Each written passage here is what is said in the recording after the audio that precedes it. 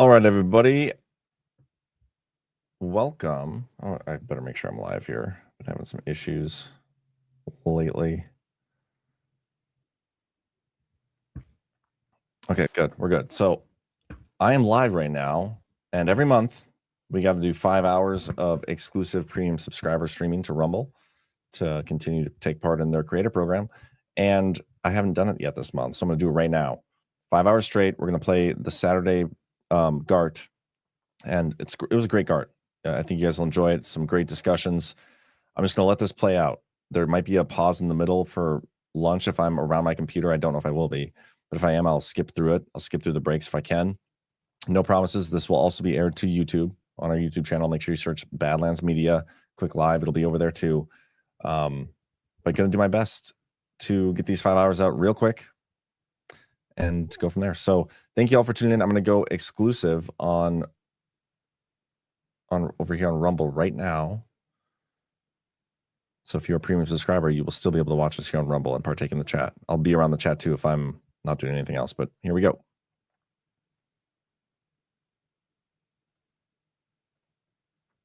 Let's see if that worked.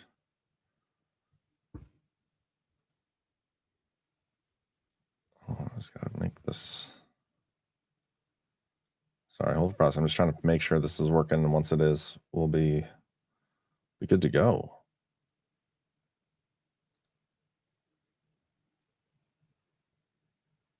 I don't know if it's working. Oh, whoops. Did I not lock it? I don't know if I can see because I'm not a... How do I check and see if I can... Let me do it that way. Hold on, guys. Just want to make sure...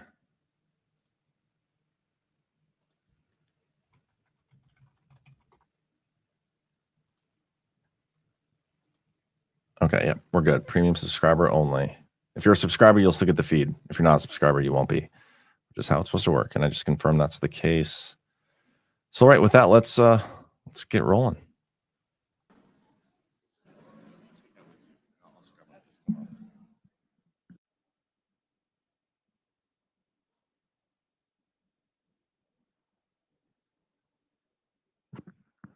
Well, all right. Good morning, everybody. Welcome to day 2. Last night was kind of a weird night. Ash almost got arrested. I don't know if you guys heard that story. Yeah, but in my defense, it's John Drake's fault.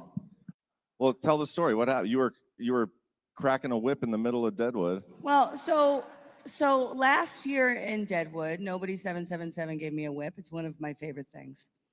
And the cracker is broken. I didn't know that because I didn't even know there was a cracker. And John Drake says, "Oh, I can fix that for you." So I see him outside the bodega, and he does. And I say, "Yeah, do you think we'll get in trouble if we, try it out, see if it works?" He says, "I can't imagine you'd get in trouble." One crack, and the cops rolled up. Apparently, it's a weapon, and you're not allowed to play with it. Who knew? Proud of you, Ash. Proud of you. It's okay. How many of you guys went to the bodega last night for karaoke? Okay. So I made an appearance there, and I promptly left because we walk in, and this guy comes up, frayed jacket thing, and he comes up, and he's like, "Hey, are you guys here for that convention?" And I was like, "Yeah." But then my girlfriend's like, "I think he means swingers convention." And then he's like, "Well, yeah, that's what we're here for." And I just assumed because of your jacket. And so that thing is retired and it'll never be worn again. Also at the same place, J-Triet was gifted a butt plug, I heard. No joke, like a fuzzy bunny butt plug. Is J-Triet here?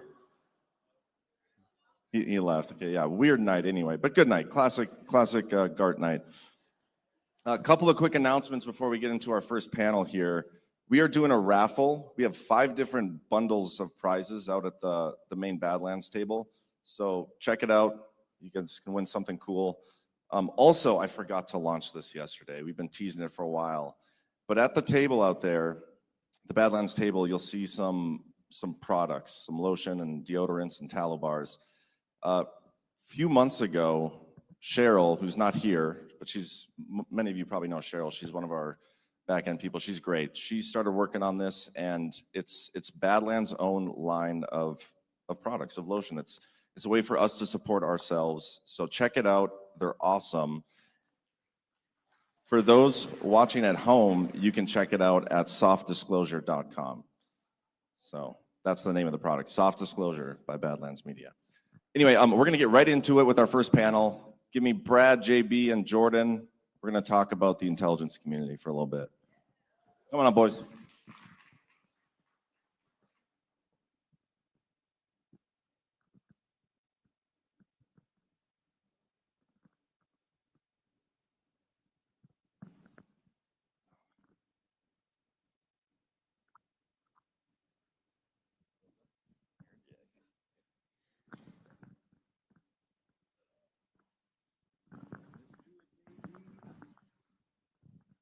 JB, the last time we were on a panel. Uh-oh. We need some encouragement from the crowd. This is not the WNBA, guys. Who the hell? What the hell? Get that thing out of here. I didn't mean to touch that. It was just a reaction. You caught that. You have AIDS now. The hard part is I can't even see who threw that. That was probably Ty. Anyway, well, now I don't know what to talk about. That like throws off the whole thing. Now we need the intelligence community to figure out who the frick did that. Yeah. Give us a bad reputation, guys. But no, I think the intelligence community right now, that topic, this is not a new topic, like the future of the intelligence community. What should we do with it? We're getting a lot of exposure of the nefarious shenanigans that they've been up to lately. And a lot of this is coming out through the form of D-Class, a bunch of documents. And the discussion that coming into this discussion, I think we should have is, what does it look like when we get through the full exposure of what these people are up to? And do we really even need an intelligence community?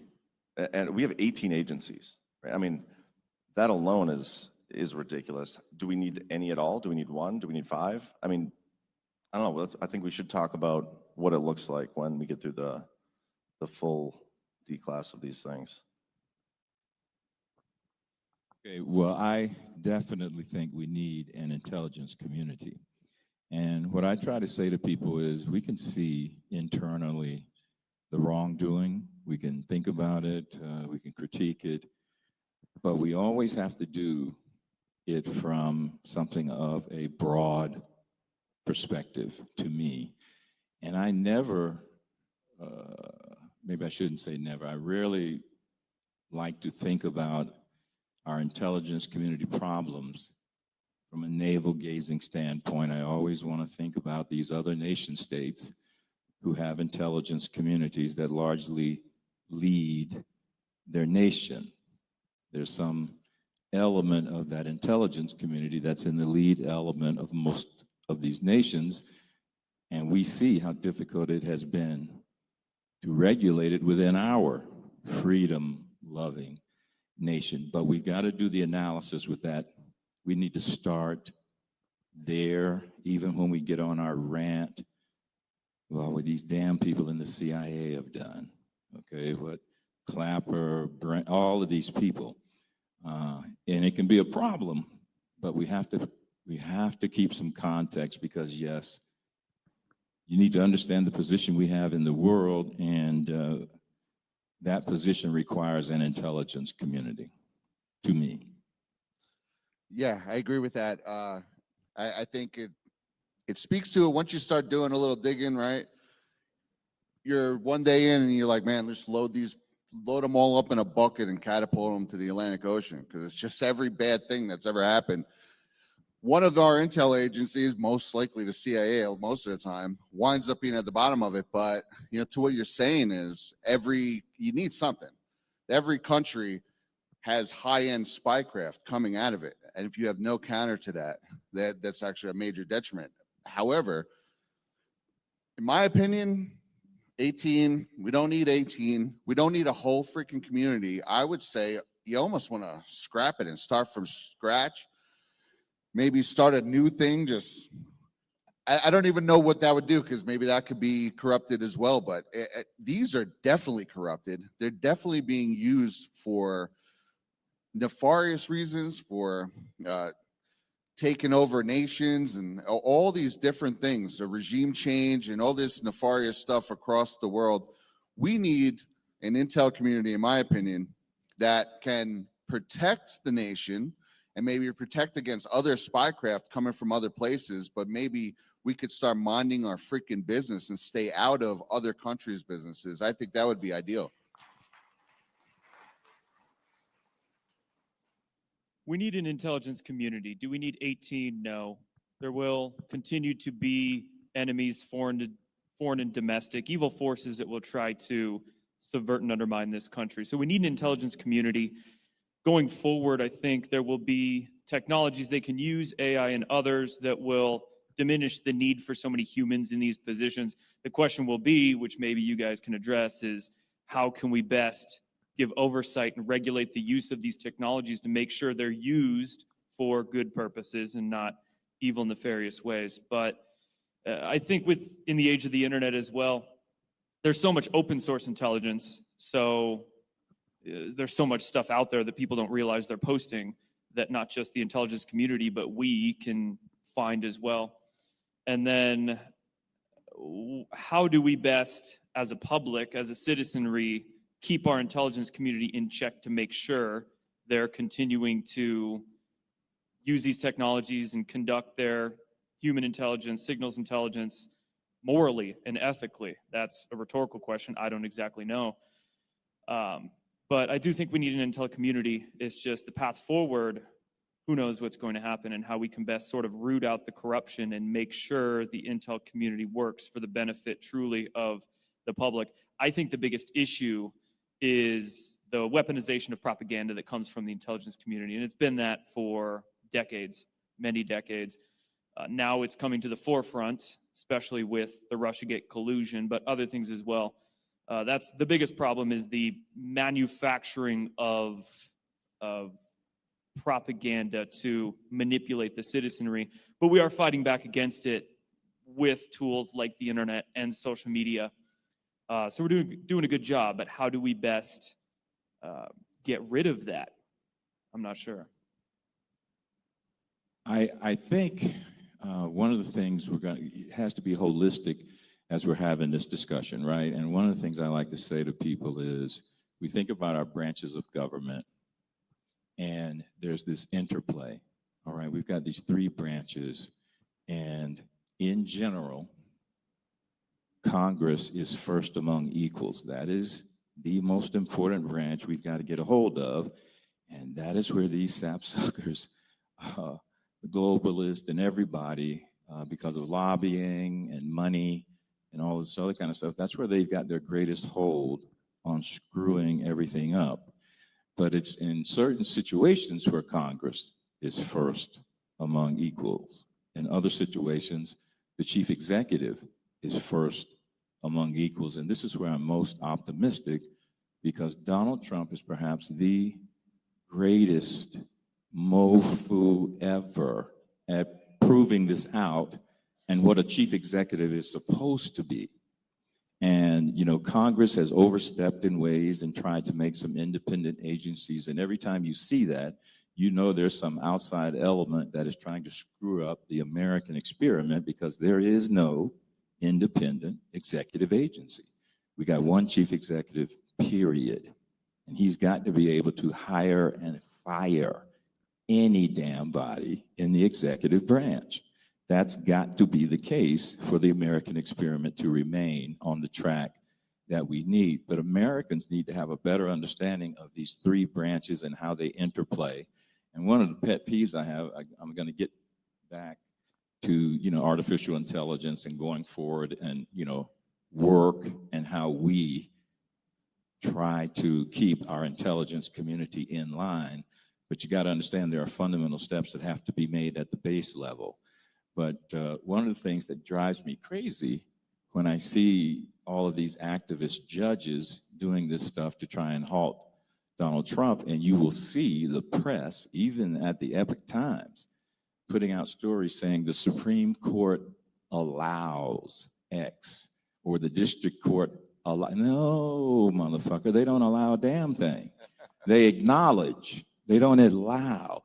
And word warfare matters, and this is where we've been particularly poor, I think, in the conservative movement. We let these Democrats play this word warfare game all the time, and we are forever behind the 8 ball, and they've already got their message out, they've already got their narrative out, and we're on the back foot. We've got to it's almost like yesterday we were talking about getting involved in the arts and being producers of what we want to see, because they're not going to produce what we want and see and need for the nation to go forward. We've got to be much better at playing this word warfare game, and we've got to hit them, and we've got to hit them hard, and Donald Trump is showing us how to do it. I just am so happy about that. Hey, gentlemen, this is a great panel. I've been looking forward to this one ever since I discovered you were going to talk about it. And I know we've talked about it in all of the content providers on many different levels. Something to just consider as you are diving into this is the intelligence community right now is struggling with 3 problems. The first problem you've identified, and that is the business of being a business of spying, if you will, requires the human touch. So the technology is going to be limited because technology can be distorted. The human element, the intuition, the spidey senses of a human being has to be there. But when you have that secrecy, power corrupts, absolute power corrupts absolutely, and the human condition will always make it corrupt. But they're struggling with the first, and that is speed. The system is set up where they can't move fast. The analysis will tell you that there's about a 2-year delay between something that is going to harm America. By the time it gets to the proper people in America, it's too late. 2-year latency in the flash to bang, because 18 organizations have to agree on the interpretation of the facts before it goes forward.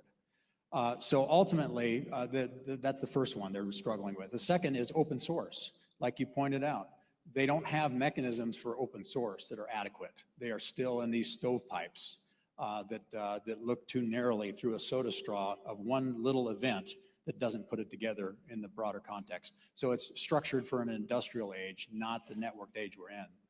So, the question is, how do we reimagine an intelligence community, which is essential because nothing has changed, nothing is new under the sun. When Sun Tzu talked about spies, which is the essence of the intelligence community, there are 5 kinds of spies, and those spies can't know about one another, and even the leadership can't know about them. There are local spies, there are inward spies, there are doomed spies, there are surviving spies, and then there are converted spies, or the ones that are, double agents. Those 5 types of spies make up all of our intelligence organizations, and they don't know who each other are, and the puppet masters of the spy organizations are trapped in this old age.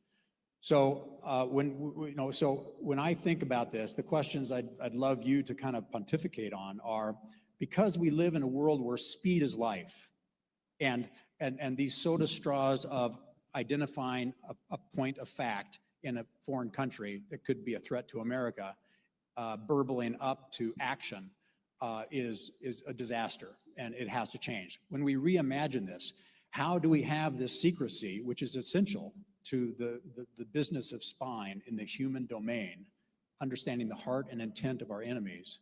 How do we mechanize it so that that we don't let it grow into what it is now, where it is a weapon used against us, it enslaves us, and it tells stories and narratives that entrap us? And for me, the only suggestion I have is, if we fix our elections, an elected official is the boss that actually is the one person that can actually look into all of these spy activities and then start getting rid of the corruption. But I don't know. So those are some things I'd like your reflection on. How do we reimagine the intelligence community to take advantage of the essential of spying, which is a human endeavor, not a technical endeavor? That technology is just a tool. And then how do we truly use our power as a people to have a refreshment of somebody with a moral heart and a belief in our values, redoing the spy business when it grows out of control, because it will inevitably. There's no way of preventing it. General, I do have a question real quick while you're there. The way I imagine the future of the intelligence community is, let's get rid of all these domestic agencies and do it with the military. The military has an outward-facing mission the way it is.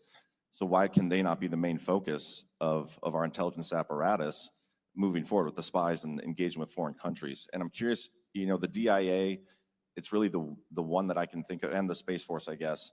How relevant and active is their role in intelligence gathering, like today? And do you see a future where our military could have a more prominent role and we get rid of like the FBI's and the CIA's and all these other domestic agencies? So I think that there is no limit to how we could reimagine this. And so I think that's a creative idea. Right now, though, congressional oversight prevents that from happening for some good reasons. And that is, the business of spying is really ugly. And there are some, it's even like in the military, immoral things happen. Things that should not happen have to happen, like killing another person to protect our national security. Now, the tragedy is that we've been asked to kill another person for our national security, when in reality it was just to make the politicians rich. That's the great tragedy of this system that has grown out of control. So when I think about your question, I think it could be designed that way, where you have a culture of morals and values in an organization as tight as the military, but then you need that civilian oversight, because even in the military, if you transition some of those spy activities that take place in these other agencies into the military, the human being doing it that has to have the money, the secrecy, and the deception, intentional immoral acts of deception in order to discover your enemy's intent and prevent disaster for our nation, it'll corrupt a person in the military just like it corrupts a person in that 17th organization that we can't talk about. So it is a human problem. This is a human nature problem. And no matter where you put, I agree, we can simplify it. We could put it in the military and it would work as long as the basic elements are there. But you still need that human intervention and oversight with a person outside that is not now part of the dysfunction, coming in, looking around and saying, that converted spy has to go away. That, that internal spy needs to be fired. You have to give it a haircut a lot, because human nature will become corrupt with all the power and the money that goes into that business. Thank you.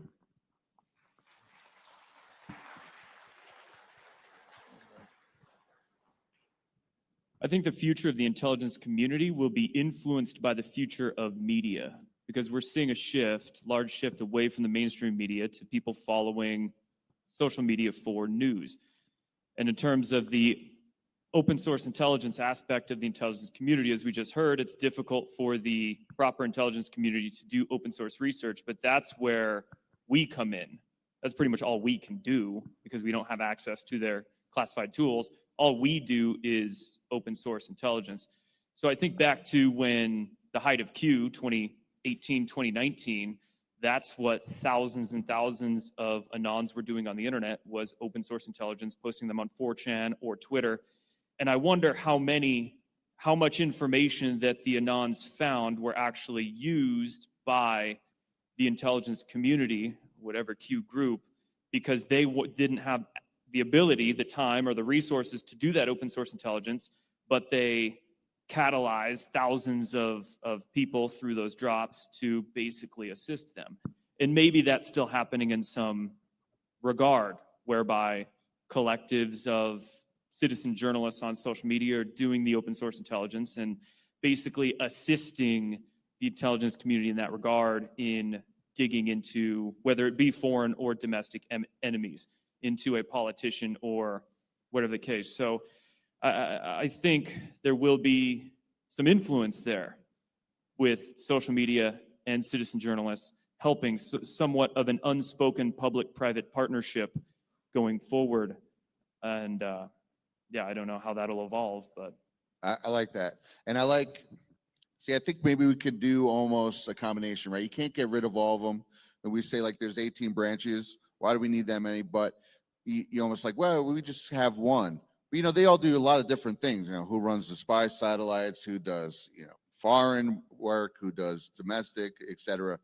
So what if maybe you could maybe condense them a little bit, right? But have it all under one umbrella and make them departments of a singular community, and then maybe have a partnership on the top, like kind of a civilian oversight could even maybe be elected to some degree. Maybe the leaders in the civilian oversight could be elected to maybe be a counter to some of that, and then have them all under a singular branch where they can communicate, where they're really just departments of the same thing, even though they're doing some separate things, but then coupled with some sort of oversight. I think what we've got to incorporate, I think there should be no more than 3 intelligence agencies. Defense is a must. Central is a must. And I think they have to be separate. And then you have the internal FBI type.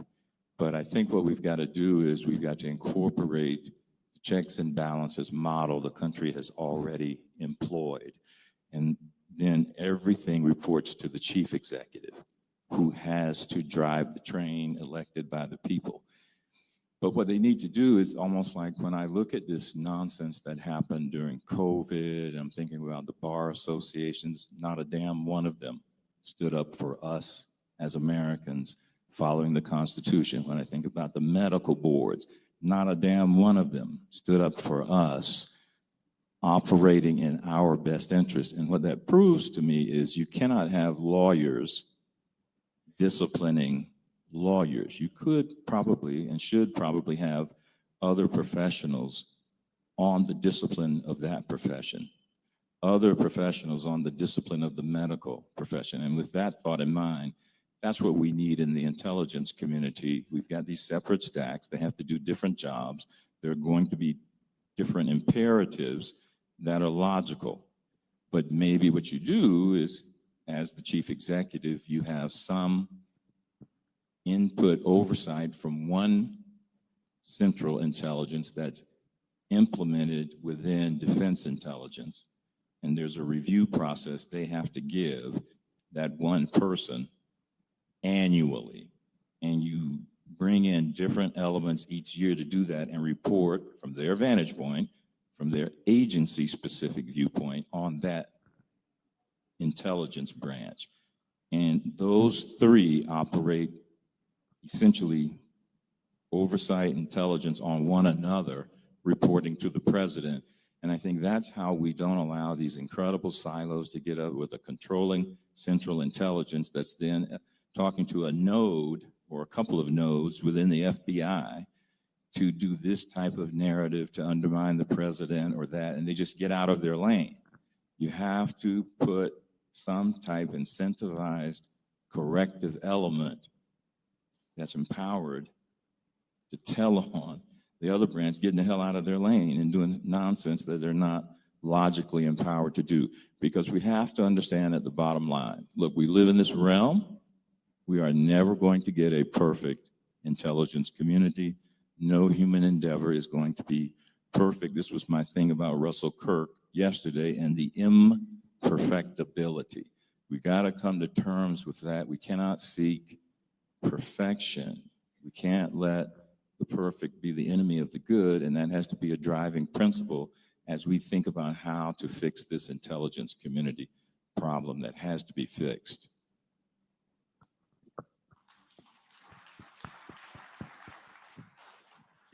Going back to what the general said about the human element of this, that to me, like the more I think and ponder about that, it's almost scary. Like I don't see a solution moving forward where we have an intelligence community that we can trust, that is overseen by elected officials that we can trust, and be told with a straight face that they're doing what's in the best interest of the American people. I mean, look at the Russiagate stuff that we're getting exposure on right now. It happened 10 years ago, 10 years, and we're only lucky enough to have Trump in there to be exposing it. Otherwise, we never would have known about any of this stuff. Imagine how many other nefarious stuff has gone on, how many investigations they've buried, and how many ones they pursued out of like inaccurate information or fabricated information. And the solution to that is, you know, getting people in there that, well, not one, rooting out the issue, like the problem and the bad actors, but then having people in charge of them who we can trust oversee it. I don't know how we get that even with free and fair elections. But look at what happened, right? I just think if we dissect, and this is what I mean about Congress being first among equals, it was Congress that dropped the ball and participated in this nonsense. Yeah. If we, the job number one is to get Congress right.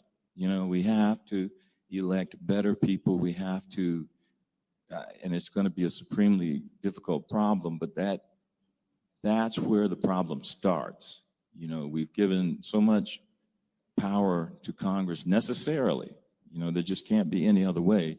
But we need much better members of the House, much better members of the Senate.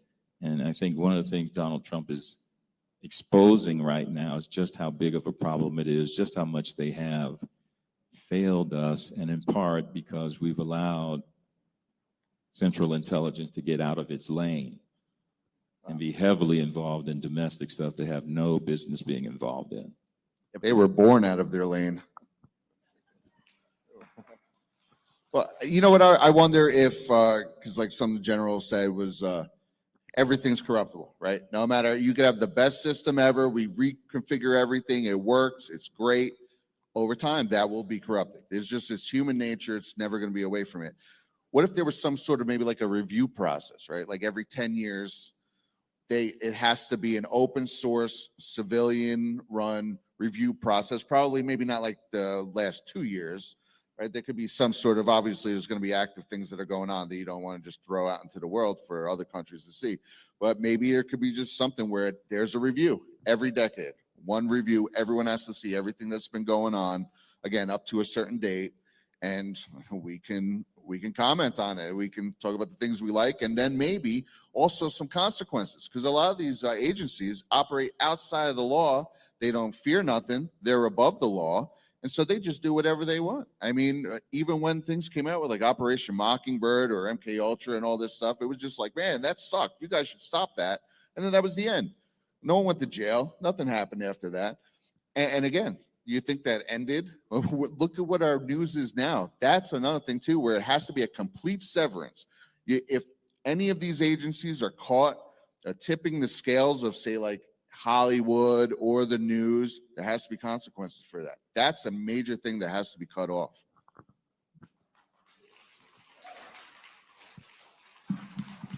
Brian? Question from the chat. Brava says, so now that we have Radcliffe, Gabbard, and Patel in place, I don't see any drastic changes. Is it all going on behind the scenes, or do you believe the inner workings of all the agencies are still contaminated with deep state and real change is still far away? You know, look, there's got to be some reality to our exasperation and critique and understanding of things. You cannot change this in the snap of fingers, the introduction of one administration. I think we've got competent professionals on the job. I think Donald Trump has hired the best cabinet, I think, ever. I don't give a damn what anybody says, because the important thing is they have to be supportive of the president and his vision that he sold to us. That's the important thing. And so they take methodical steps,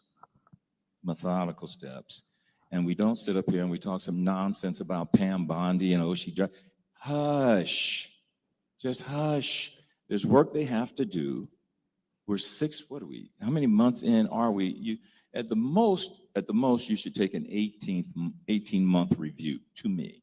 You give them 18 months at the least to try and effect some change that they can show to you and indicate we are working for you, and here's how we can demonstrate we're bringing results. Give them 18 months. I think they are well on their way to being able to show that and prove to us they're making serious steps, but it's a multi-administration effort, and it's going to be very important for us to not get off track. I'll say something else about the intelligence community. You know, again, I am Johnny One Note on this. Every critique we make, we have to understand Chinese intelligence is operative in our country and being very successful in some ways. Russian intelligence is operating in our country and being very successful in some ways. Our freedoms, they use against us. We got to always keep that in mind, even when we're critiquing what our intelligence community is doing, because they are having to battle these mofus. You just got to understand, we can't be naive virgins when we're talking about intelligence. It is really dirty work, and certain things have to happen, and we just can't be sitting up here like we're watching a TV show, and you know, at the end of an hour they're going to solve every damn thing. Ain't happening. Ain't happening. I think the problem is, though, the intelligence community, instead of focusing on the CCP and the Russian spies or whatever, they're focusing on us. They're focusing on Christians. They're focusing on J6ers. They're not doing what they're supposed to be doing. And so just like pointing out the problem, like if they're not going to be doing their job like they're intended to do in the first place, why even have them, right? Like Because if you take them off the field, Russian intelligence is still operating. Chinese intelligence is still operating. You cannot take them off the field. But they're on the field and they're not fighting those people anyway. So what difference would it make? Well, they are. This is the thing. I think we make, like, even Central Intelligence, and I wonder, I hear people heavily criticize Central Intelligence. We had tremendously good people in Central Intelligence trying to say these sapsuckers are doing wrong shit. And again, Congress dropped the ball. We've got good people, I do think, in these agencies. And what we have to understand is you don't throw the baby out with the bathwater. You got to have a really savvy approach, to me, on how we're going to address this problem. But we don't address the problem, just burn it down, start over. Oh, man, come on. Central Intelligence, if you burn it down and start over, this gives Russian intelligence an ability to seed people in that startup. It gives Chinese intelligence to seed people. You got to understand, man, you just got to understand. These are real problems, and you can't throw the baby out with the bathwater. We have good people. We've got to discern, and I think the president has a good ability to do this filtering. I think he is showing a really good ability. Bring people into the sunlight, let it be in disinfectant, determine whether you're a wrongdoer or not, get the hell out. And that's the filtration. We got to have a good chief executive. We got to have a responsible Congress. That's just. And I think that's what Chat was saying, though, when they're asking about that, right? That I fully assume that one of the things, and probably it's not going to come to us because you don't want to airmail what you're doing, is that they're probably weeding out as many bad actors as they can. Cash is firing a lot of people. Like he's fired quite a few people. And you know, I'm willing to give the Pam Bondis and Cash Patel and Bongino a little bit of time. It seems like now that I'm getting D-class, I'm a little more satisfied with the jobs they're doing. But with what you said there, you know, these foreign elements in our countries, to me, that's a responsibility of the military. That's a foreign power. They're trying to come into our country. The military should be the ones that take care of that. The CIA, they're the ones that are going into these other countries and basically performing color revolutions. Like they're not doing what they're intended to be doing. They're going after us, their political enemies, and then going to these other countries. And Do you think the Central Intelligence is doing a good job in places around the globe, or they're just no good? I think they're no good. No good. No. No good. No, they're doing some good work. Bro, But everyone on you this just stage can't can rattle know. off 50 things that they've done that are horrendous. You got to understand the intelligence community. You can't know the good work. It's almost like, you know, Delta Force. You can't know what the hell Delta Force has done. Yeah. You just can't. That's the nature of the beast. So they're doing some good work around the globe. The problem is like Brennan. I think Brennan is a perfect example of the problem, but that's a bad chief executive, Barack Obama, coming in and elevating a anti-American motherfucker. This is the problem. A mofu. I'm sorry. I'm cussing too much. I'm sorry. JB, please. Got a question back here. I think we're skirting around what I want to ask. And would you please elaborate on the incentives besides just defense on why we need an intel community? And then not only that, but dig deeper in elaborate on what is a bad guy, what is the definition of a bad guy, and what incentivizes bad behavior. You know, so if, I think that's, you're going there, like John's saying, you know, they're going after us, not, you know. Yeah. So I think that's where we're dropping the ball as Americans, or, you know, our government structure, in that we are listening to the narrative of that's a bad, Russia bad, Orange Man bad. So maybe if we start there by defining what is a bad guy, what is his incentive to be a bad guy, and then how do we structure the intel community based on that? I think one of our problems, my personal bias, is it's extremely difficult for Americans to discern this aspect of real life. It's incredibly difficult, and people just get exasperated. But listen, nation states, all nation states are self-interested, just like all of us are self-interested. And that means on a certain level, there is some form of warfare between these nation states, commercially for the most part. And this is the genius of Trump. He recognizes that as the number one. And that's where our greatest strength is. And so that's what he's applying with these tariffs. And you hear all these dumbass academics talking about tariffs don't work. Shut up, shut up. It's our greatest strength because we are the number one market in the world. And people have worked very hard for us to be blinded to that fact. But it works because it's very difficult for Americans to understand nation states, self-interest, commercial warfare, spying, industrial, intellectual property. All of this stuff fits within the ongoing battles that never cease between nation states, including ours. This is just a nature of the beast if you're going to have a governing structure of nation states. It's the best modern invention for people to form into groups and then interact on a global stage. It's one of the things I was trying to say, you know, the G money. And it's like, yeah, bro, Bitcoin ain't gonna do everything you think it's gonna do. It just can't, because there has to be some organizing structure because of our tribal nature that then congregates into a nation state. So the discernment of our intelligence community is, I think, the most difficult thing for Americans to conceive. And you say, bad guys are situational, okay? It's almost like you're in college or high school or whatever, and you've got cliques. In some ways, MI6 is a very bad guy for us, okay? In some ways, Mossad is a very good guy for us, and vice versa. This is the thing about the intelligence community and conflicts around the globe, business conflicts, warfare conflicts. It takes tremendous discipline to not conflate, let's say, some bad act into Israel bad, some bad act into Russia bad. John, don't trigger me.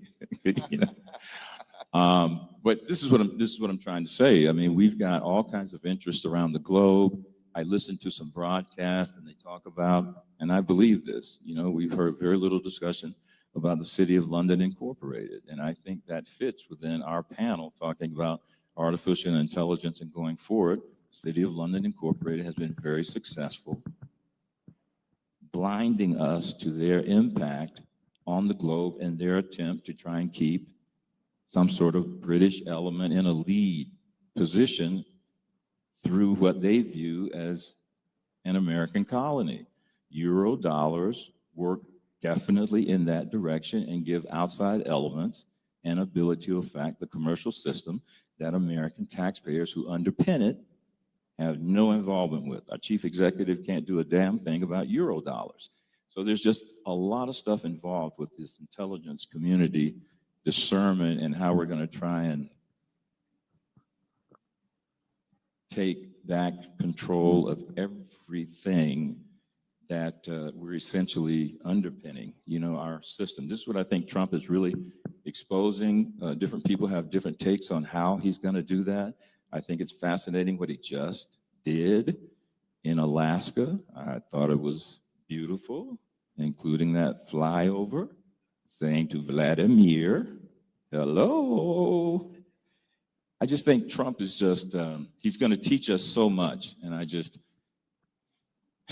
hope, he's able to finish out his term, because they're going to really ramp up the effort now, I think, to take him out, because he's really closing in on so much. He's closing in on so much that's probably even going to surprise me. And I just think that's the discernment problem. Trump is he discerns the best of anybody in my lifetime on what the heck is going on the world stage as an American. And, there are things we can't walk away from, and there are things we have to charge hard at. And he just seems to understand that perfectly. Next question. Yeah, I was listening to a commentary earlier this morning about Alaska and the Putin and the whole talks with Ukraine, and it was, I think it was the Last Refuge commented about how all of this stuff with the intelligence agencies and the deep state were tied directly to this long-term solution. And you guys have touched on it a little bit, but I think that, everyone here has a belief that Trump and the Q drops, this whole shebang is all tied together, and the solution is devolution. The whole aspect of going into revealing all the corruption and all of the stuff that's gone on. The solution is, you mentioned the DIA. Well, they're intimately involved in this whole devolution process, and I believe what you've been telling me. Thank you. Thank you. We can do the next question here. So, John, how can you have congressional oversight with fake elections? I don't think you can. And how do you have the future of an intelligence community when they have infiltrated every aspect of our nation and they are the problem of our nation? Who would plant our false That's my flag? question too. Yeah, I mean, fixing our elections is obviously issue number one. I've been saying that for a long time. I'm not the only one who's been saying that. It's you fix that, if it's even possible to fix that, because there's so many different things that stem from that. And the intelligence community oversight is one thing. But even so, you can trim up the intelligence community, I think, and slim it down into one agency. I think the military, and this is never going to happen this way, but that's where it's at. And then you have just the oversight of the military, and that's under the president's control, and it's outward facing. But it's a pipe dream. I don't think it's ever going to happen that way. But I don't know how we could ever trust what the intelligence community is telling us. There's so much that we don't even know. We're getting stuff from 10 years ago only because we're blessed to have Trump and Cash and all these guys in there. It's ridiculous. I think going forward, the intelligence community is going to be much less necessary per se, because if America can get out of the business of empire building, funding proxies, and regime change, then we're going to stop creating so many enemies that hate us. I think that's one thing that's bloated up the intelligence community over the past 50 years is that our actions from corrupt politicians and corporate interests have created people that hate us around the world, which has then created such a bloated intelligence community. So going forward, getting out of the business of regime change and empire building, we'll have less enemies that hate us. And with, say, an economic system Trump's creating, they'll want to do business with us and work together and create cooperation instead of competition. So the intelligence community will be much less necessary, but also, I think we generalize. We say intel community bad, but how many tens of thousands of people are in there, many of them good? I think it's important to be specific and name names. Which ones have infiltrated the media? Which ones have infiltrated the pharmaceutical system or the universities or wherever? So we can sit all day long and say intelligence community bad, but how many good people are in there doing the right thing? So if we can name names, be specific, get out the corruption of them, and let the intelligence community get into the business of protecting us, then I think things will change for the better. I don't think they're all bad. That's a great, Yeah. it's a great point. But again, if we don't fix our elections, we get somebody in after Trump and he puts somebody else in charge of that agency. Ultimately, you can have an entire agency full of good people, but if the one guy in charge of that agency is bad, Yeah, it's usually 2 or 3 bureaucrats at the top, for Yep. sure. Right. every time. Yeah, and I like what you're saying. There should be maybe something where they have to put their name on different things. They don't have to be immediately out to the public, but like the 51 intelligence agents, right, who signed off on Hunter Biden's laptop being fake. Well, they all put their name on that, and I like that because now you could go down that list and be like, I don't trust any of you. Yep. Yeah, this discussion, it seems to me like we're kind of putting lipstick on the pig. Yeah, there's good people in the intelligence agency. I actually worked in that space for a while. And there's good people in all of our government agencies, but I mean, we got to blow this whole thing up.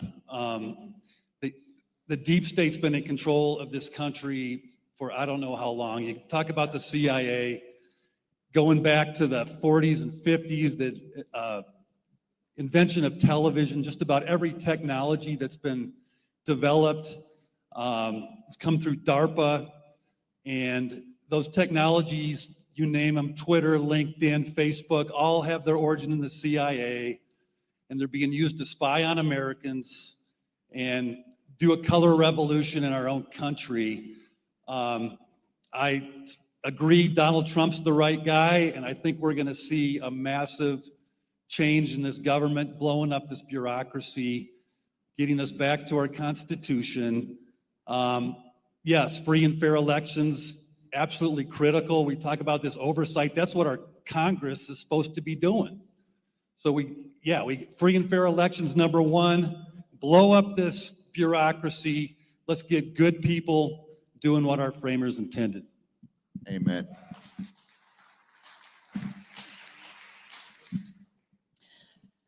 Because I view things through the lens of psychology, because that's what my background is in, I know that there's a certain percentage of the population that are sociopaths, and we have done a very good job at isolating them in intelligence community.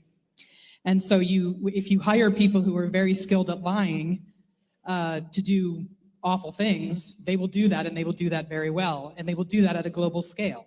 So we have a huge problem because this is a global problem too. You know, the Five Eyes all colluded with us to take down Trump. And we don't just fix us if we don't fix this at a global scale. So it's something I totally agree that if we don't fix our elections, I agree with you, JB, if we don't do that and get congressional oversight with good, honest people who can look at the behavior of all of the sociopaths who are doing what we asked them to do, we won't ever get out of this. We will continue to see this problem replicate over time, and we will see it at the global scale. So basically, we have to get good people to tamp down the behavior of the people who can't be otherwise controlled morally because they're programmed to do things immorally, even if they're doing it on our behalf, because we ask them to. Yeah, the election stuff is so important. Maybe what a good exercise would be for people to read the executive order that Trump put out, because there's a lot of specific things that he's asking people to do in the administration, and maybe those are things that we could start pressuring. Say, oh, well, how's this coming along, right? Because there's you fix the elections, then that's everything. Right now, the fact that they're able to cheat so many different freaking ways that needs to be tampered, and then we could really move forward. One of the things we talk about a lot at Badlands is what the future looks like in terms of our constitutional form of government. And we have these discussions and say, like, maybe we need to go back to what the founders actually intended. And I don't think the founders had anything in there about an intelligence community. That's a good point. Well, listen, this is the thing, and this is the genius, of the founders. They left a lot of stuff out quite properly because they could not perceive the future. And so they went to fundamentals, and then they gave the power to us.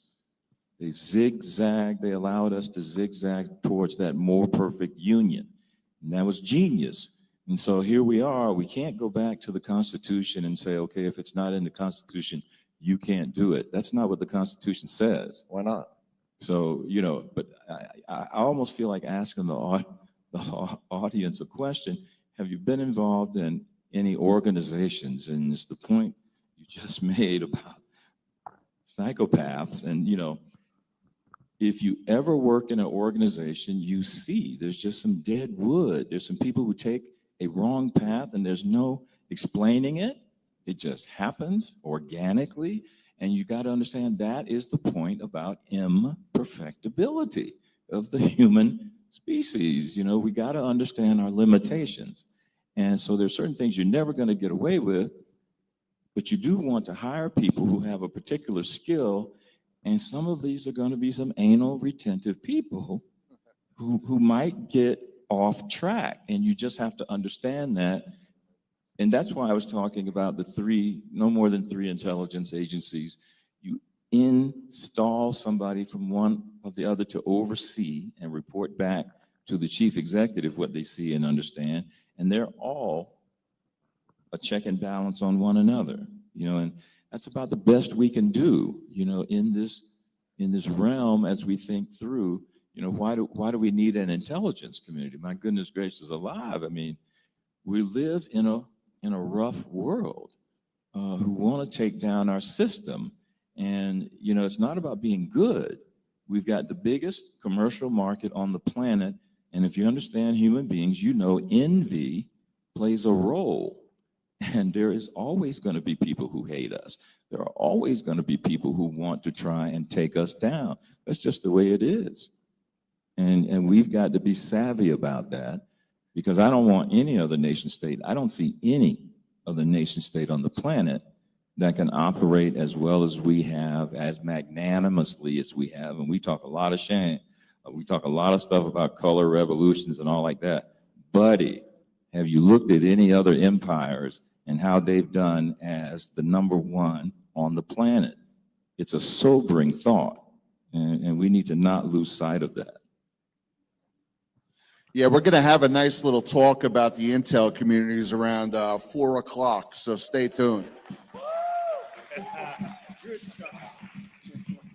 Well, congratulations, Brad. We look forward to that documentary. Now, please, everybody in this room, including me, is just biting at the bullet to watch it. So congratulations.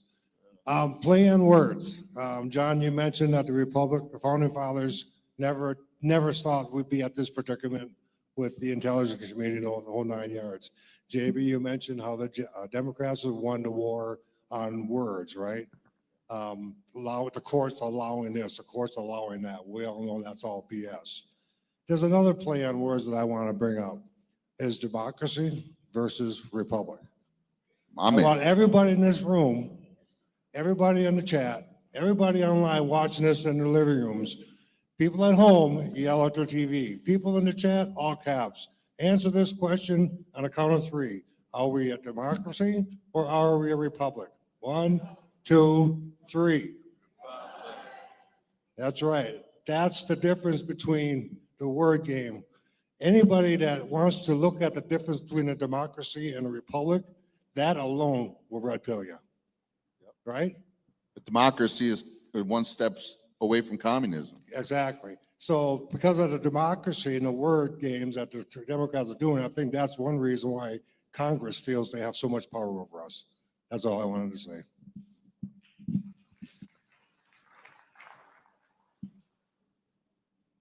Okay, guys, so I don't want to put you on the spot, but I'm just thinking about this. So, you know, in William Cooper's book, he talks a lot about secrecy and the idea that there is secrets means that there are people doing things behind the scenes that the regular public wouldn't agree on, right? So is it possible to have an intelligence community that is transparent? No. I think there could be. Partially, maybe? Partially. Jordan? And you can't have that because of the art of war. I mean, this is the thing. I mean, it's what I mean about being savvy. And it's why Donald Trump is so good. He's tied in to Sun Tzu and the art of war. And it eliminates all of this mystical, it's just straight, here is human nature at its highest level. And this is what's going to be employed against you. So your ass had better be good at thinking it through from this perspective, because that's who's going to be most successful. Those people who have inculcated the art of war. And Donald Trump has totally inculcated that art of war thing. And he's got it operational right now.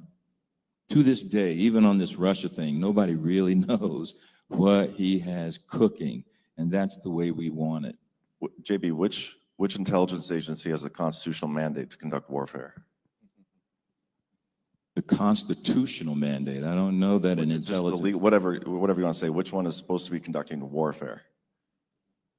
Look, you know I'm a defense guy. And so, look, when I look at the problems that we have now, I've said before, if you reduce it down to the most simple, it's the central intelligence versus defense intelligence that's going on right now. And central intelligence has lined up with the globalists. Defense intelligence is working for us. Nailed it. Yep.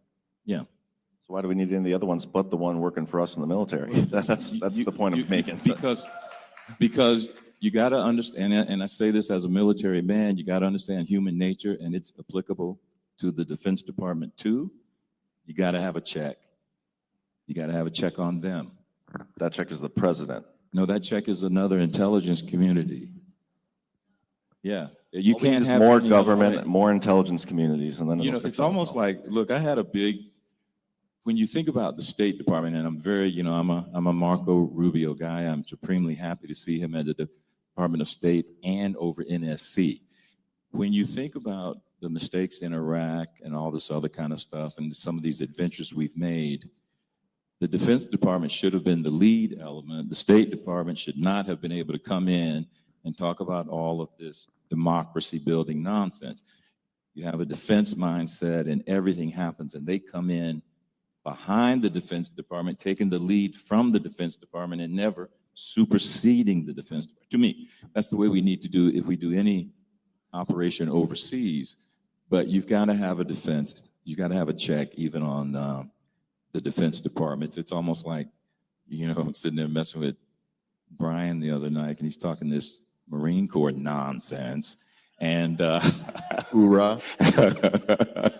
And it's, you have to have something, even with these services, you know, as we think about one team and how do we best have a military working for the nation. And each service has its own little interest because of human beings, and they're going to do this, they're going to do that, it's going to get out of control, and then you have big military.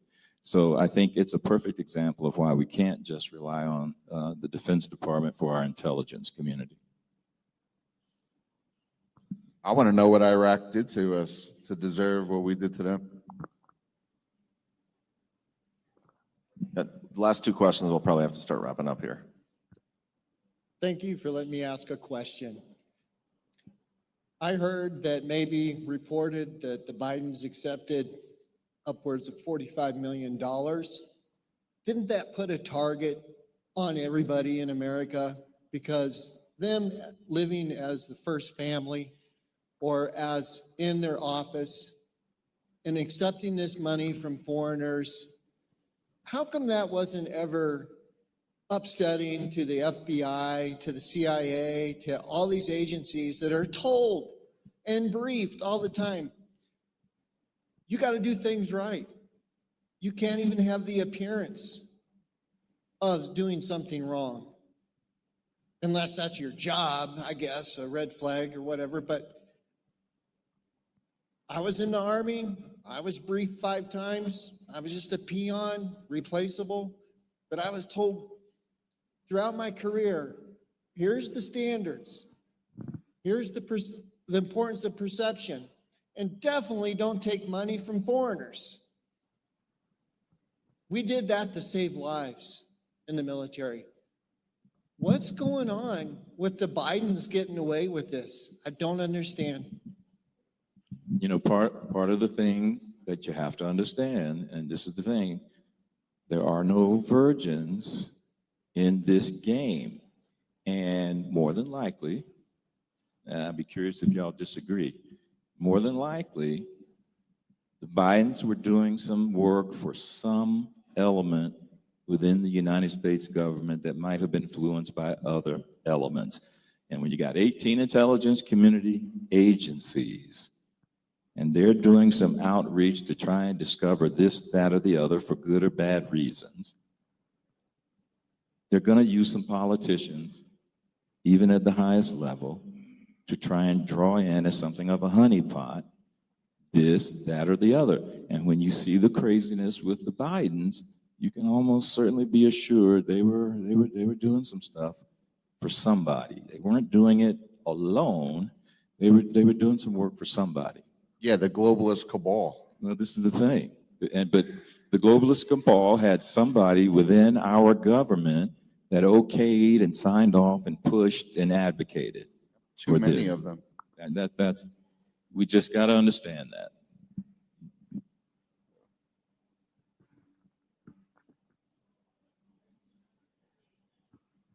Sorry. Thank you. Right here in the program for this section of the discussion, it talks about Kennedy's wanting to splinter the CIA in 2,000 pieces and scatter to the wind.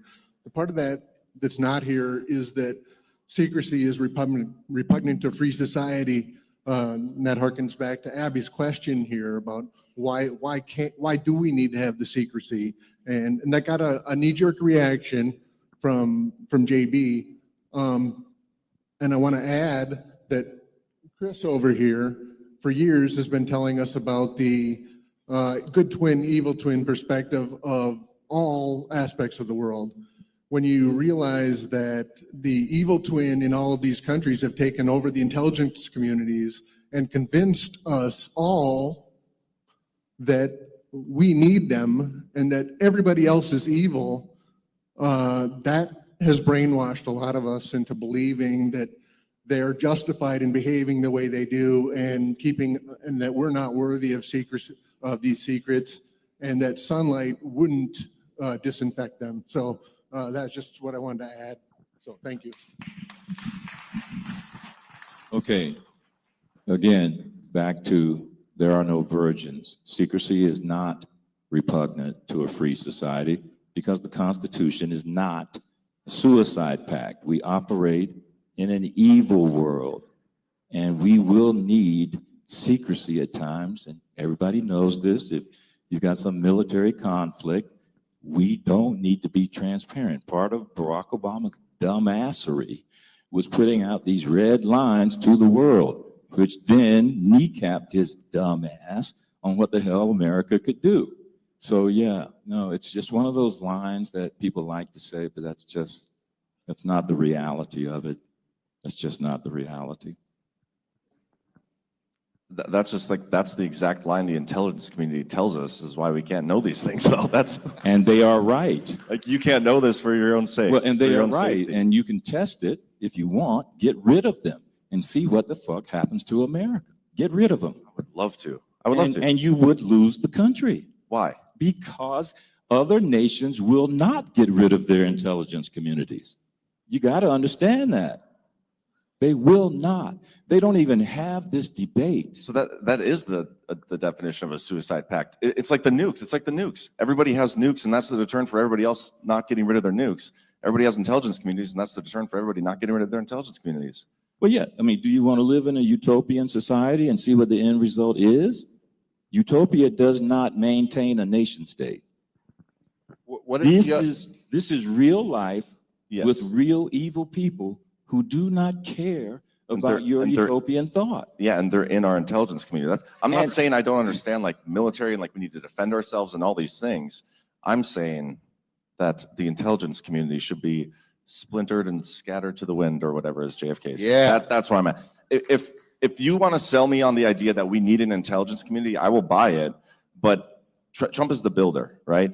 You have a defunct, molded out, shoddy building. It's like on its last leg. You don't go in there and try to rebuild that thing. You're going to put so much money and time and investment in there, and it's still going to collapse at the end of the day. Bulldoze it over, start from the ground up. Nah, man. Bruh, I can't. That's believe- just best case scenario. What are I'd rather not what even are have the one at all. foreign intel agencies going to do? What are we vulnerable of them doing? Infiltrating our news, getting propaganda in here, and doing stuff like that? You mean the exact stuff that our own intel branches are also doing? Well, I don't know. Have you watched Russian TV? You think it's somehow similar to American TV? It's not remotely close. We are Who free. cares what they're saying on Russia? No, we don't, because I'm not in Russia. Well, we watch American TV. you just made a point about getting rid of the intelligence community. Well, yeah, you damn well better care about what's on Russian TV, because if you get rid of our intelligence community, that's us.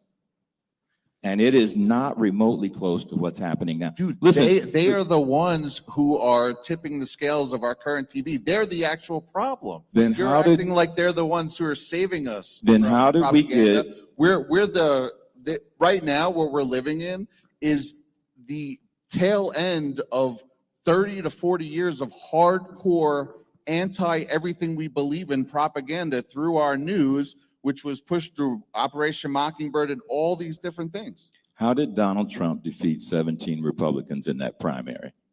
Because he came out and he talked to the people, and the primaries, they talked directly to us, and then we voted for him. Because he had some people in the intelligence community supporting him. That's how. Okay, maybe there's some good people in the intelligence communities, the but they are point. completely. That's the point. Dude. Maybe if you have 10% that are like, hey, these things are destroyed, we got to help this one guy, that's one thing. But they are totally taken over, dude. Isn't Totally. the Q drops the CIA is the only way? Isn't that thing? Well, you know, Yes.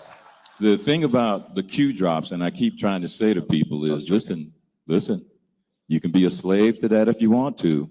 Don't be a slave to the Q drops. You've Keep it clearly never simple. read them. Keep it simple, stupid. You would bring up slaves on stage. You'd ruin the whole- We have a question, sorry, from chat. The question is, since AI is a player in the future, but can't replace human spies, how can it, if it can be, integrated to help solve some of the problems of intel agencies? So can AI be used to help solve the problems of the intel agencies? I think yes, but you know, the thing about AI, we come back to this realm. Any human product can be used for evil. This is what we have to understand, and we've got to work to stay ahead of evil as we walk with this technology. It's why I'm so supportive of Elon Musk and the whole Neuralink thing. The super intelligence stuff is going to come. We can't avoid it. We got to try and walk with it to stay ahead of it and the evil applications, because we navel gaze in this country, but China is not having the debate we're having. They're not gonna have the debate we're having, and they are advancing at a rapid pace. I think General Quast has kind of made this point at a different time about how we're looking at artificial intelligence and this technological revolution. We cannot be naive about this. We have to understand the planet we live on and what is the competitive nature of humanity. And right now, we're in a competitive race with China. You just have to understand that. somebody's going to win that race. And that somebody needs to be us. I think we should probably do closing thoughts here. We've gone a little over. Yeah, I think we're probably not as far away as it seems, right? We're obviously arguing more passionate points, but I think I started off at least saying, I think we all kind of did, saying that you do need some sort of intel community. I do believe that. I just think it needs to be completely overhauled, because the one we have, I think, is absolutely taken over. I think if anyone wants to understand, again, we're going to understand pretty soon here, that you should read the Operation Northwoods document and realize that this is a document born out of Mongoose, where almost every single branch of our government was on board. And it's a whole list of different false flags to go into Cuba, to justify military intervention into Cuba. And there's so much more. And again, we're going to go over that. Don't you guys freaking worry. But it needs to be overhauled, John. I love exactly what you're saying about the building. You know, we're going to put wallpaper up on a building that's collapsing. No way, man. Bulldoze that and put up a state-of-the-art Trump building, and we can move forward. And we need the oversight. And we need some sort of civilian oversight, some sort of checks and balances, where it'll also help them, right, to what others have suggested, where they're a little more connected, so we're not so far behind, where it's not a 2-year gap between they can do something. So they'll be able to operate better in our defense, as JB was saying, but then also where they'll be a little bit more vigilant against each other, so where we don't have the deep state using our intel branches against us or against the world, really. They've used our intel branches and other intel branches across the world just as total wrecking balls to human society, and that needs to be regulated. Yeah, thank you. I think we are in tremendously good shape, relatively speaking, and we need to take stock in that because we've got competent professionals on the JOB. I think we can look at Donald Trump, and he's the only person on this planet I give maximum dap to, and I'm okay taking direction from him because I trust that he is going to work for us. He did not have to take this job, but he has, and he's doing it with gusto. So I'm just perfectly content with Team Trump filtering through the executive branch and figuring out what we can and cannot do. And if they make the determination that we need to blow up the intelligence community, well and good. I ain't got no problem with that. If they make the decision that we have successfully filtered out these obvious wrongdoers and we have a way to keep in check these agencies, and hopefully they do support some legislation to bring it down to no more than 3. We'll see how that goes, but if he's content to leave it like it is, having to deal with the Congress that he has to deal with, A-okay by me. I just think the artificial intelligence revolution, I'm keeping a close eye on it. It's moving very fast, far faster than I think people realize. It's going to revolutionize warfare, which means it's going to revolutionize how the intelligence community does what it does. And so we're going to have to think through how, when we make these changes, if we're going to make these changes, how do we protect our agencies that we give certain jobs to do what they need to do in this competitive race? Because it is a very competitive race, and we have to be very concerned about losing that race going forward. So I think Donald Trump has us in good shape. We can rest on that to a certain level. But as I said yesterday, we've got to do our part. You know, at the local level, we do have to improve our Congress big time. We do have to improve our judiciary big time, but I think he's made so much progress on that. The only other thing we need is we need Congress to fire some of these district court judges just to send a message that we're not going to tolerate this nonsense. But I say on my show, everything is integrated, and the artificial intelligence thing with the intelligence community also proves that point. Everything is integrated, and in a way, we're fortunate to have been born into this moment to help effectuate this change. And this gathering is proof that we've got some real patriots who are awake and force multipliers in this nation. Y'all need to keep charging hard.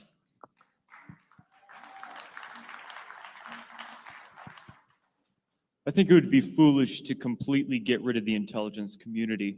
And I'm not against secrecy. I don't think secrecy is inherently a bad thing. It's the intention or the way that that secrecy is used. If they weren't able to maintain secrecy with some of their operations, we wouldn't have seen those B-2 bombers hit the nuclear sites in Iran. We wouldn't have seen al-Baghdadi get killed. We wouldn't see special operations forces conducting operations against drug cartels right now in the Caribbean and Central South America. They need the ability to do that secrecy, but of course, how they use it.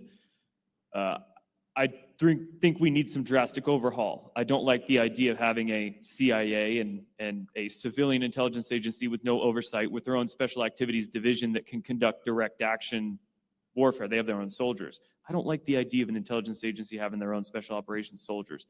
We do need oversight, but how are we going to root out that corruption and do the changes we need to be had without, and I think this is one of JB's big points, how are we going to change things without making ourselves more vulnerable, opening ourselves up to attack from foreign or domestic enemies? It's going to be a very careful changeover with maybe getting rid of some intelligence agencies or changing them drastically without opening ourselves up to be more vulnerable. Don't know how that's going to happen, but it's something to keep in mind while we change things with the intelligence community. I don't think the intelligence community is inherently bad. It's, again, I think we need to name names. Who is abusing with their position? Name these names, get rid of them, and then use them as an example to change the system in a way that can't be corrupted going forward. Yeah, so all the examples you just gave there about the needing for secrecy was, again, military. I'm okay with military. Yeah, having some 100%. secret I'm all operation for stuff. military taking over much of the intelligence. Donald Trump has been the victim of, probably more than anybody, the weaponization of the intelligence community. He has repeatedly said that we can never let this happen again. And I think based on the human nature discussion and comments we've been talking about, I think the only way to make sure that it never happens again is to get rid of the intelligence community altogether. So we'll be back here in 5 minutes for the next panel. Civilian intelligence. Yeah, the civilian intelligence community. Thank you, everybody.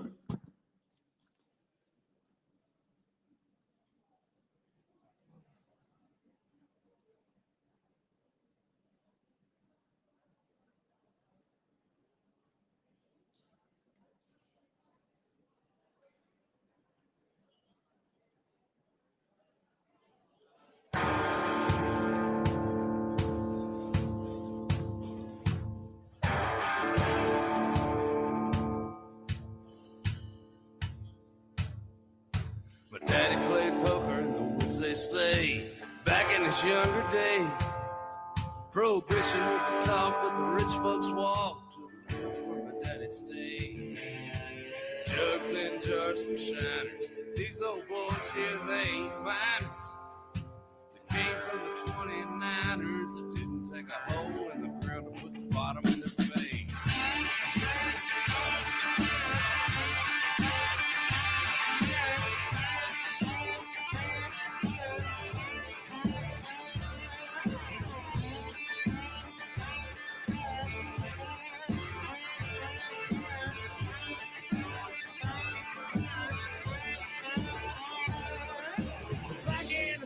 When the dust bowl dried and the woods of Alabama didn't see no light.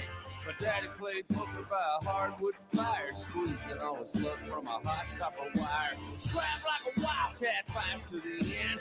Trap a wildcat and take his skin.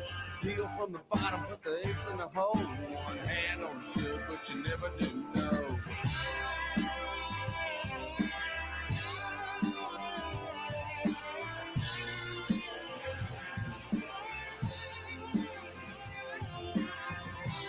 come running. You better come quick. This rocket moonshine is making me sick. Your mama called the law and they're gonna take me away.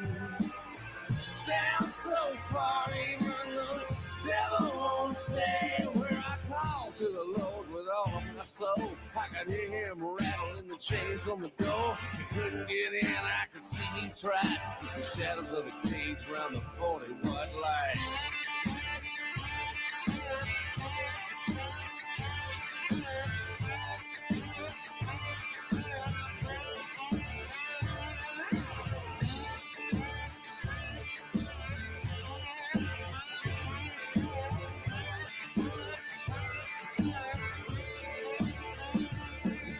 Tell me another story. Tell me about the lows and the highs. Tell me how to feel the difference between what they tell me and the truth or a lie. Tell me why the ones who have so much faith, the ones who don't go mad. With the same skin stretched over their white bones and the same jug in their hand. My daddy played poker on the stuff in the woods back when the world was gray. Before black and white, when it shows up sides and take a little bit of both away. The only blood that's any cleaner is the blood that's blue or greener. Without either, you just get meaner, and the blood you gave gives you away.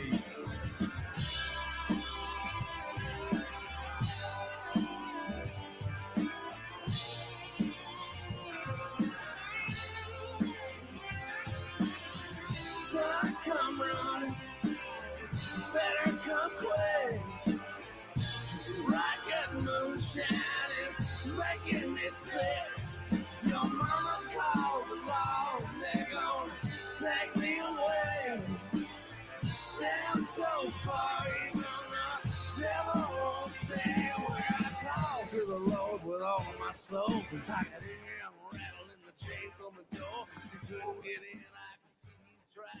The shadows of the cage around the floor. No, this. Go ahead, guys.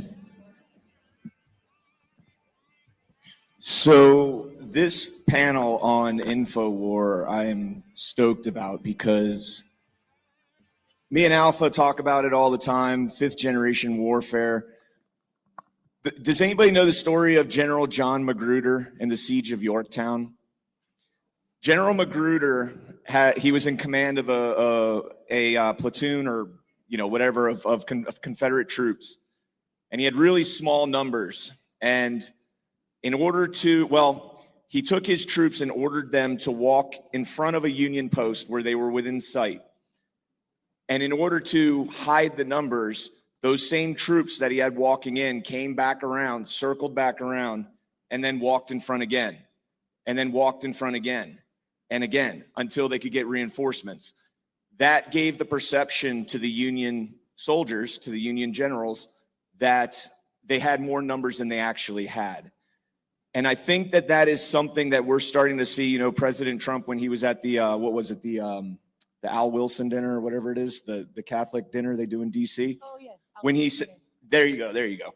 When he said that, he thinks the country's 75% for him, 25% the other way. I tend to believe that numbers, but the polls, which is the Union troops kind of walking in circles to conflate numbers, tell us that it's still a 50-50 country. It's absolutely not. One of the biggest revelations to me in the last, in terms of the culture and everything, was the Sydney Sweeney, Dylan Mulvaney comparison. So you look at what happened with Bud Light when they, did their thing with Mulvaney. They lost, I think it was over $1.5 billion, maybe more than that. Their stock fell 7-8%. And on the flip side of that, you saw Sydney Sweeney come out and, something that everybody considered controversial, apparently, because it's not, a overweight person or a plus size model or black or gay or trans. And it was just an American, and their stock skyrocketed. So when I see things like that taking place, but at the same time, they're telling us that we're still a 50-50 country and that we still want this woke ideology, the DEI and all that stuff, that to me is one of the foundations that shows us that we actually are the majority in this. We just don't have the resources and the assets yet, although it's in development. And things like Rumble, Badlands Media, a lot of the, the X platform, Truth Social, it's starting to give us that ammunition that we need in this 5th gen war, this psychological warfare that we're engaged in. And yeah, man, I think that this is going to be a good panel, so I'll pass it on. Yeah, no, that was a very good way to start this up. And I'm so glad to be here. And I'm still a little...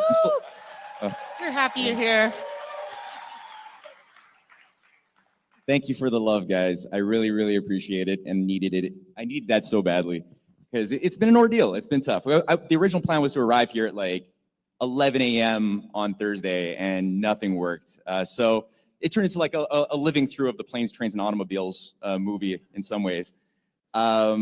But all that to say, what you just said, as far as the battle over perceptions and reality is really, really important. And information is information, but who is controlling the narrative, the principle around which how that information is being organized, and what's the intention? And we were told, I mean, I'm from Canada, as people know, we were told that anybody who doubts the consensus on what is this thing called COVID and what are the mandates are a fringe minority, fascist-leaning.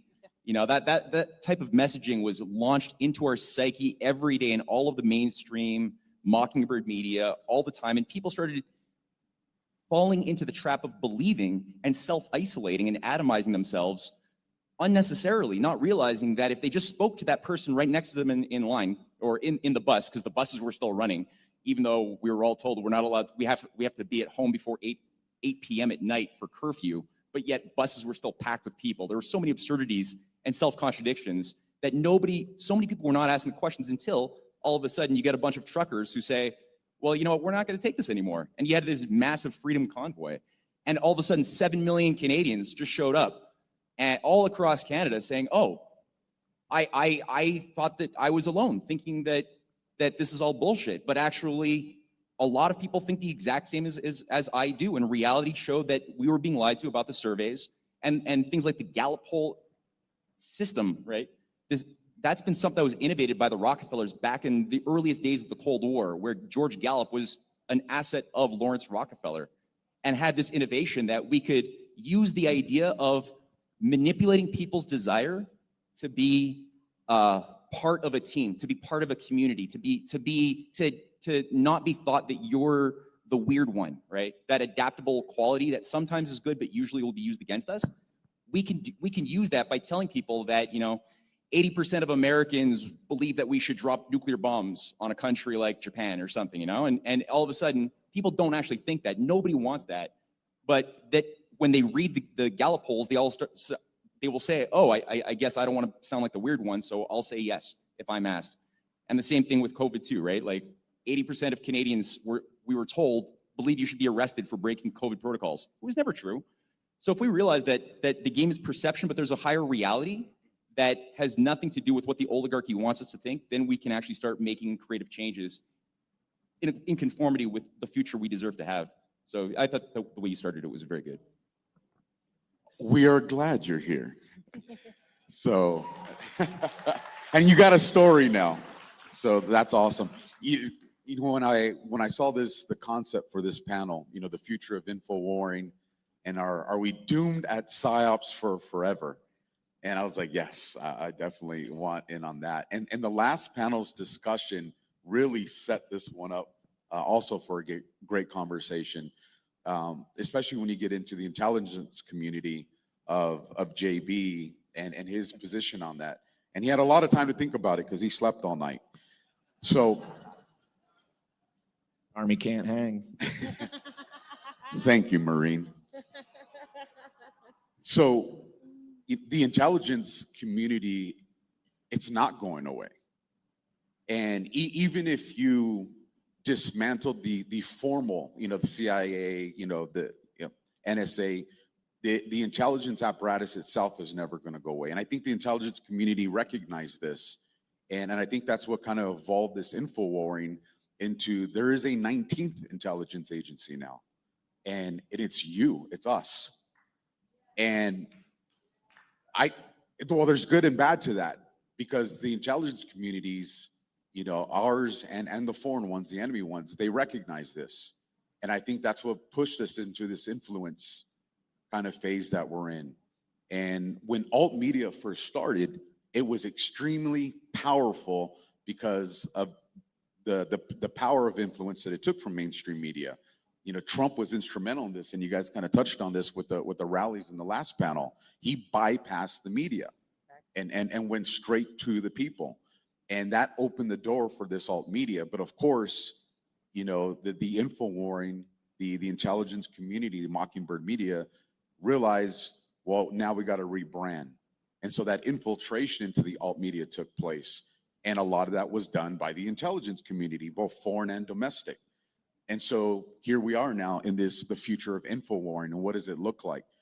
And I hope by the end of this panel, the one thing that people will realize is the intelligence community, whether it's formal or informal through NGOs, private organizations, since it's not going to go away, then how do we empower ourselves to combat against it? What does that look like? And hopefully that's what we'll cover during this panel.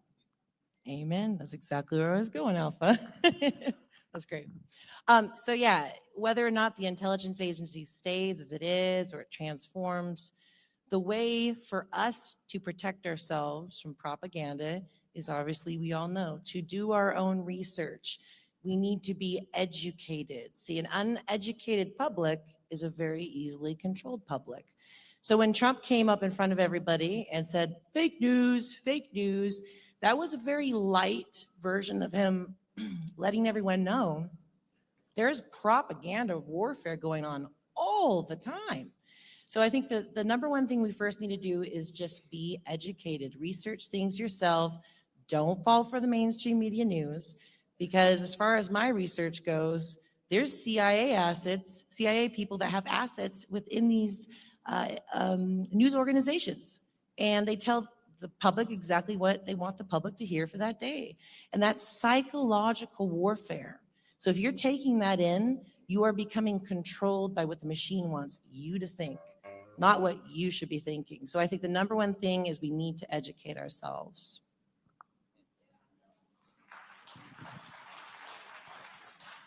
I think that a lot of what's going on with this right now, we're in a regime that's favorable to us. It is exposing a lot of the corruption that exists. The whole panel we just listened to from the intelligence community, a lot of that now is sunshine is being spread on that right now. It's being dismantled. USAID is absolutely crippled.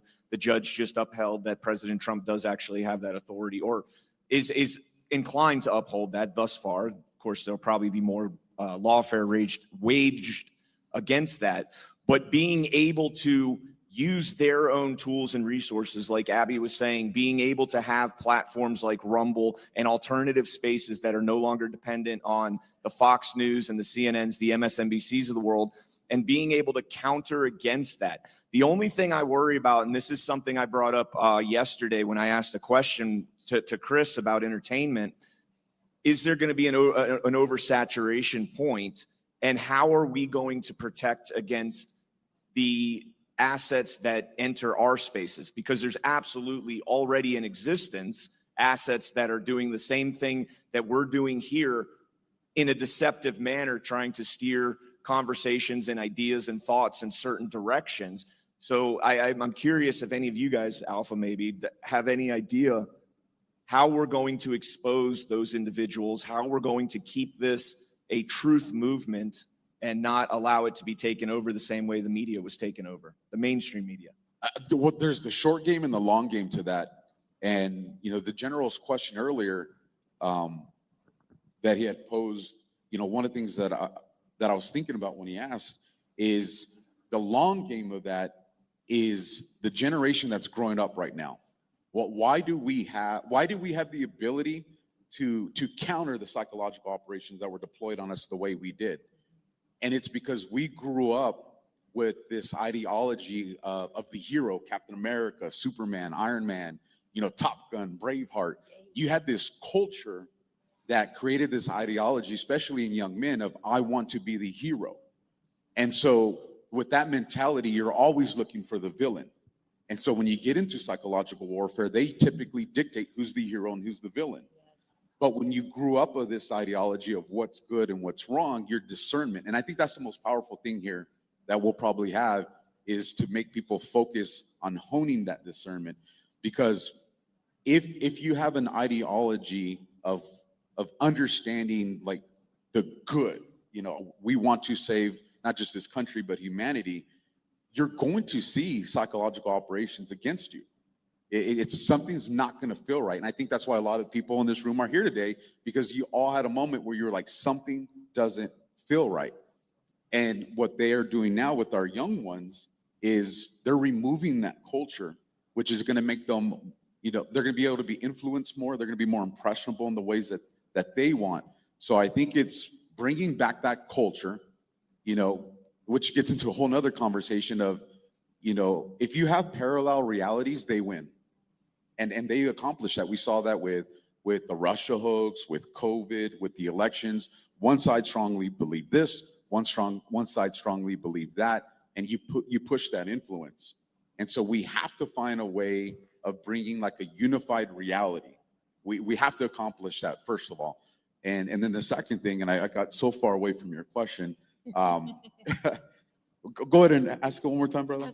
How do we combat against intrusion into a truth movement? So I think we have to have endless expansion, because here's the thing, someone in this room probably is an intel asset, right? Whether it's someone on the stage or someone on the table, you know, it probably exists. I'm thinking JB, bro. He's on a Twitter space right now, by the way. Oh, right. I am a Russian pillar of disinformation, according to the State Department. So, yeah. I didn't mean on this stage at the moment, you know. But just with that understanding is intelligence operations, good and bad, are going to plant their assets into communities. You're going to have one that's going to try to push it in a direction to hurt it, and one that's going to push in a direction to help it keep surviving. But if you have a continued expansion, if we don't allow ourselves as the listeners, the audience, the people that are absorbing the material, to isolate ourselves to one specific person or group, that's going to protect yourself. So, you know, and I think we'll see that with Badlands, with new content creators that'll come over time. I think that's one way of keeping the group growing and not static.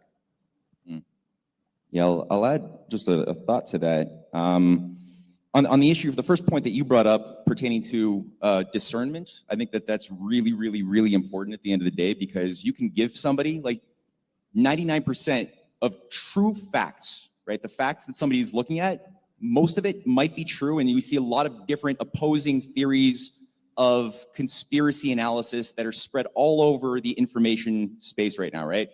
There's so many different theories that all are trying to explain why conspiracies work, how they've been shaping our lives. And it's like, since COVID, everybody woke up and everybody feels like they're a conspiracy research master, and everyone's got a strong opinion about the Illuminati, Jew bankers, and aliens, and shape-shifting lizards, and flat Earth.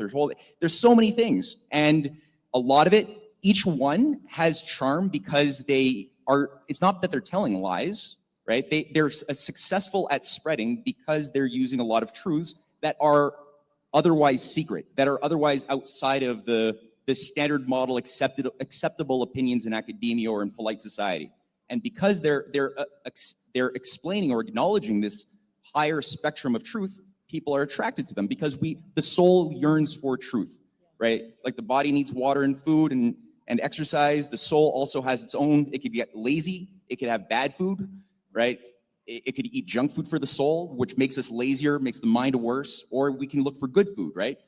But that's the question of like, what allows for somebody to see value beyond, or to develop a discernment that cultivates wisdom so that they can pass judgment on truthful facts or untruthful facts, or to see the invisible intentions organizing the array of facts that I'm taking into me. And we're seeing that like right now, right? In the alternative media space, what was formerly alternative media 5-6 years ago is becoming the new mainstream. Alex Jones is getting, 20, 30 times more views over the last 4 years than CNN or any of the so-called mainstream MSN channels. But we're still seeing that there are very bad meta narratives despite a lot of the truth that Alex Jones says, there's some very destructive meta narratives that are being infused into his messaging pertaining to, a lot of people will walk away from an experience, listen to Jones or a lot of the other the new mainstream, right? Thinking that we need to inevitably merge with machines to stay relevant. Palantir and the transhumanists are actually really out for the general welfare and our best interests, and we should just go along with whatever these transhumanists say. Even though he's exposing a lot of very ugly truths, if you believe that, you're in trouble. Or that aliens are giving us technology and human beings have never been the cause, ultimately, if you think that, of any technological revolution or anything good that's been successful. It's not really because of anything built into the divine quality of human genius. It's really because some elites were communicating with aliens from another dimension who gave us these things. So human beings are not really all that wonderful or special at the end of the day, right? They're these new invisible gods, right? And maybe that's what Jesus was, and maybe that's what Muhammad was, and all of the religions are maybe actually aliens. So you got a lot of these like meta narratives being infused into the psyche that are being sold on using truthful facts, truthful information, but there's a dishonesty about it that allows us to take in the Trojan horses. So how do we like break through and get people to be able to discern what is a fallacy, what is the false meta narrative, and what has actually got wisdom that's going to give me a greater power of understanding and thus acting upon the universe that I was born into? Which is, I think, the core question of like, what is real knowledge? Knowledge is power, right? Like real knowledge comes with wisdom, a power to do something, a power to act. If you're being more disempowered to understand and to change a tragic situation, it's not really knowledge. There's something missing, even if the facts are literally trivially true. There's something missing. So how do we expand that quality in people? That's my question, and that's what I struggle with. I love that.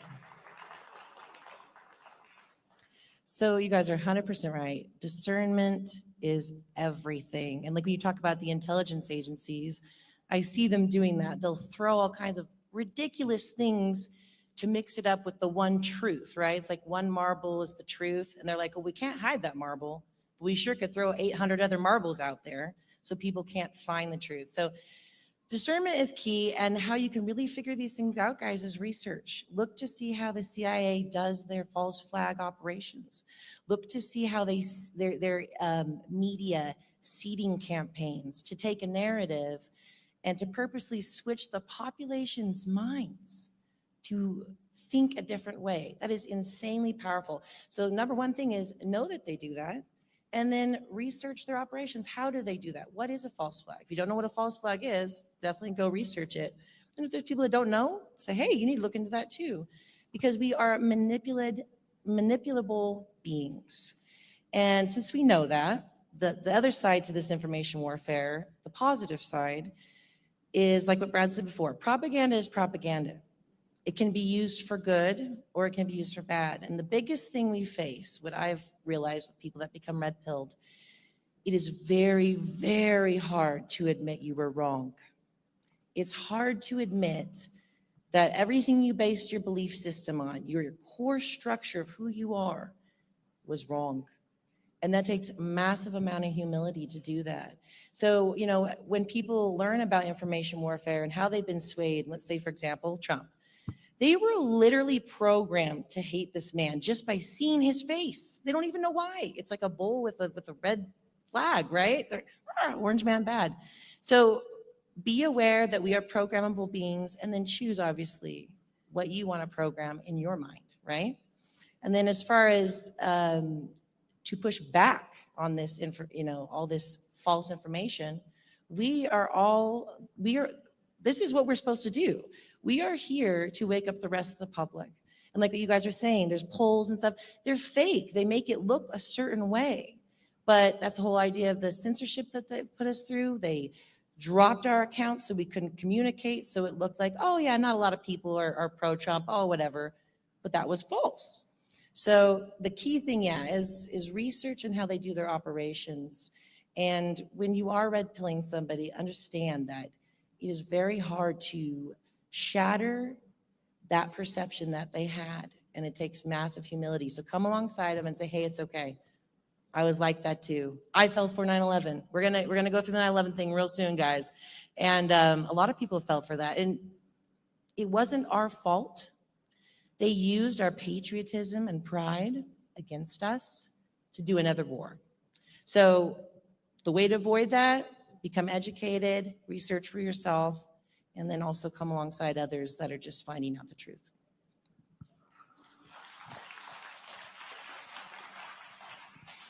One of the things that Matt had brought up was, Palantir and, the movement that we're going in that direction. And warfare overall, I mean, we've read Fifth Generation Warfare. We've had General Flynn on to talk about the book, Boone Cutler to talk about the book. And if you look at, warfare right now is progressing faster than it ever has, evolving. I shouldn't say progressing, evolving faster than it ever has. The fifth generation warfare of psychological operations is very quickly going to turn into the war of machines. And I'm not talking like Terminator, but I'm talking the AI buildup is the new nuclear arms race that we're dealing with.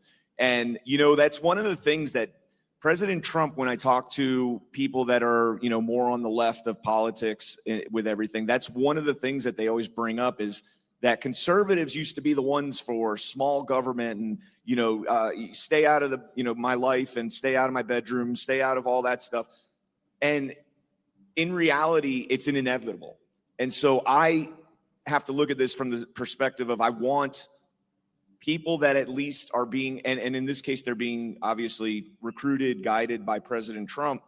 And that's the guy that I've put my trust in. So while I'm begrudgingly going along with it, that is the next evolution of warfare. And I want the man that's been leading this movement for the last, 10 years, 8 years now.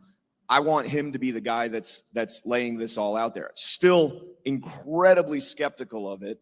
And I think we always need to remain skeptical of it, who controls it, who's doing what with it. But I think that, Ash and I right now are reading The Fourth Turning. And I think right now we're on a fourth turning. And Strauss and Howe predicted it back in 1997 that right around 2025 to 2030 is going to, be the culmination of that fourth turning and what it's going to look like. Previously, the fourth turnings for American society has been the American Revolution, followed by the Civil War, followed by World War II. We're 80 years removed from World War II, which is, the cycle that Strauss and Howe lay out. And we're right up against 2030. And I think when President Trump talks about, the golden age, that's what he's talking about. Yeah, I think the importance, because it's true, like when you have a great power, you have a great power of doing a lot of destruction or a lot of good. And certainly what's being brought online with this new paradigm of new technologies, that are certainly coming about, that we could feasibly, we've had the nuclear bomb, we've had nuclear science already for quite some time that has a great power of destruction, as well as of creation. With the power of the atom, you can do a lot of good to green deserts. You could desalinate ocean water in magnitudes we've never imagined to take the Sahara Desert and make it blossom. You could take California, it could be a green, lush oasis, frankly. It doesn't have to just be the Imperial Valley. But now we're getting into the next level. Of course, we haven't used it. We stopped building nuclear reactors for civilian use back in the 70s. Now we're talking about it again for AI data centers, right? And not a lot of discussion for the civilian sector is not enough of that happening yet. But still, at least the conversation is coming back. There's a recognition that we can't live on windmills and solar panels, so that's healthy. But the paradigm of seeing that this technology comes with the responsibility to both understand nature. You can't just act with this power in ignorance. You have to earn the power to act by having a true understanding of those principles that you're wielding, or else you can do great destruction, as we've done and demonstrated that we can do with the nuclear bomb. And with the new quantum computing age and AI coming into greater and greater forms of development, that could annihilate our future generations if we misuse it, if we don't have the cultural aptitudes to use it with moral responsibility. My God, like I'm really, really concerned. And in some ways, there's parallels that I see in the shift, the systemic shift that we're living through of this fourth turning thing that some people call it. I don't necessarily subscribe to the full fourth turning theory, but still, I see what it is. And there's parallels to the Roman Empire or the Republic going into the empire phase shift too, And Julius Caesar might have been a very noble man with good intentions. I've seen evidence that shows me that he might have very well have been a very noble man, just as Trump is a very noble man. But who could have foreseen that within a few decades you would have a Caligula, a Nero, who would start utilizing these new powers of control and power projection in a very abusive way that murdered countless Christians and others and expanded Rome into this new direction of trying to be the world hegemon, creating forever wars that ultimately resulted in the rot and destruction from its own internal contradictions over a few centuries. So that's the danger that we're in right now as well, I think, is that, if we allow these types of things, do we have the correct moral philosophy that will understand if what we're doing is in harmony with natural law, God's law, or is it something that's completely a man-made perverted artifice that we're imposing onto humanity that's going to cause us to misuse these powers in a way that will ultimately lead to our own self-annihilation in the coming generations? Yeah. Damn. It's like, what do I say to that? With that, but having that moral understanding to put us in the right path, you have to have, right alongside that, the ability to understand, again, there's going to be influence operations and there's going to be infiltration to combat those things where we're trying to pursue what's morally right and correct. And what's the only weapon that we have against that? Again, going back to Trump, he created the fake news, and it opened up everybody's eyes to understand, hey, there's propaganda here. And that allowed us to realize, okay, the intelligence communities are involved in it. All these different entities are involved in it. So then again, alt media spawned life. And then we saw the infiltration into alt media. So if you see this pattern of, okay, when intelligence operations or the deep state knows that we move to another platform, they're going to infiltrate it because you got to have the influence operations. So that means if alt media then develops another version of alt media, this pattern is just going to continue. So the only defense mechanism against that is for, us, the audience, to build on that discernment, which means you have to develop your own ability for pattern recognition, because what's going to make your discernment good? And it's as you start to recognize things and call things out and investigate it, and you see that you're right, you're going to develop that skill set. You're going to develop that confidence in your own discernment. And I think that is the only solution, is to convey the message to people that you have to have this individual responsibility to not just take information in, but to verify it. And then once you're good at verifying information, the next step is getting ahead of the narratives. And the only way you can get ahead of the narratives is through pattern recognition. You have to be able to see something, understand, okay, who's the targeted group in this message that's coming out, and how do I get ahead of it before it could root? And when everybody starts to do that as the collective, that's what I'm saying, the 19th intelligence agency being us, the people, humanity, once we start to do that, you get all these people that, because we know that there's good infiltration as well as bad. And I would imagine that good infiltration is to develop these missions that we have. And so when you can get a group of people that have this independent mission that aligns with the formal intelligence missions of the good people, that's going to set us up for success.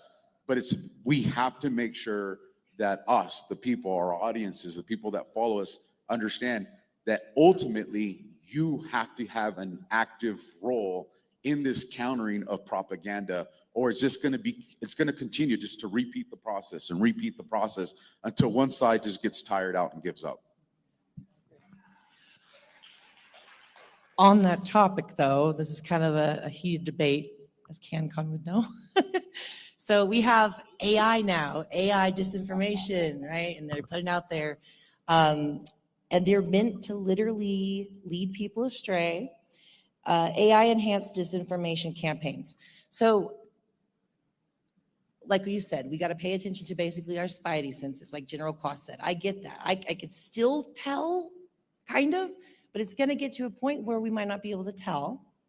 And so I don't have any answers for this, but I do know it is something that we are facing as a community. So it's something we have to be aware, and that fake videos that look completely real can be used against people, to character assassinate them, create a narrative, to push the public in one way or another So, I mean, I don't know if you guys have any takes on solutions for that. Just go with Chris Paul and everything's fake and gay. Okay. Just don't give a shit about any of it, and realize that everything that's being put out there is to further divide between us, because that's where they really want the battle. They want the battle at the individual level, us being mad at our neighbors because our neighbor might vote a certain way or might have a certain relationship status with somebody of the same sex. Like, that's what they want, is they want to continue to create the divide between us at the individual level, because then we're not observing the bullshit that they've been doing. You know, like the intelligence community panel said, 10 years before we found out that everything we've been saying, well, not everything, but a good chunk of what we've been saying for the last 7, 8, 9, 10 years was right. And if you take your eyes off of that and you focus on, like I said earlier, the Dylan Mulvaney or Sydney Sweeney has good genes, it's all bullshit. And it's going to get worse and worse and worse with AI, because AI is going to be able to be weaponized in many different ways on both sides of the aisle. And we're just going to sit back and laugh at it. Yeah, it's watermark it. Right. Yeah. Yeah, the AI thing is such an important topic. It's so tough. For me, like, obviously we all know the advantages of AI, and if you were reading a technical document, it's great that it's a pain in the ass to read a scientific peer-reviewed study. Especially if you're doing research that's not directly in that field, and you got to waste 5 hours to try to decipher some technical language. But it's great to be able to have access to AI that can give you the gist of the argument in order to go on with that's what I do in my research, right? So that's useful to be able to get that, or to get a summary of some essential idea. But the danger is that one begins to lie to oneself, thinking that you have earned real deep knowledge of the thing that you only have an opinion about, and to not differentiate earned knowledge from simple opinion. And that lack of differentiation causes us to make a lot of missteps, because we start thinking, oh, I've read the Cliff Notes. I know what Shakespeare's about. But you missed all the nuance. You missed all of the development, the irony, right? That would help you develop an understanding that Shakespeare wanted us to develop as an understanding of what is the Shylock principle? What is the Venetian principle of the Merchant in Venice? What about Othello? What is the method that is being conveyed within that play that is teaching the citizen as well as the elites who are watching it in Elizabethan England about the nature of the subterfuge of the Venetian intelligence methods that will cause us, even if we're good people, like Othello was a good man, to self-destruct, to start becoming paranoid of our neighbor, of Desdemona, of his best friend, who just because he's been profiled psychologically and all of a sudden Iago, honest Iago, that's his reputation, is able to persuade him that there are these conspiracies and his wife is cheating on him. It drives him nuts. And against all of his own impulses, he ends up killing his wife. His friend dies. He ends up dying. And what could have been a great man in a great world to do so much great good for the world, because he is a leader, he has all these potentials, are annihilated. And Shakespeare is showing you in the course of really immersing you in that story how we all have a little Iago or a little Othello within us, that we all have a little Hamlet within us, a little Macbeth. Like, there's all these qualities that the enemies of humanity know how to profile both in our individual, but also in society as collectives.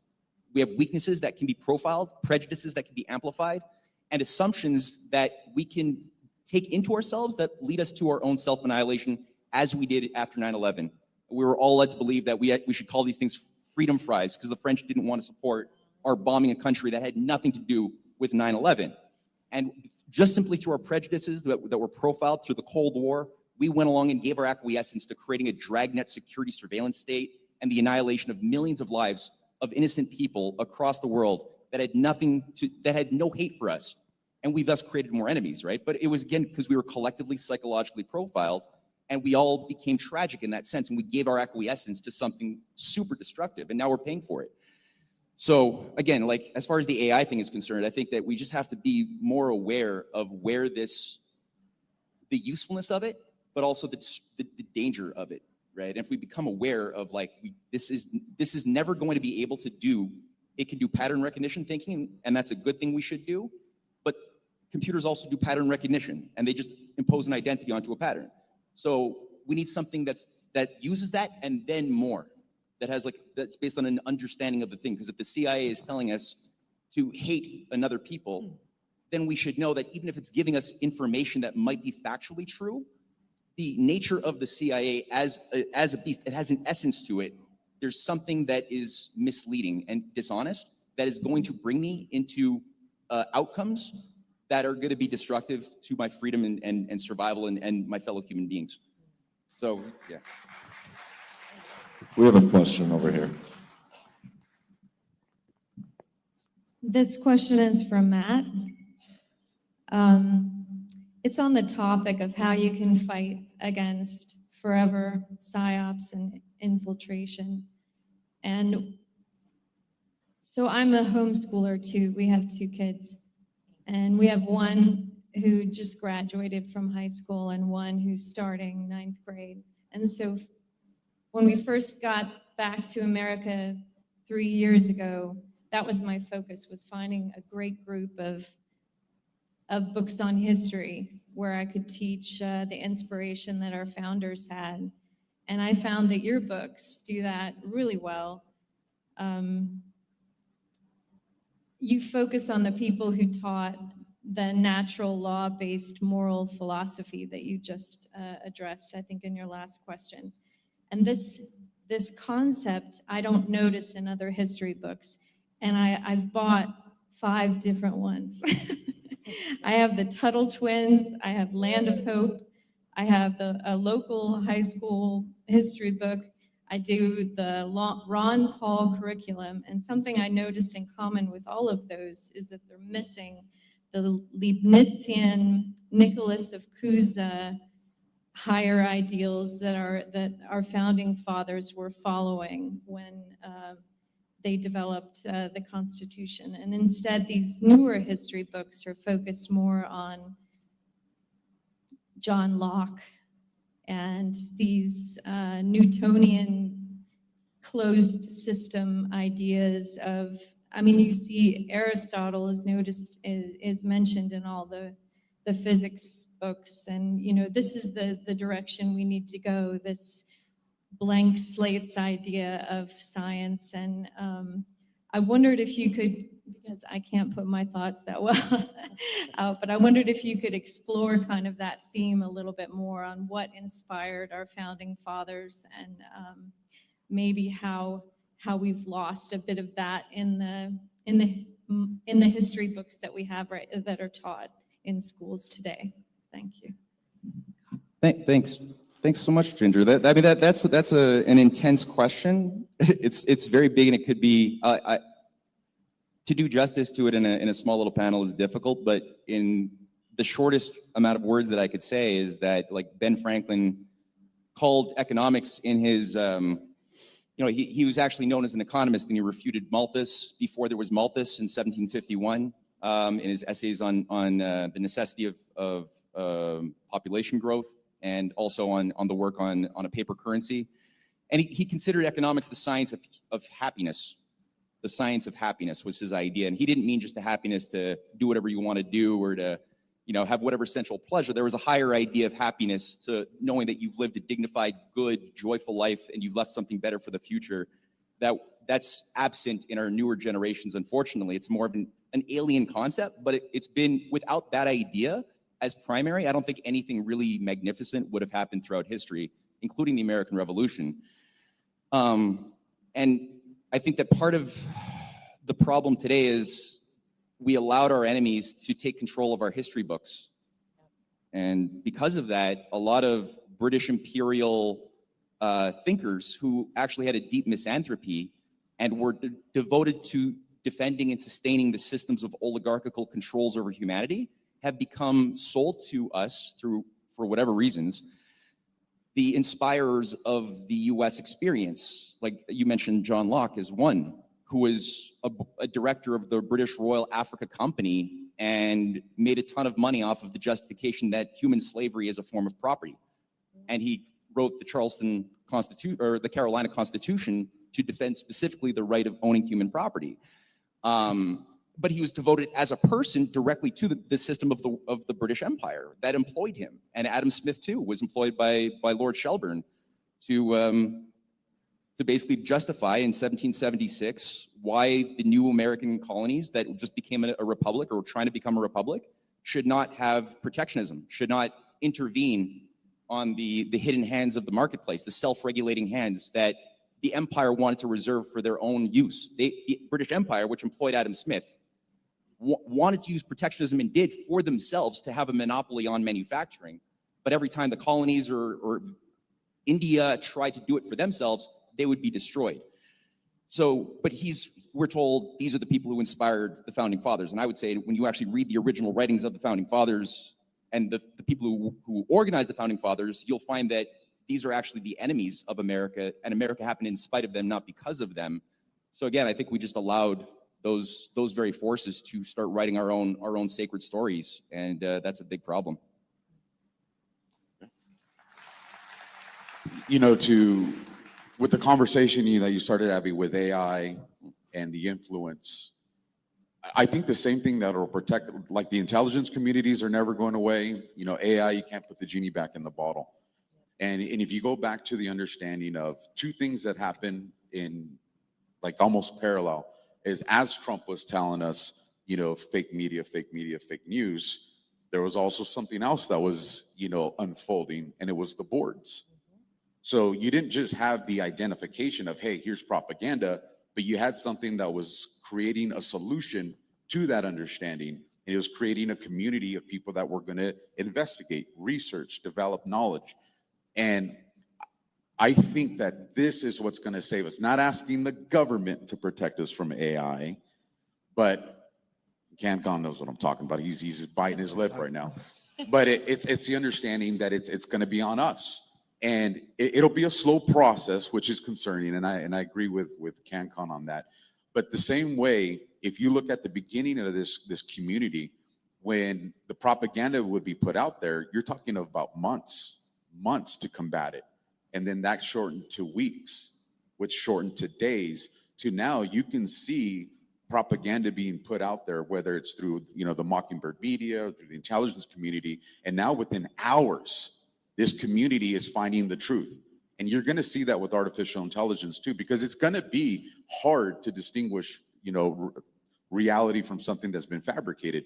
But people who research it are going to find, hey, this isn't possible because on this date, this person was over here, or this person wasn't there. And it's going to be us seeking the truth that's going to be the way we weaponize against them, pushing propaganda against us. Question over here. So in this battle of discernment and trying to understand what's right and what's not, I just want to read a scripture, a biblical principle, and get your comment. Do not conform any longer to the pattern of this world, but be transformed by the renewing of your mind. Then you will be able to test and approve what God's will is, his good, pleasing, and perfect will. Amen. Amen.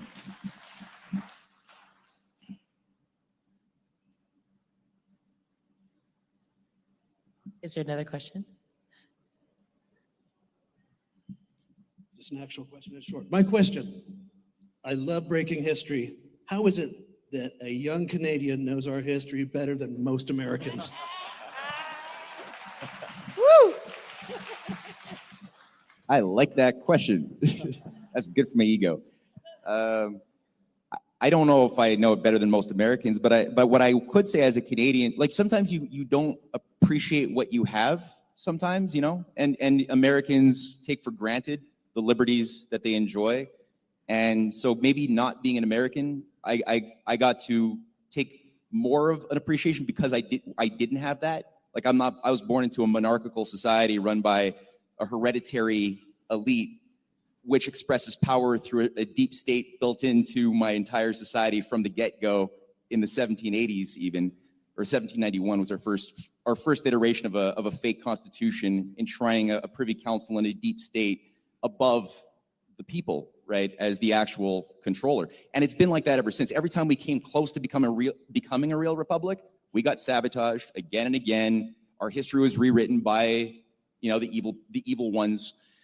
And as long as we're well behaved and in conformity with some, oligarchical desire for us, we're allowed to have certain freedoms according to our British North America Act. But as soon as you step out of line, you see how quickly they're taken away, that they were not really inalienable rights at all. They were just simply casual convention granted to us by a hereditary elite that could equally be taken away when expedient. So I guess, yeah, just for me, I was suffocating and starving for freedom and looking over to see how the beauty, just exploring why we missed Ben Franklin's challenge when he was up here organizing in Montreal to get us to join as the 14th colony to declare together independence for the Continental Congress. And Continental was the idea, right? We missed it. We fell short, and it happened again and again and again at various opportunities, including up to John F. Kennedy's period. So again, I just don't take it for granted, and I think a lot of Americans do. We adopted him. You guys want to give your closing thoughts? We'll break for lunch. Sure. I mean, in terms of, kind of going back to the info war, it is a very rapidly evolving battle space, so to call, that we're going through right now. And we're making leaps and bounds in terms of, victories. I mean, look at the amount of people here, the amount of people that tune into Badlands media and some of the other, shows that are out there, that reading the alternative media, disaffecting from the, Mockingbird media, looking at the expose that's taking place right before us and questioning how much other garbage have we been fed. President Trump is making strides in being able to kind of support the alternative space. What I talked about this a month ago, the merger between the ad agencies that are now going to take away deregulate how they disseminate ads to media outlets. And it's no longer just going to be the Washington Post and the New York Times that are getting these types of revenues. They cut off, I say this all the time, they've cut off, the Breitbarts, the Gateway Pundits, the Just the News, they've cut them off. And now you're starting to see that kind of reverse where Axios and Washington Post and the Guardian are hiding behind paywalls because they can no longer sustain themselves just based on, whatever was taking place from USAID monies that were out there. I think this is an absolutely epic moment, and I think that we are on the brink of that golden age that President Trump talks about. And I think this is huge. We're the winners right now. We are in the lead, so to speak. Yes, we are. I'll just read a quote from James Fenimore Cooper. And he wrote in the American short story, whenever the government, this is like 1838, whenever the government of the United States shall break up, it will probably be in consequence of a false direction having been given to public opinion. This is the weak point of our defenses, and the part to which the enemies of the system will direct all their attacks. Opinion can be so perverted as to cause the false to seem true, the enemy a friend, and the friend an enemy. The best interests of the nation to appear insignificant, and the trifles of a moment. In a word, the right the wrong, the wrong the right. In a country where opinion has sway, to seize upon it is to seize power. As it is a rule of humanity that the upright and well-intentioned are comparatively passive, while the designing, dishonest, and selfish are the most untiring in their efforts. The danger of public opinion's getting a false direction is fourfold, since few men think for themselves.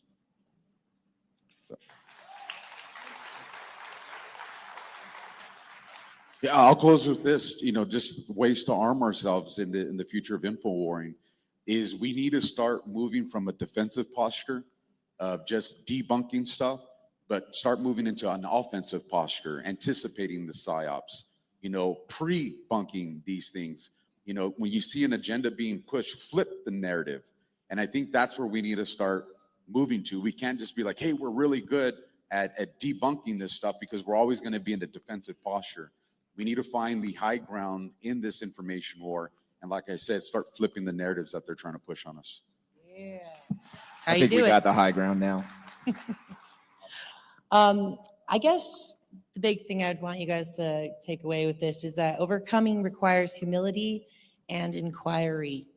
So as far as the offense, like you're saying, you know, when propaganda comes out and let's say it's depicting Obama as this wonderful, amazing guy, I go, I find the videos, I put it together, I put out my own piece that fights that false narrative.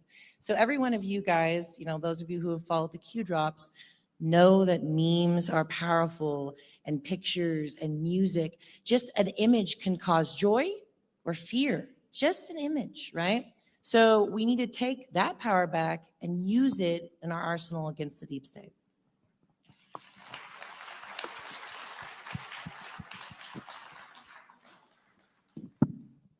All right, thanks, guys. Great job. We're going to break for lunch. I think since we got a little bit of a late start, we'll be back here at 1:40 to start the afternoon activities. 1:40.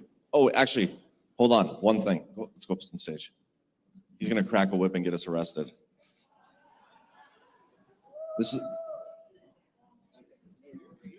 So John Drake is the one who made the whip. And this is one of the items you can get in the raffle. So if you want to go over there and.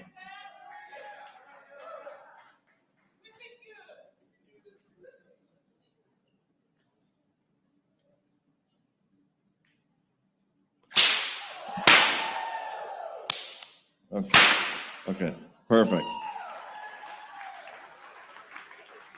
Okay, see you at 1:40.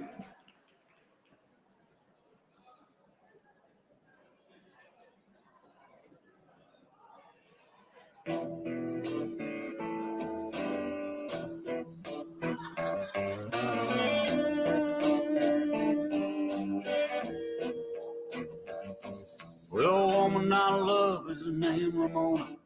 She kind of looks like Tempest Storm. She can dance like a little Egypt. She works down at the snake farm.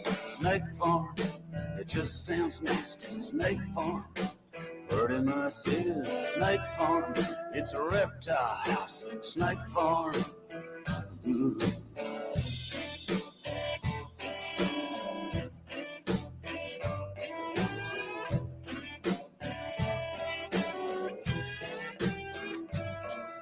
Ramona's got a keen sense of humor. She got a tattoo down her arm. It's of a python eating a little mouse, wearing a sailor hat that says Snake Farm. Snake Farm, it just sounds nasty. Snake Farm, pretty much is Snake Farm. It's a reptile house. Snake Farm. Ooh.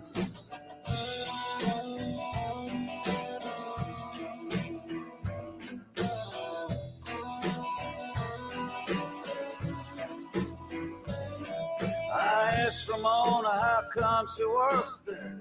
She says, well, it's got its charm. There's nothing to do in the winter. Now and then some kid gets bit at the snake farm. Snake farm, it just sounds nasty. Snake farm, it pretty much is snake farm. It's a reptile house. Snake farm. Ooh.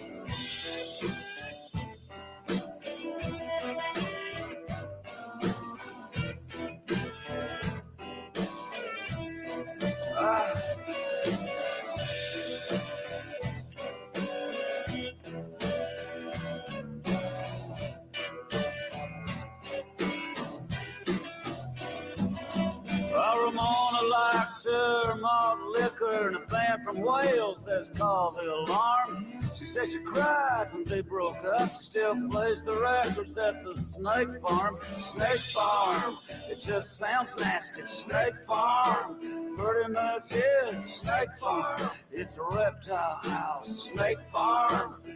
Ooh.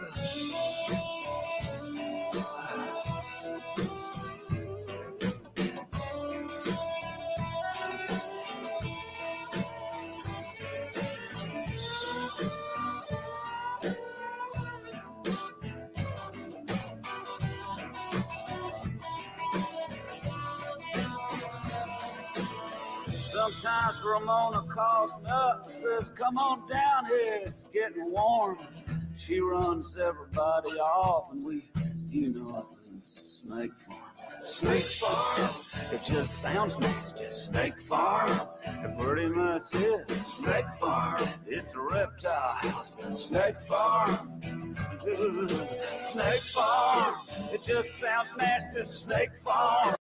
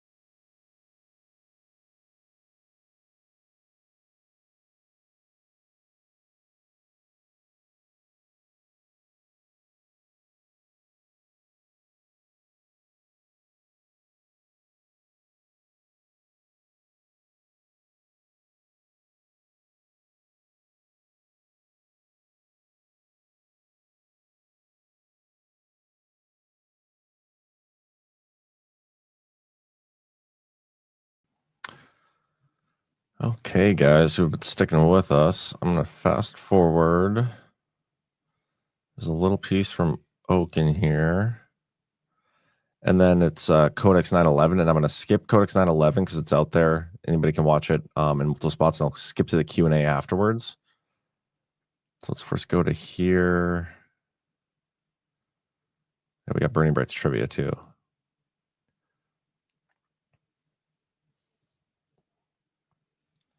Come on now.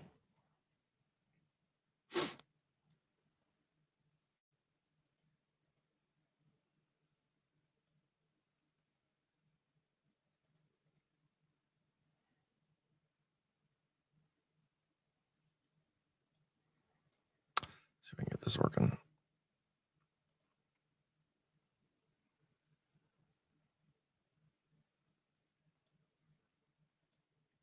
What is going on?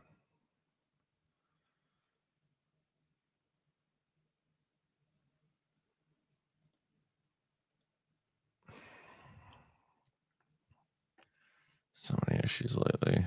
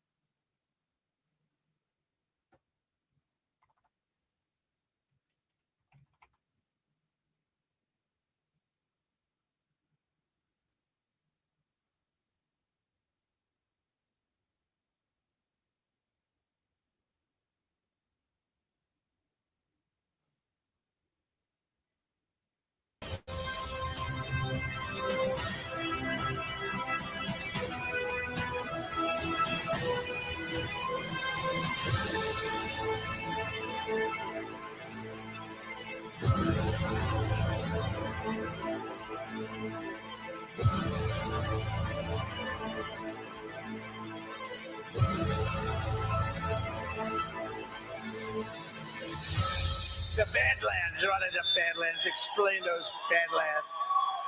That's a hell of a name.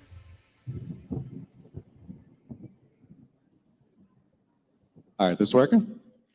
So John gave me permission as part of the launch of Burning Bright Publishing. Thank you. Which settle down. As a question, as a commenter pointed out yesterday, I did make the cut at my own publishing company. I'm laundering money to myself. He said I could read Swordpunk to you guys. So, all right, chapter 1. It'll probably be shorter than my usual rants. I'm going to do a little giveaway. If you do win one of these books and you already supported the campaign, you have to buy 2 books. That's the way it works. Or you have to just give that book you're already going to buy to somebody else. So I'm going to give 6 of these books away. I don't know if anybody's going to get these right. I don't know if they're hard or easy. This book is action-oriented. It was inspired by a lot of 80s action stuff, 90s action things, pop culture. So we're going to see what you guys know about that stuff. 6 questions. Just honor system. Don't use your phones. Don't use Grok. Raise your hand. John's going to pick people and see if you get the question right. Yeah. All right. First question. Jean-Claude Van Damme in the 80s appeared in 2 prominent and super badass movies featuring himself as a kickboxer. What is the name of both movies?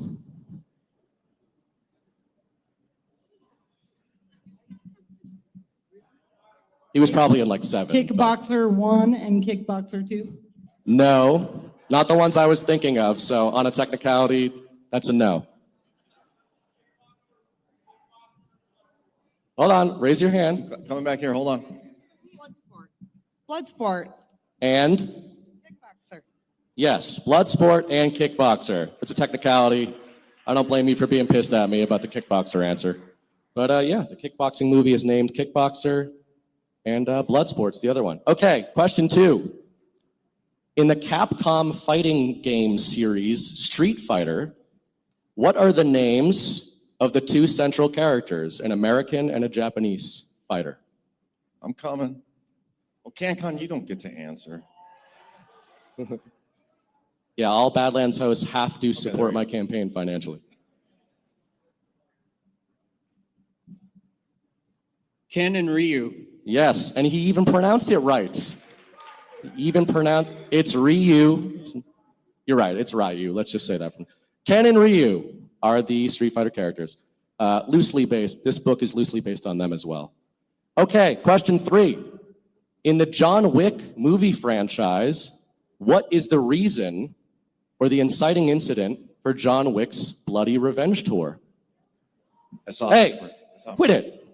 You guys serious? He killed the puppy. Killed the puppy. With a baseball bat. Raise your hands with the answer, Yeah, please. like we're like 7 years old. This is American public education at work. Right? Okay, question 4. Oh yeah, I have one here. Question 4. One of the other inspirations for this book is the comic book series Daredevil. What is the character's name who is Daredevil? First and last name.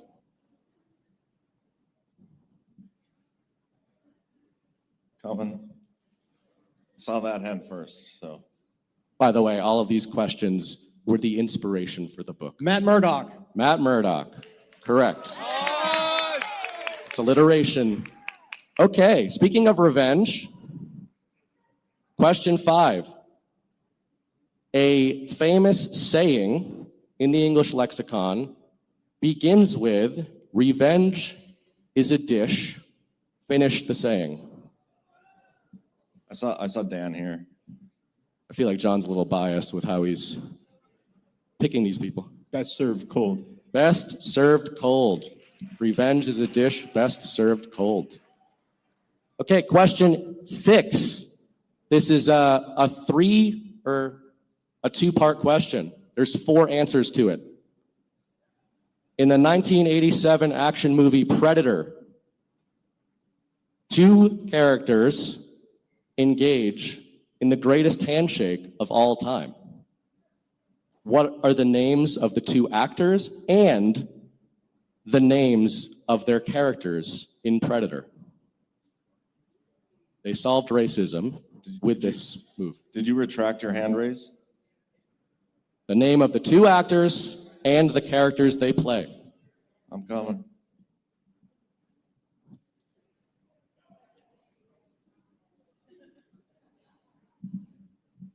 Arnold Schwarzenegger and Carl Weathers are the actors. Yes. The names are Dylan and Come on, man. Duke. No, you fucked it up. You fucked it up. Does somebody know the other name? You're so close, man. He got 3/4 of the. I'll give you 3/4 of a book. Okay. What pages do you want to give him? All right, we'll give it to him. Arnold Schwarzenegger's character in Predator is Dutch. Dutch and Dylan. So very, very close. You should accept that book with a heaping of shame. Carry it throughout. He is, trust me. Yep. I don't know if I should give another one away. I have to think of a question. Okay. Bonus 7th book that we'll give away. 7th question. Speaking of combat sports and revenge and all this, people who've been following us for a long time will know that I have diagnosed ways in which to defeat every other member of Badlands in hand-to-hand combat. What is John Harold's biggest physical weakness that I have commented on and that I would attack first when I inevitably overthrow him? It's a trick question. I have no weaknesses. Does anybody know John's weakness physically? Okay, right there. Close. It's not his knees. What did they say? Right there. I want to know what these people are saying. What'd you say? No, he was close. It's not knees. It's his skinny little Ass, yeah. No. Raise your hand. I respect that, guys. Not many people think I have Back weaknesses. there. No. His skinny little calves. I do have chicken legs. The most painful spot on the human body to hit are your calves. There's a lot of nerves there, so you just got to kick John in the skinny little calves, and he'll collapse. And I'll give whoever that was you. I'll give you a book out there. So for everybody else, you got to buy it. Even if you won this, you have to buy it as well. Badlandsmedia.tv/swordpunk. Please support the campaign. I will not launder the money. I will actually print these books with it. That's why I wanted to prove that they exist. And we'll get those, printed and packaged and shipped in the fall. So, yeah. Cancon has something to tell you. For the owner of a publishing company, you should know the difference between consonants and alliteration. Because you said Matt Murdock is alliteration. It's consonants, not alliteration. How dare you? Sorry. That's why you're never going to make the cut at Burning Bright Publishing, man. All right, thank you, guys. Thanks for all the support. We've gotten enough to actually do the print run. So, yeah, thank you. Okay, and real quick, guys, before we get into Brad's documentary, we're going to get a quick word from one of our favorite Badlanders. Needs no introduction.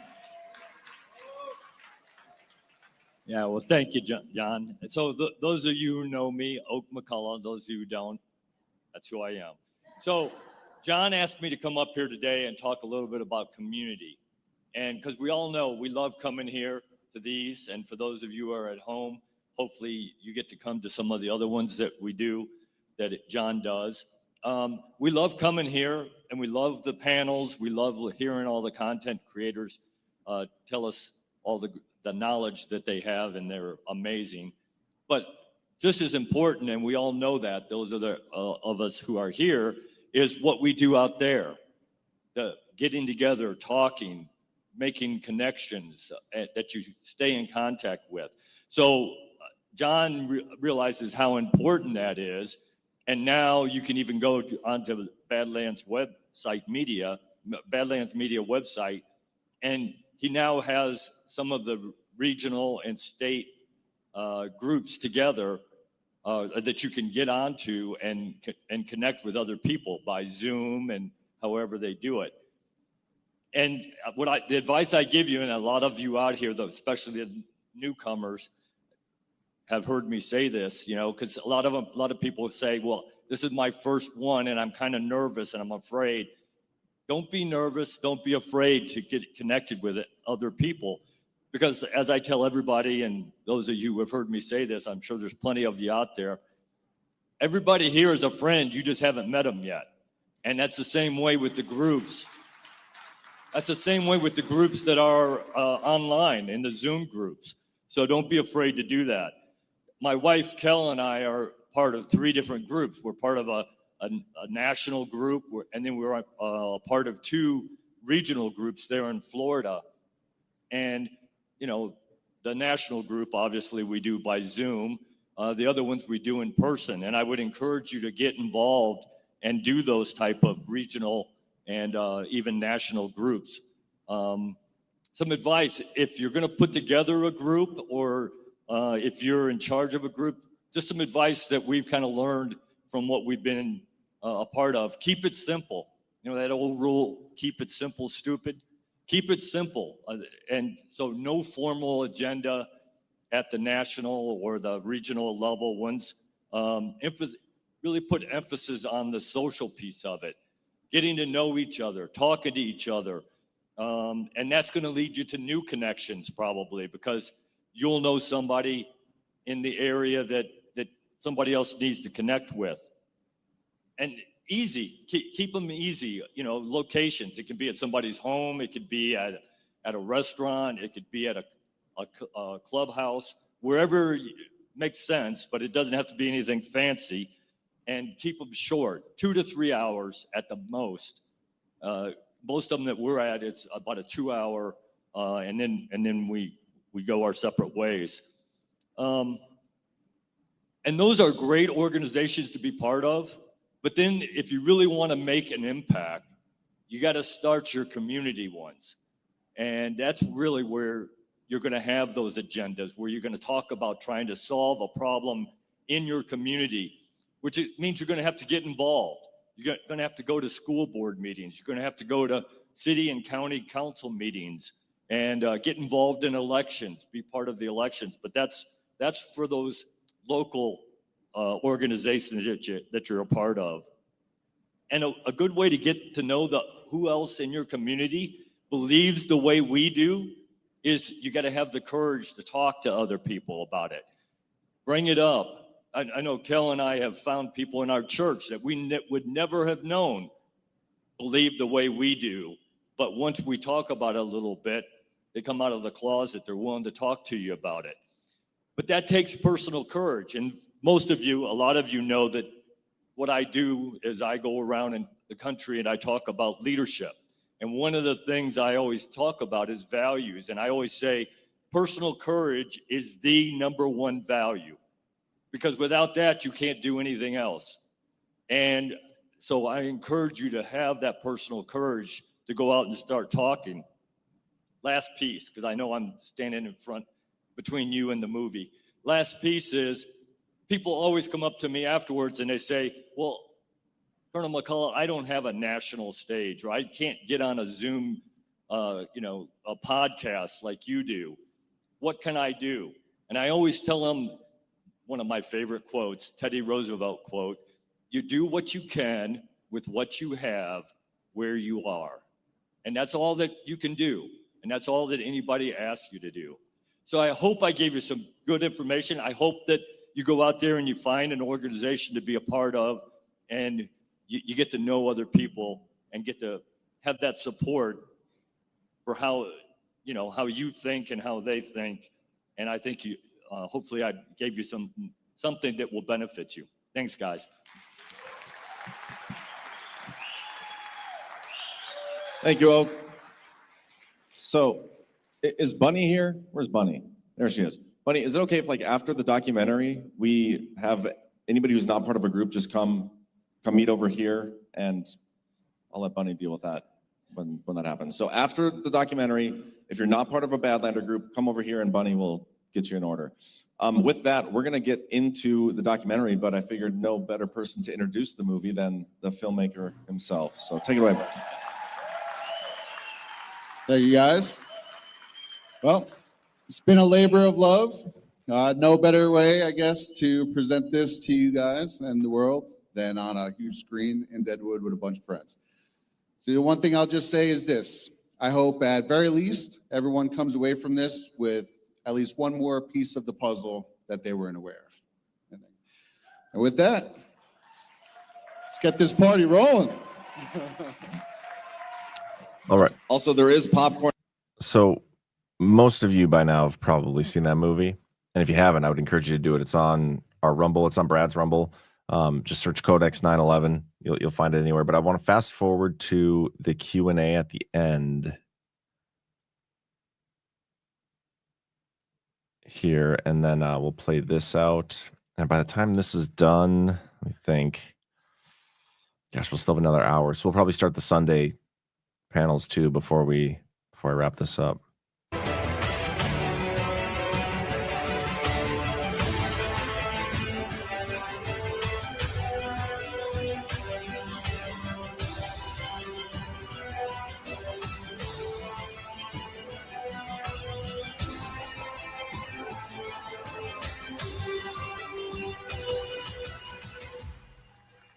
Yep, thank you.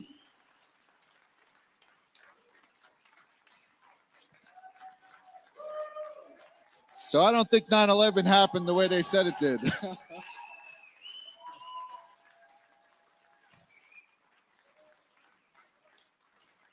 Man, you guys are incredible. Thank you so much. That I've been working on that for the entire run of Badlands and even a little before that. So that's nice to get off my chest and unleash to the world. And I really appreciate that response. And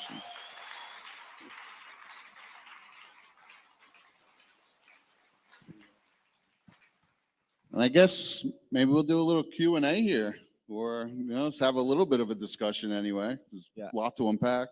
Ash is over there. She's running the mic if you guys want to do a little Q&A. we saw some messages in the chat about wanting to support Brad and his work on this. And so Cheryl back home set up a Badlands boost spot on the website already for 9/11. So you guys can support him there directly. But you know, Brad, I'm starting to think that we may not be able to fully trust our government after seeing that film. That was incredible. I had surface level knowledge of what went on 9/11. Like obviously they inside job, all these things. I did not know the details. Like that film was incredible. It blew my mind. Yeah, that's a lot of what took so long. There's a lot of people I'd been talking about this right on my shows for a long time. I was like, when's this coming? When's it coming? But man, there's a lot of documents to read. It's like basically a good bulk is just combing through the commission report and all these different things. And boy, the devil's in the details, man. There's so many things that are even part of the official report that, boy, if someone said it on a regular news station, people would be like, wait, what? They didn't know that that was Flight 175? When that went into the building? What are you talking about? So, in your opinion, as a guy who made the film, what is the most damning thing on there? Like, what was the most damning piece of evidence? oh, man. I'll tell you one that really got me, that is when I feel like I did hear peripherally when it happened. What really hit me when I was looking over is the suitcase that they found in Logan Airport. One of all the passengers, we got one suitcase that just so happened to have the whole script of 9/11 in it. Like, please, dude. Also, when they're talking about why it didn't make the plane, because that was his connecting flight was in Logan.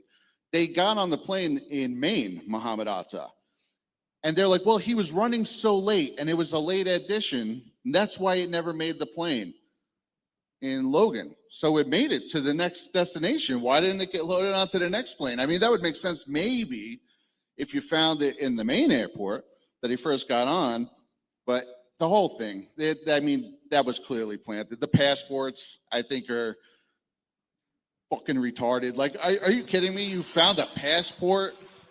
Like, so there's just a lot of things. And, you know, these are the conclusions that I've come to going over it. Again, no one will ever truly know except for the people who conducted it.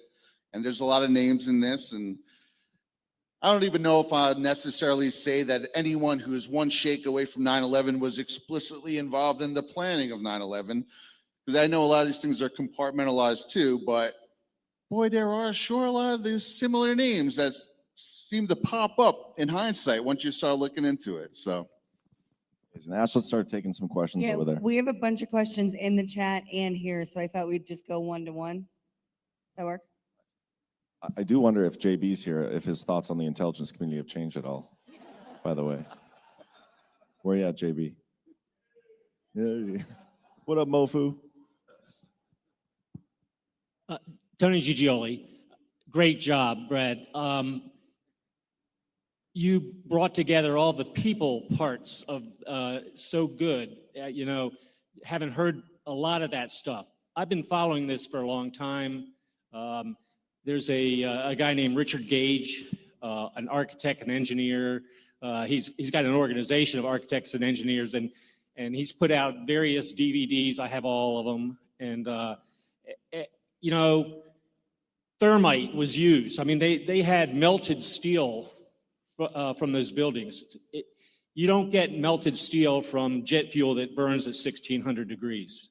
It's got to be like over 4,000 degrees to melt steel. So, the whole thing physically, and I have a background in physics, that the whole thing physically was impossible for those buildings to come down without being destroyed. And they had a group of quote unquote artists working in the buildings for months before 9/11. So there's so many things on that scale, but to bring all those people in, especially, George H.W. Bush, who actually who started the whole New World Order here in America. So I just wanted to thank you for that. And I would love to see this go nationwide.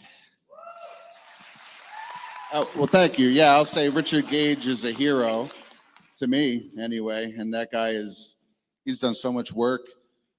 This is, I stand on the shoulder of giants. There's so many things that, I was researching and you find something, you're like, no way, X, Y, Z. And it's like, it blows my mind. I'm like, then you start looking, right? Now you want to dig a little deeper.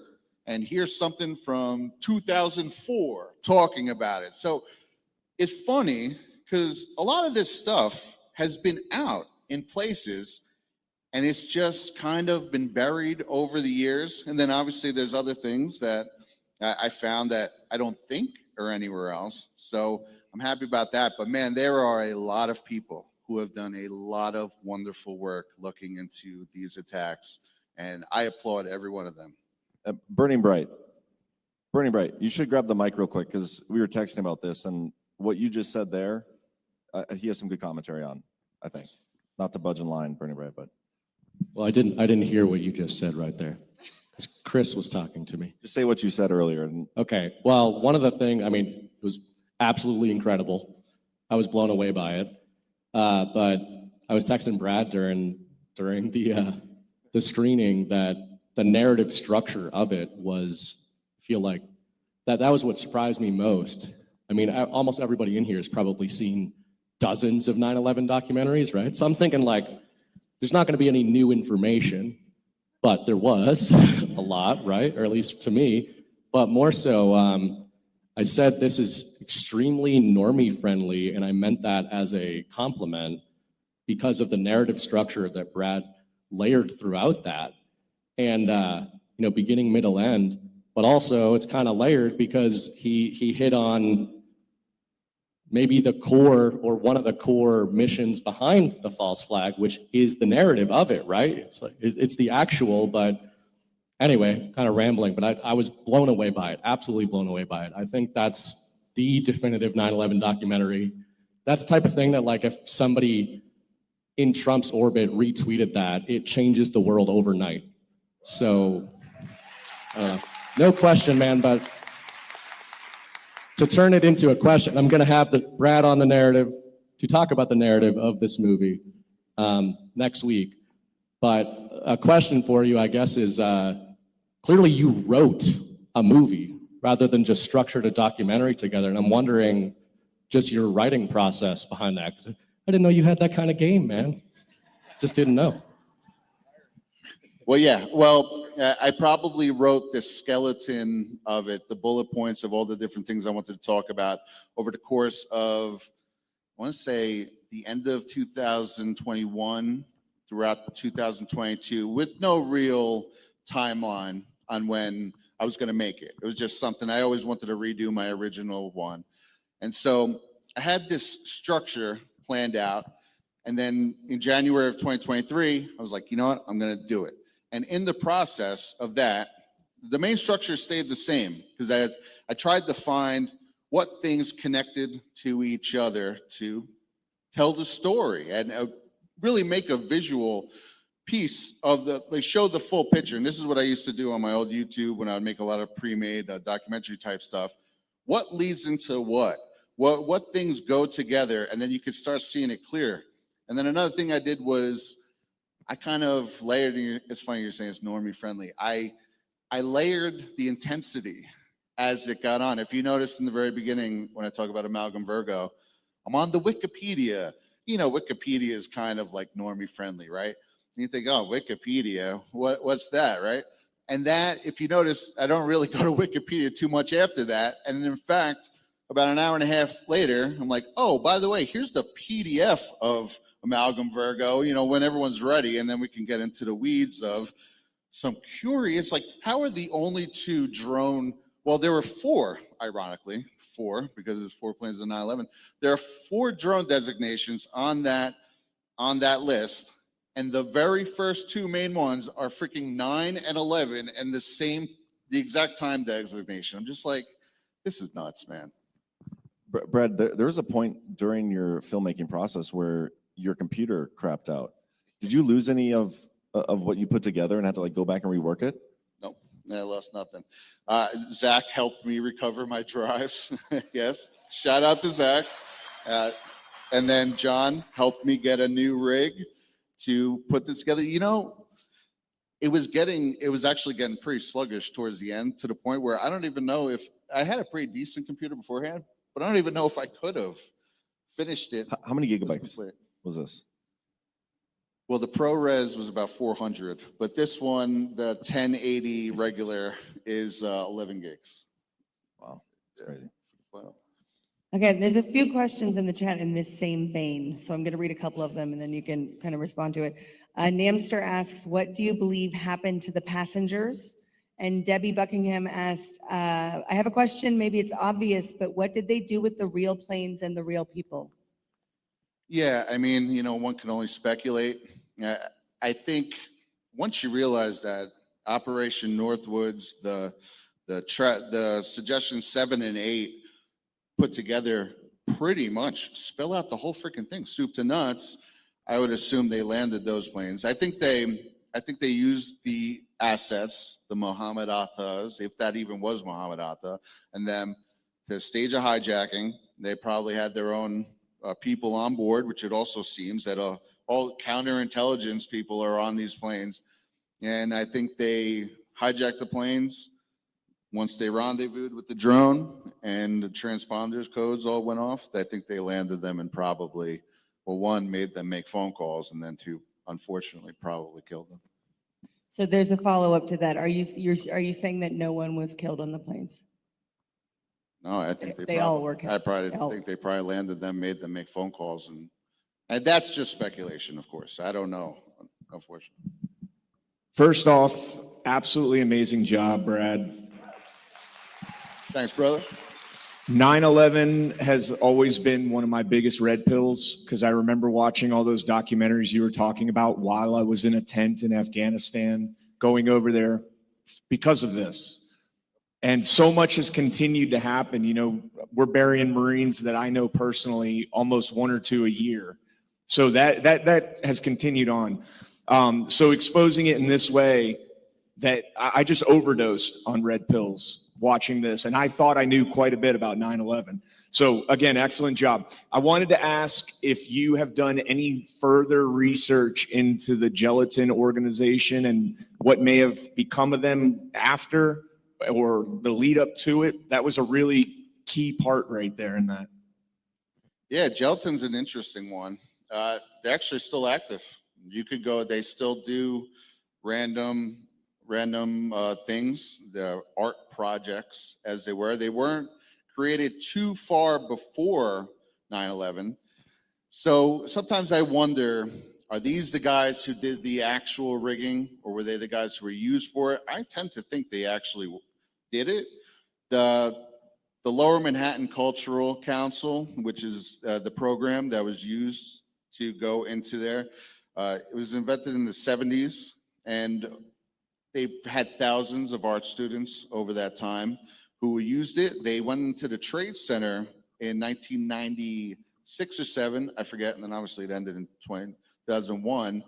And them and the E team were two of the final ones, and it really seems like the inn, right? That's the inn where you can get to work on the tower. And again, they seem to still be active, which is, I think, really interesting.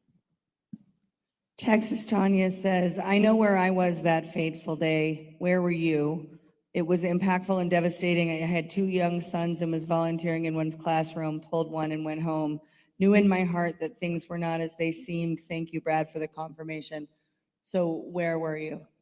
Yeah, I actually just wrote a Substack on this not too long ago, and I will be sussing a lot of this out in more detail in my Substack over the fall, because there's a lot of things that are maybe a 5-minute section that are the result of 3 months of reading documents and making notes, etc. But I was sleeping. I was going to community college at the time, and my brother Sal came in, woke me up, said, a bomb just went off in the Trade Center. Oh, okay. That's crazy. So I get up, we turn on the news, we start looking at it, and then we go downstairs into the kitchen. And as we went to the kitchen, we saw on the TV the second plane hit, and then it was like, whoa, what the frick is going on? And then there's this spot down the block from my house. It was in this path that used to be actually an old train path that they turned into a trail called the Henry Hudson Trail. And there was a place where you can go in there and see Lower Manhattan. It was like a clear view. I could have also went to Keensburg Beach and did it, but that would have been a further walk. So we went there and I watched it, and it's just sitting there, and you could see the smoke just billowing out of the towers. And man, I will never get that out of my head. And then I went home, and then we watched it collapse on TV. But yep, that's where I was. Amazing. Just, I'm still blown away. And just like CanCon, I also thought there was nothing new that I could possibly learn about this topic. I've immersed myself over the years, and you just completely blew it out. I mean, thank you. Thank you so much. And I'm going to be spreading this. Thanks, man. That means a lot. Yeah. And on top of that, just simply, you know about Operation Northwoods, but I never bothered taking the time to just read through every aspect of Operation Northwoods in detail. And the fact that it's completely laid out as the formula right there, mind-blowing. But the question I have is regarding the first World Trade Center bombing in 1993 that Biden used this to justify his original omnibus crime bill, which seems to have a variety of FBI handlers managing that entire operation as well. And I was wondering, what in your research, what's your take on the first 1993 World Trade Center bombing? And did that weave into your narrative, or is that still something you have to look more deeply into? Yeah, that's something I would like to dive more into. I mean, obviously, a lot of things tie to that. So I assume it's probably could have been the same thing, maybe in a first attempt at this. But, as far as the details, I certainly have not gone into the details as much as this. There was something I will say there's a tie to where the Benjamin Netanyahu clip I play where he said, in my book in 1995, I wrote that if they don't wise up, the next thing, the towers will be coming down. So I went out, I bought that book, and that was a clip I toyed with putting in or not. I eventually did put it in because I still just feel it's irrelevant. But he is all over that book, Fighting Terrorism. He's referencing the 1993 bombing as well. It's one of his main points that he's pointing to and saying, you got to wise up to terrorism. These guys, they're going to be the ones who do it, not the missile. It's going to be them themselves. Talking about suicide bombers. So that's something that kind of links to that. Again, that could go either way, but that's why I don't do too much commentary on it, but I just felt like it should be a piece of it. But yeah, I would love to see how much that really links up with 93 and this. II says, how recently did you find the last details and evidence, and do you still think there is more to find?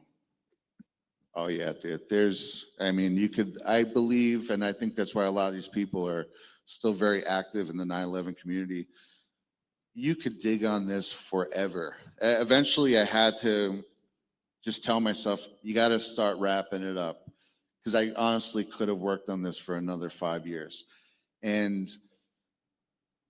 while I feel like I have the main legs, boy, again, when you start getting into the details, you realize there is endless details that do not even remotely line up with what we have been sold over the years. And there's just one narrative shattering moment after another. So yeah, I think there's always going to be more things to find. I'm sure I won't, as much as I want to say, all right, I'm cool, I'm on to the next project.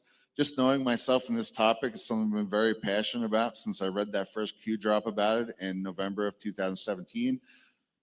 I will, I'm sure, continue to look into things, and we'll see. Maybe there'll be abridged versions or addendums. Brett, I have a question for you. So Kash Patel, in a pretty popularized clip, I think he was being interviewed by Glenn Beck. He said day one, we're releasing the 7 or 11 pages of the 9/11 report, right? Oh, okay. I didn't know if he gave a date on that, but I've heard them talk about release. He said he was going to do it day one, and obviously hasn't happened yet. But if you were to speculate, which I know is dangerous, but if you were to do so, what do you think those are going to tell us? Well, it's interesting because a lot of these things, right? If you're conducting, I'm surprised to this day the stuff that we find in these papers, because it's like, who's writing down hey, I'm the one who killed Jeffrey Epstein, and the thing, like, no one's writing that down, right? Although a lot of stuff does wind up being written down. So what would be in it? I'm not 100% sure what would be in the actual 9/11 documents, but I'm telling you, if anyone out there is listening, Ratcliffe, if you're listening, what I would love to see is more Operation Cyclone documents, more on Jalaluddin Haqqani, more on anything involving bin Laden or anything involving his Al-Qaeda.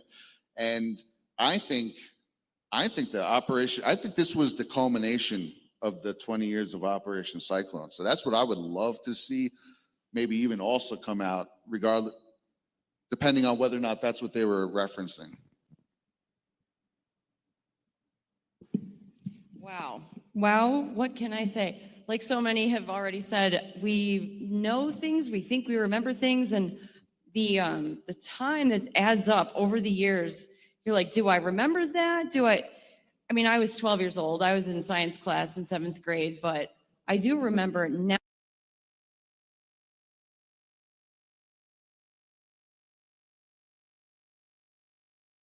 That you found of the 737s and people, so important to bring those back to top of mind, and just incredible work. I'm so proud to know you, and I wanted to say that you hear kind of this refrain in our movement.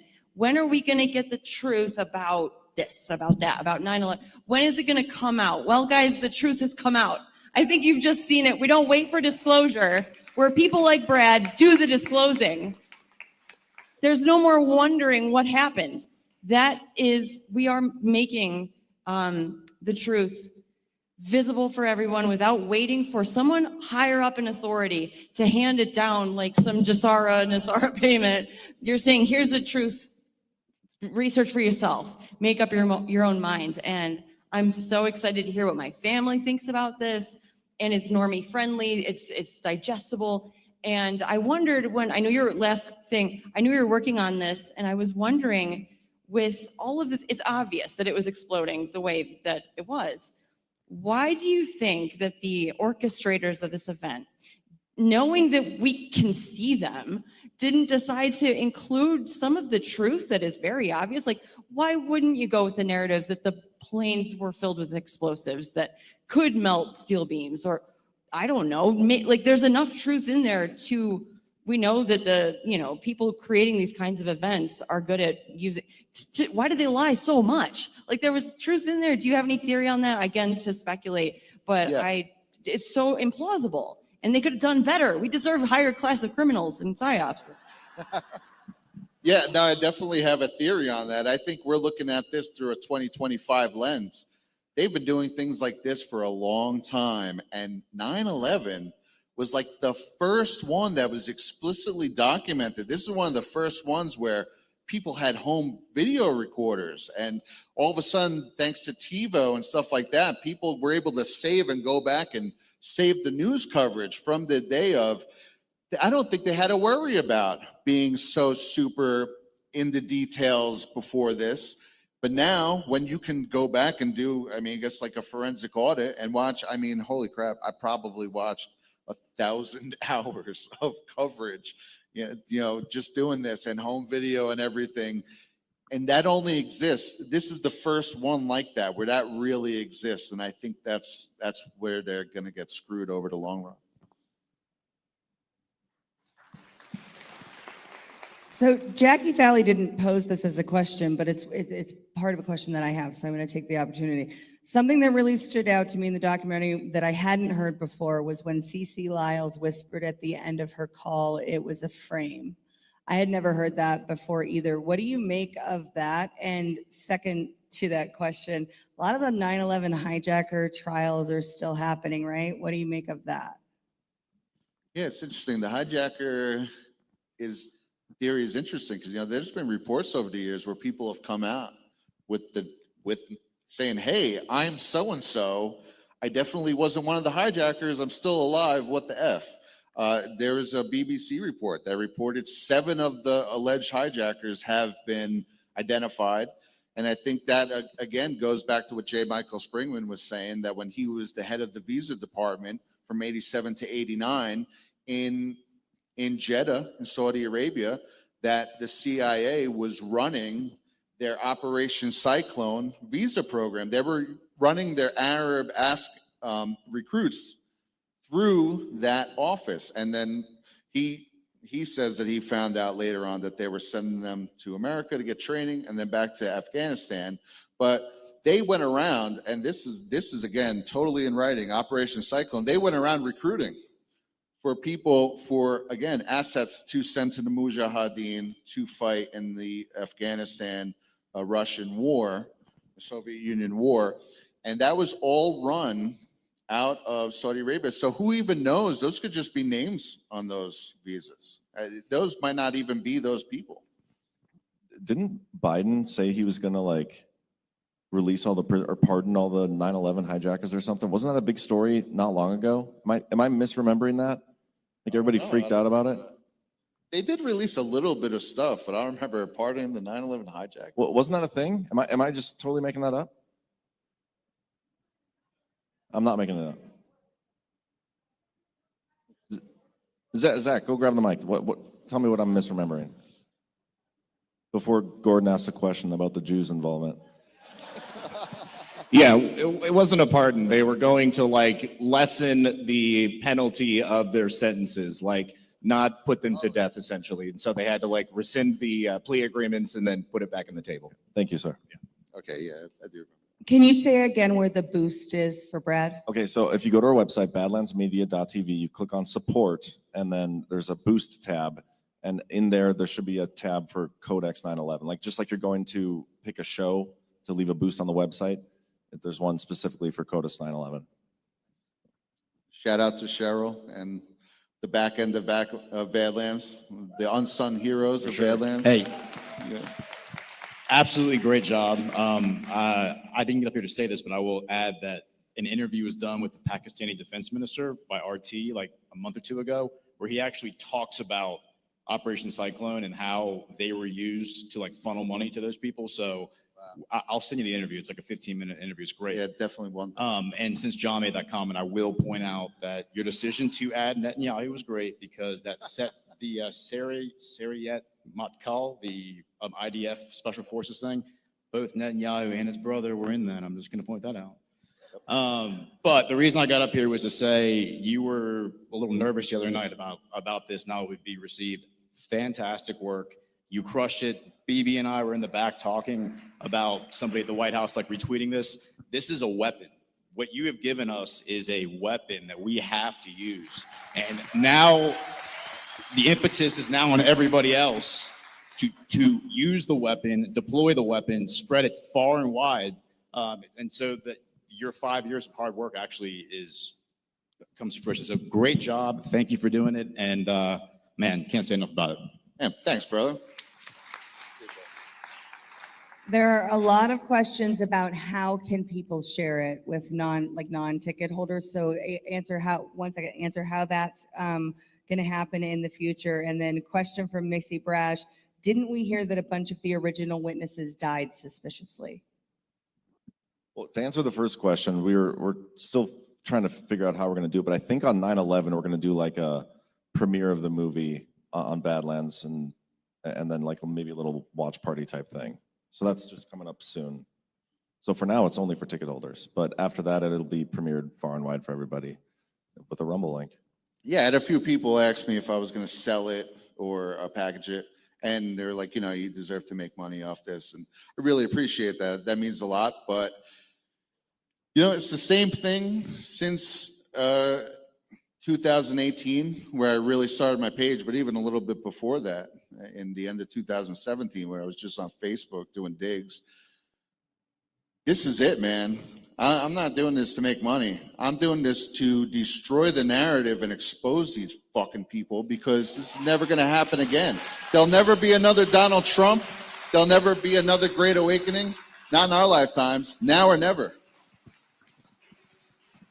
Love that energy. Oh, yes, there'll never be another Brad Zerba from over here. Yeah. So fantastic, Brad. This was the best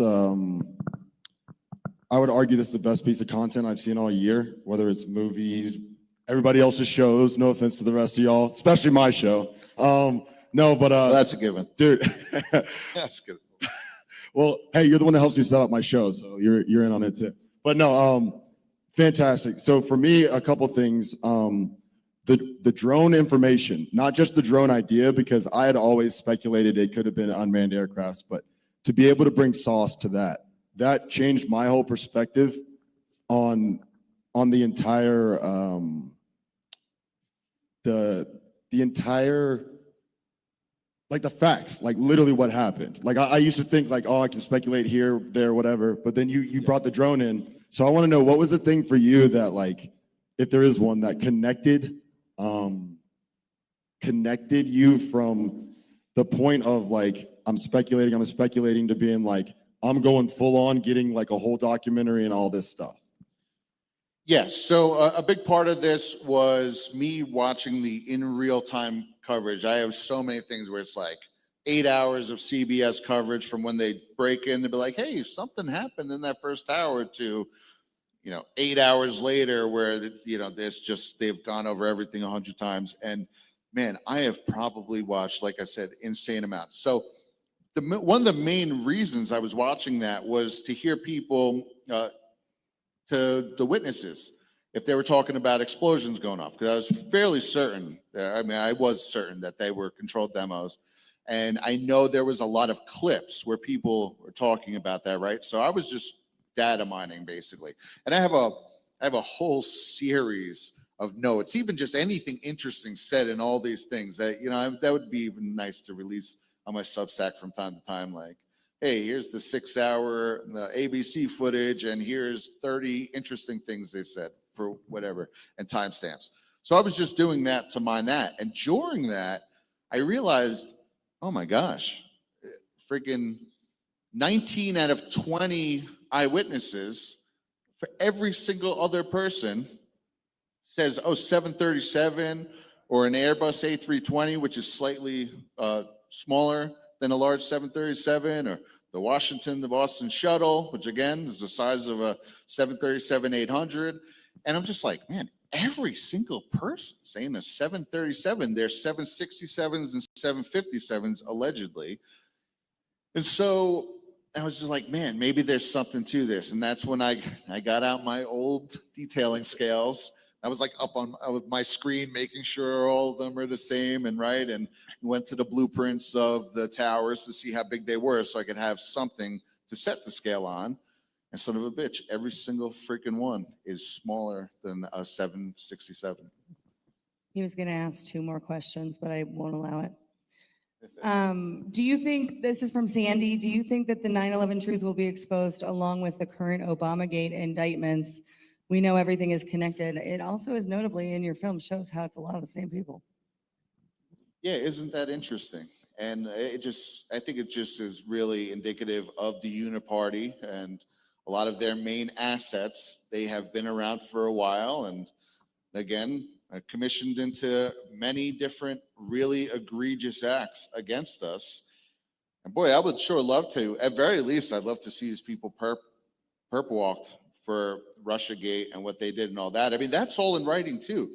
It's funny that they say, oh, it's coming out now. Boy, we were sharing the handwritten notes from Brennan talking about Hillary's plan to vilify Trump when it was first released in, I believe, September or October of 2020. And now we're getting even more things around that and even more of the picture, which is why it's great. And now that they have a mind that they're starting to go through these things, I would love to see official indictments come down. I really do believe they're going to. In fact, I think they've been waiting for this time, which is proved frustrating for a lot of us. A lot of people they're not happy about that. But there is something about getting your ducks in a row and then just dropping it all at once. And that's what seems to be happening with that.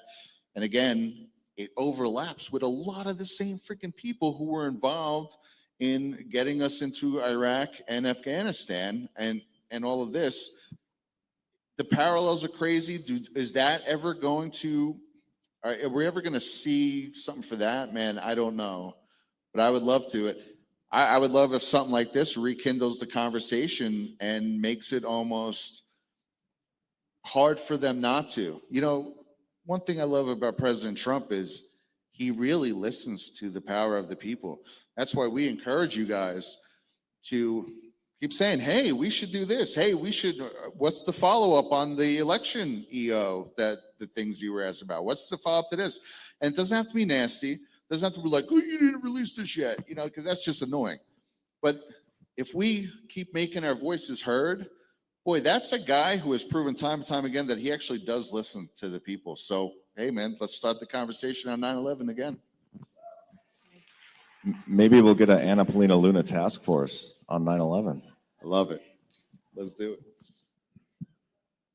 Thank you so much, Brad. That was truly a magnificent film. Right.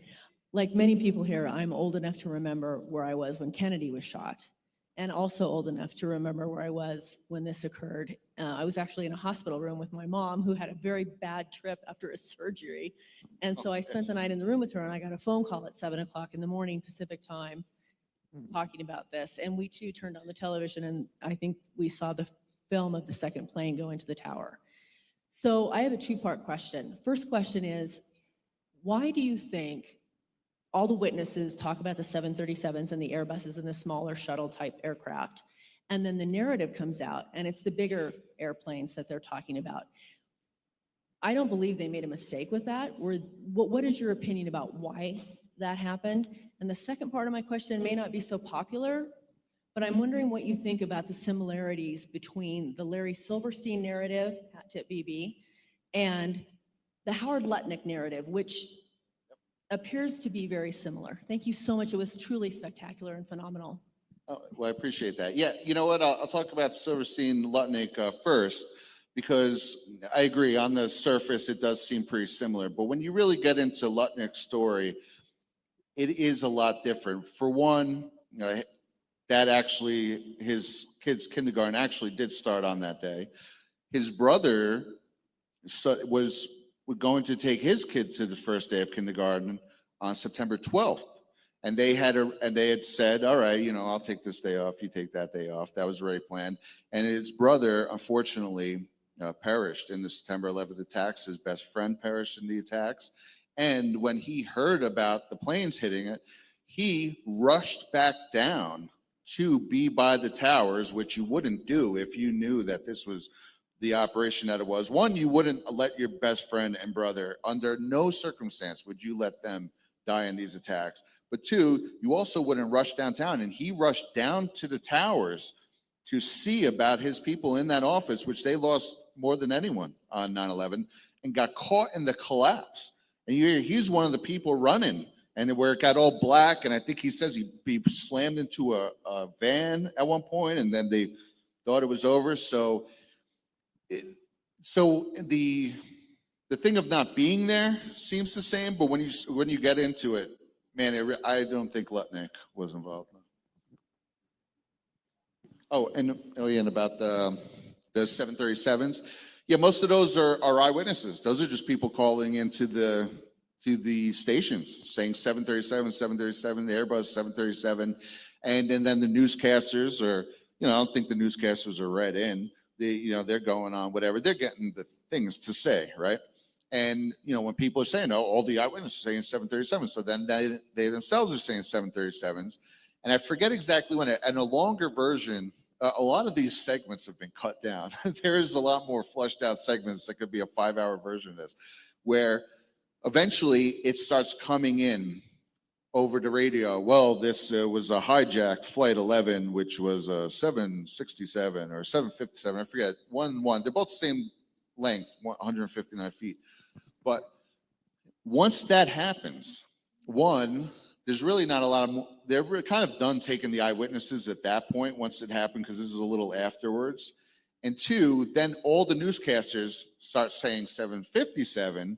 And then one of the final people, the final one I have on that montage, and I think it was at, I don't know, like 10:49. I actually put them all in order. If anyone noticed, I lined them up with a clock. And she's one of the last eyewitnesses, and she says, man, I thought it was a smaller plane than what I'm hearing, but now I'm hearing it's a little larger. And the newscaster says, well, you're the eyewitness. And I think that's very telling. Also, too, a little thing that's in there that I'm not sure if people knows, because again, I have the time in the corner. The one guy who calls and he butts in to make this point goes, maybe those were drone planes. And if you look, he says that at 9/11. Wow. And he butts in. He interrupts them to make sure he says it. Not saying that, that implicates him, but boy, that is sure some hell of a timing. That's actually a perfect tee up for Brian Ramsel's question in the chat. How do you think that the drones were able to penetrate the building if they're drones type of plane? How did that happen? Well, I mean, it could be a number of things. One, I think they were definitely loaded up with explosives for sure. I think that probably helped. And also, too, is you have this ready to go. If it's a drone, it could almost fly to a specific spot, but they could have had some of those weakened. But either way, I believe there were explosives on plane. It's funny. Trump called on the day of, and he makes some of the points that I'm making when I'm saying, this is my opinion piece. And I tried to make my opinion very short in this because it's less about what I think and more about, hey, look at all these freaking things that definitely happened, whether you believe it leads to what it does. And Trump, in that phone call, if you listen, he goes, these buildings are freaking incredible. There's no way there almost had to be explosives on the planes. And man, I agree with that. And I think, he's a builder. I built buildings for years in Manhattan. That guy built buildings for far longer than me. Anyone looking at that is just, there's something's not right there. Can you explain why you left that Trump clip out of there? Was it to make it more normie friendly? More palatable, yeah. He's just an ultimate trigger for so many people. I enjoyed that so very much. And I just wanted to build on Ghost's comment that you've given us a weapon because it's a valuable educational tool, basically. I'm a homeschooler, I have kids, and this is something that you can give them the answer. You can say Wikipedia sucks, and or don't use AI. You can't always trust AI. I mean, AI is a wonderful tool, Chat GPT. I use it actually all the time, but you can't trust it for certain things, and you've shown that. And I don't think you could. I was wondering if you could make it like any shorter in any places, just so it would fit my husband's attention span, basically. But I don't think you can, because all the repetition and stuff that really helps somebody. It helps push the point home, and so I mean the educational tool. And this patterning, that you get a sense of the patterning so well, so that you steel people against future patterning. And that's that's what we're going to be faced with that. It's basically just a matter of time, unless we, stop these guys before it happens. But you've shown it's just a beautiful exhibition of what the human mind can do that will never be replaced by AI. So thank you. Oh, Thank you. well, thank you. And unfortunately, this is the short version. So I tried. Believe me, I cut a lot of stuff out I didn't want to. Guys, we are going to have to buzz through the rest of these questions here, so we are on a time limit. So try to keep your questions brief, if you could. Give Brad the opportunity to answer. One more from the chat, and then I think that's all I have from the chat. What's the story behind the name, and what is the meaning of codex?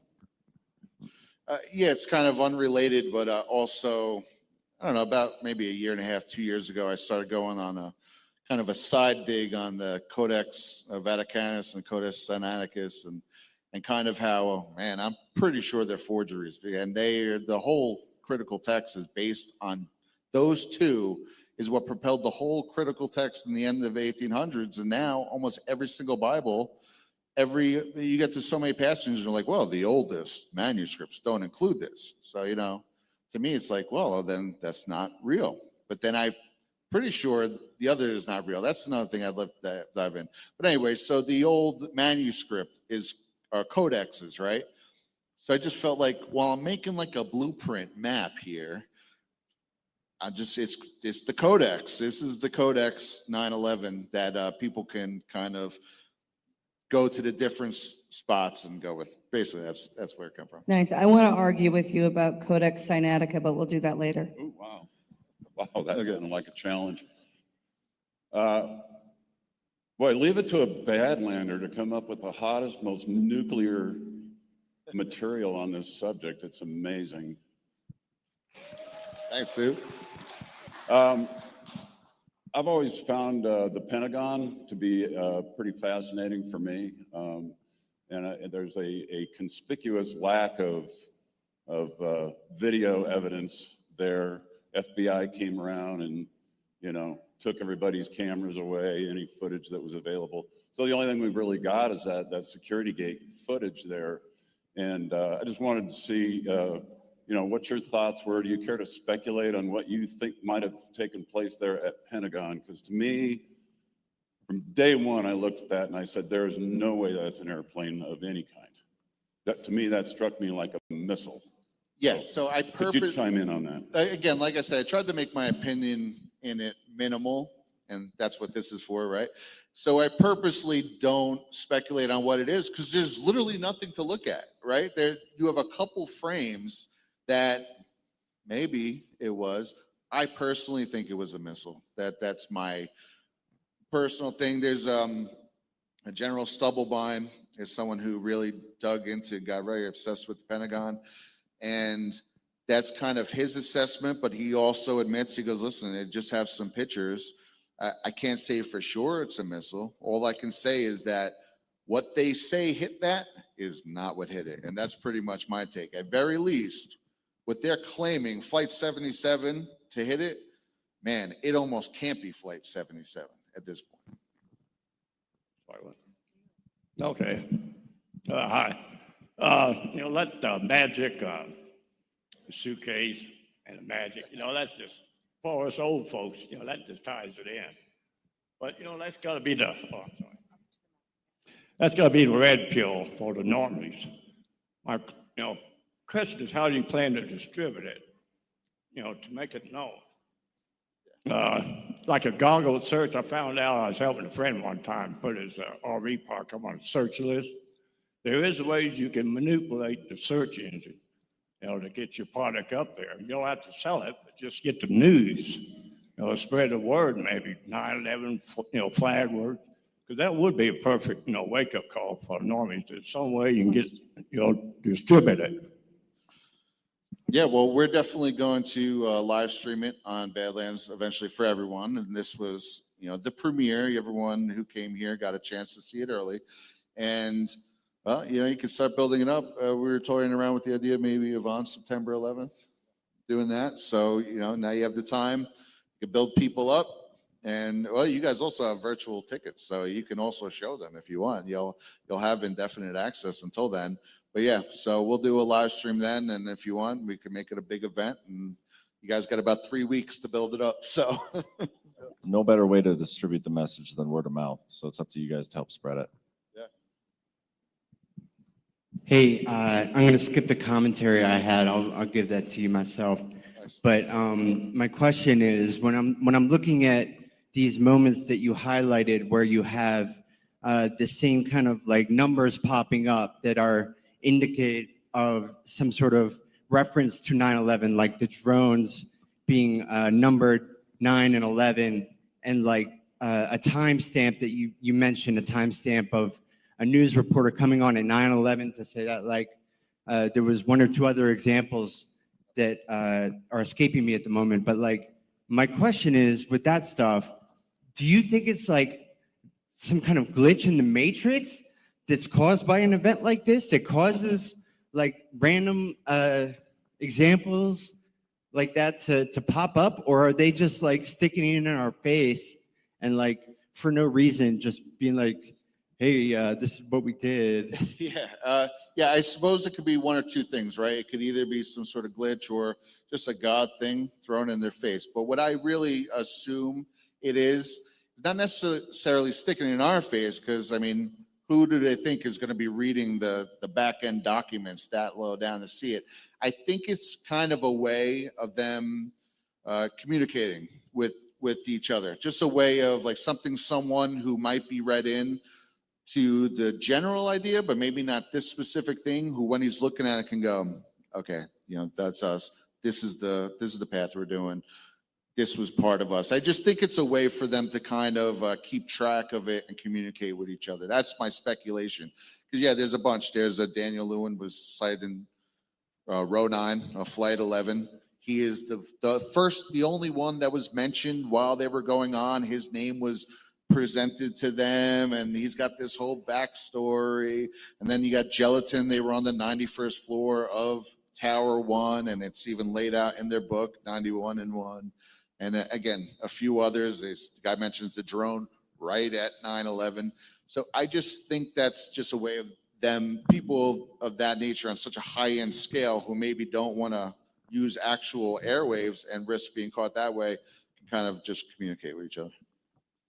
From Danarchy in the chat, what do you think was the purpose of the Shanksville event? No plane, no debris, just a big hole in the ground. Why? Well, that's the story. I mean, that's the emotional, we fought back story. I mean, that's what one of the biggest pushbacks I've ever gotten in my first one that I put out in 2019 was a lot of people, when my best friend, the first thing out of his mouth was like, well, what do you think about those people? Do you think they actually didn't fight back? He was really mad about it.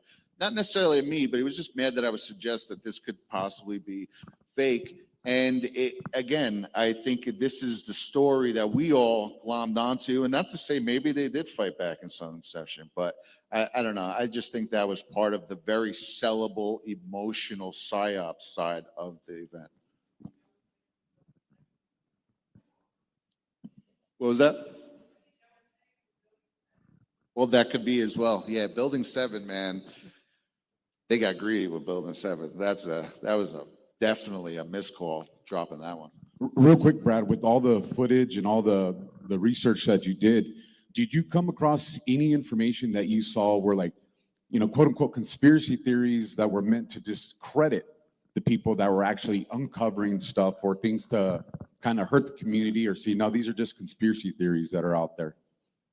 Yeah, I guess we call them red herrings, right? They're purposely dropped to muddy the waters.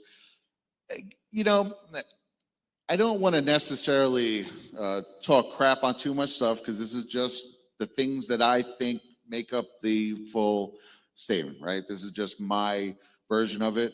But man, I really cringe at the no planes theory. I mean, you're definitely not from New York if you think there were no planes. Half of Manhattan saw the planes. I've met hundreds of people, because I started working construction right after that.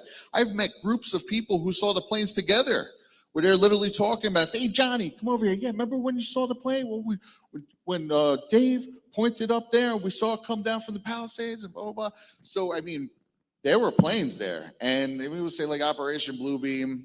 Dude, if Operation Bluebeam was on that level then, they would be peppering us with different things, Operation Bluebeam style, forever. Every year there'd be a new crazy thing. So the no planes thing, I think, is something. I've even have one or two that I've debunked where you could tell that they wiped it, and the version with no plane looks like it's shot from a potato, but then it's like, here's the WPIX Dub 5 version that's just in the middle of their raw footage from that day, and it's clear as day of planes. So stuff like that.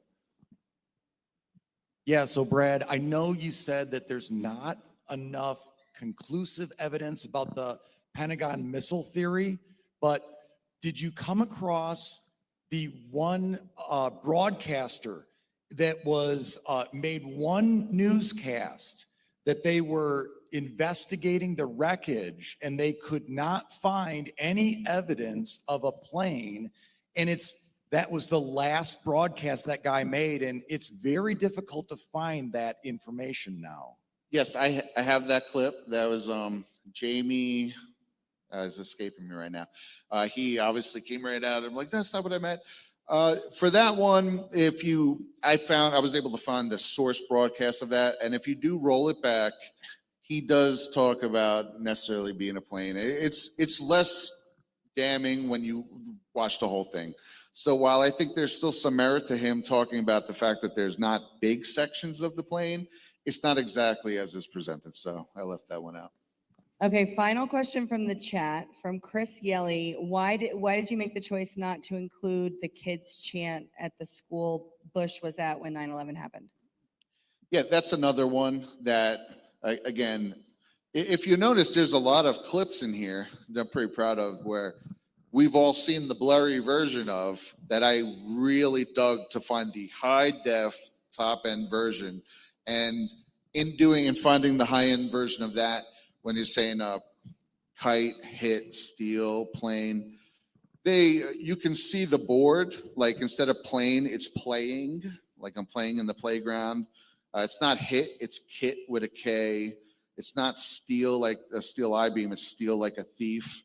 So there's two trains of thoughts in that. I still think it's relevant. I just didn't think there was enough time to make my case on it in this. Now, when you're talking about these people are occultists, right? They're skull and bones, there's different things. And these people, there's a lot of occult in these worlds. When you talk about occults and incantations, and was it incantations, whatever? Yeah, incantation. You know, there's no one, whatever they're doing, whether we believe it or not, these people believe in that. And whatever it is, if you're calling a spirit or whatever the frig, however that works, they're not saying, hey, that's not spelled that way. You know, it sure sounds like plane, hit, steel, kite, right? So I think it really was that. I think they were really meant to read it because it's going to sound like that. And then you have these kids chanting. They are chanting that right as the second plane hits, right as Bush gets the news. That's what they're chanting right before it. So they are literally chanting plane, hit, steel, right as United 175 or whatever hit Tower 2.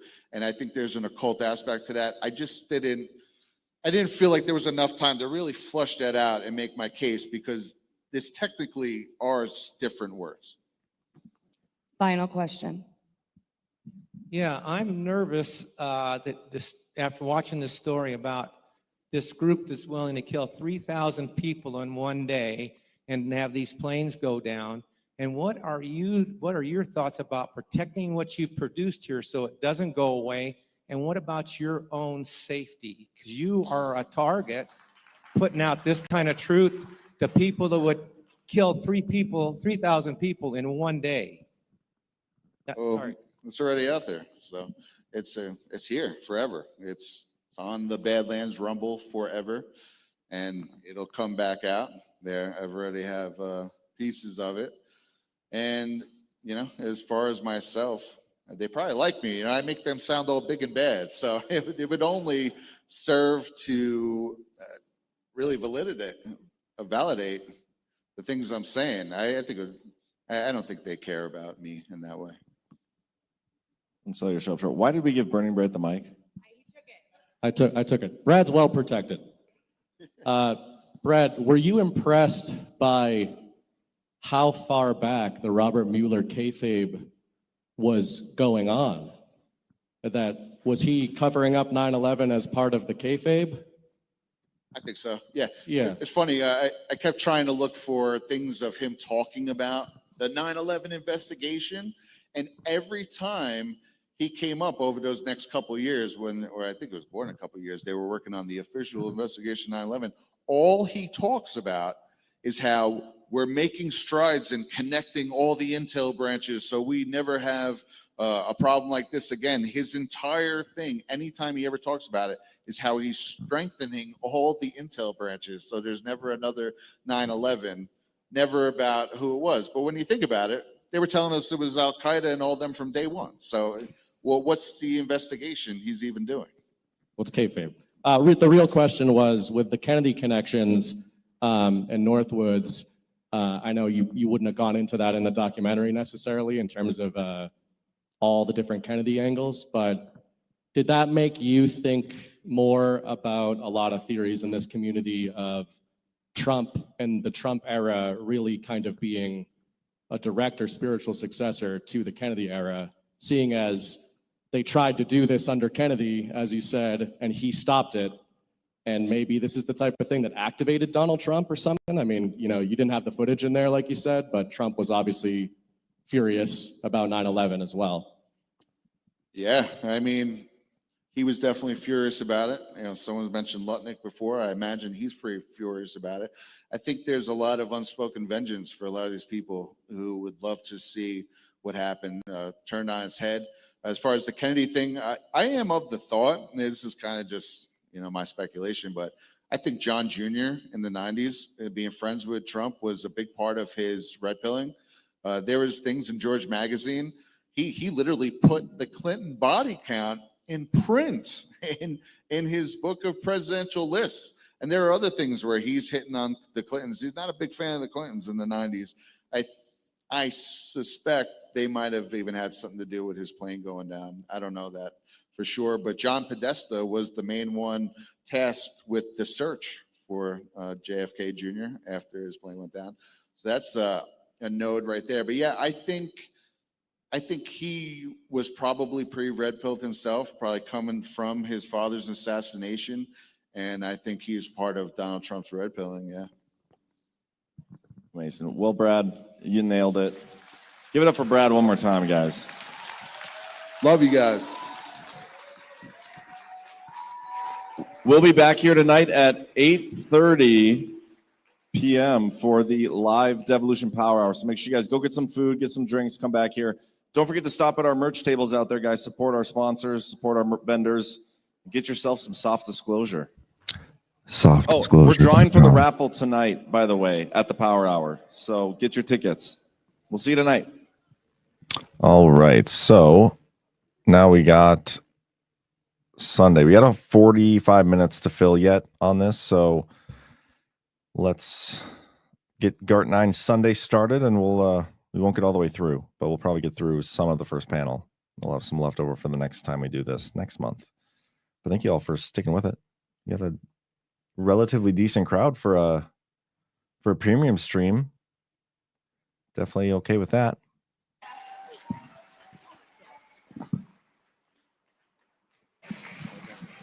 Good morning, everybody. Ash, you're on this first panel, aren't you? Might as well just stay up there. Don't want to make you walk too far. How'd everybody's night go last night? Yeah. This is a fun night. This might have been the latest I stayed up at a GART before last. I think I got to bed at like 3 a.m. It was a good time. I'm very excited about today's panels. We got two interesting groups and two interesting conversations, I think. So we're going to get right to it with the future of representation. Ash and G, please be respectful of your fellow panelists. Oh, I could have brought you your coffee. She already gave up. Yeah, Ash already bowed out. Ash had an opportunity to get John to serve her, and she didn't take it. I would have done it. Okay, good luck, guys. Yo, good morning, GART. Hope everyone's had a great weekend. I know that I have, and got plenty of good sleep last night. Hope that even if you didn't, that you're still rested and refreshed and ready for this conversation. So Ash has asked me to lead on this panel, and I don't know if that's to make sure that she and G share enough time on the panel or that we all get a chance to speak. But either way, I know that I have a lot of ideas about what representation looks like in the golden age, and I've been thinking about changes that we can make to the system for a long time. But I would like to start with something that I feel is fundamental to ensure that the people who lead us into this golden age are going to be accountable not only to what the mission is to our nation, but and most importantly to the people that they represent. But I think that the most important thing going forward is that there is a zero tolerance policy for corruption and criminality.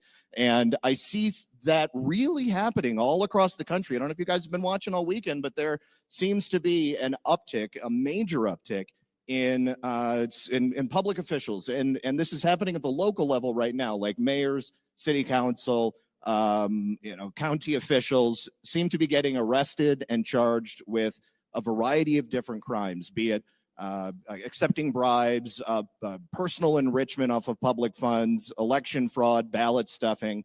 And I feel like that is setting the tone, because one of the reasons, from my perspective, that we have so many dirty people in politics is because it really is rewarding if you're a criminal to get involved in politics. Nothing seems to happen most of the time.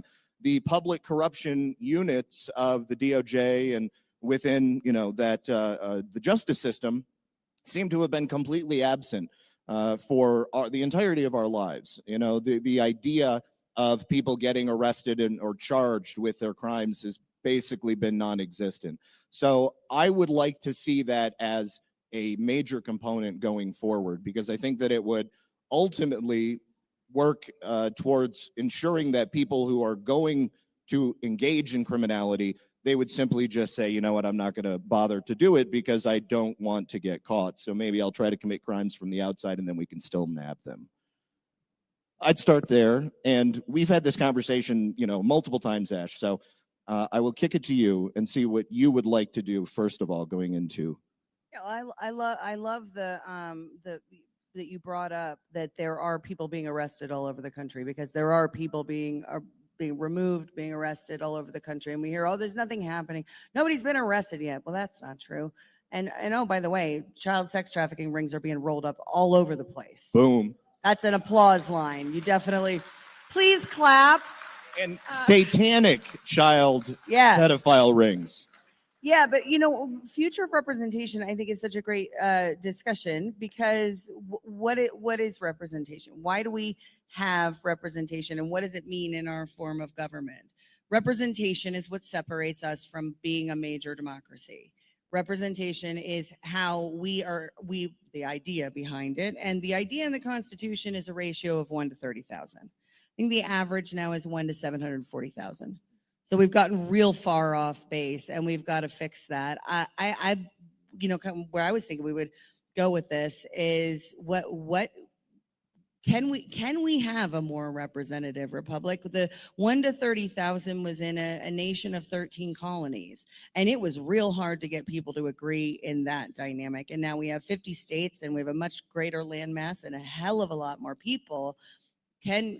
Can we have a representative republic of this size in this way? Or should we be looking at something else? Do we balkanize America? Do we what, So I think that those are some, great conversations that should be had. I think a lot of people are afraid to have them, because it's, oh, well, we can't break up the United States. Well, maybe not, but maybe we can. And I'm not suggesting that that's my, position to do it, but I do. My position is that we need to have a more representative republic. Can Ash's government handler tell her to open up her mind a little bit? No, I think we need to really come back to the basics, and we need to think about, why are we handing over our power to criminals? In essence, that's what we're doing, right? Humans are the absolute apex predator of this entire world. And so what we're doing is saying, hey, we should totally trust this predator, and then think they're not going to attack us, right? Like, they're not going to attack us, which you're being attacked every single day, right? And so Republicans, Democrats, like, they're all part of the same conspirator freaking criminal organization, okay? And I know I'm going a little hard with this. Like, we get some good ones, right? Thank God for JFK. Thank God for Ronald Reagan. Thank God for Ron Paul. Thank God for Donald Trump, right? Every once in a while, a good one sneaks through. But the incentive structure, the closeness to the money printer, all of these people are giving you the illusion of a democracy, when really all they're doing is actually stuffing their own pockets and stripping you of your rights, okay? And so that's why we need to really understand, like, democracy in America is a shitcoin. Okay, and that's why I harp on this so much, is because you can literally compare our government to a shitcoin cryptocurrency, because what it does, it allows a small group of people to change the rules and make new rules for everybody, right? Think about that. 1,000 people, roughly, in Washington, D.C., get to make the rules for 300 million. And all you have to corrupt is about 501 of those 1,000 people. You just have to get 501 people to collude together to take from 300 million, right? Doesn't that sound like it doesn't scale? There's something wrong with that system. So I think we need to trash what we think of representative government and understand that it is a shitcoin that was designed to rob and steal from you. You know, this 9/11 thing we talked about yesterday real quick, and I just want to add one more point to this, but like, you know, what happened the day before? 3.2 trillion was missing from the Pentagon, right? They needed a reason to print a fuck ton more money. And what did they do? They fucking sent your sons and daughters to war. They killed them, and we had mass destruction so they could print more money. And I think we need to really understand what that means and what these politicians are.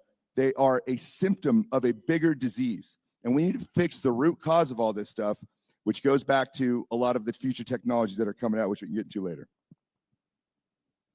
To Ash's point, and I don't totally disagree with G. I do think the representation is salvageable. And to Ash's point, you know, me and her talk about it all the time.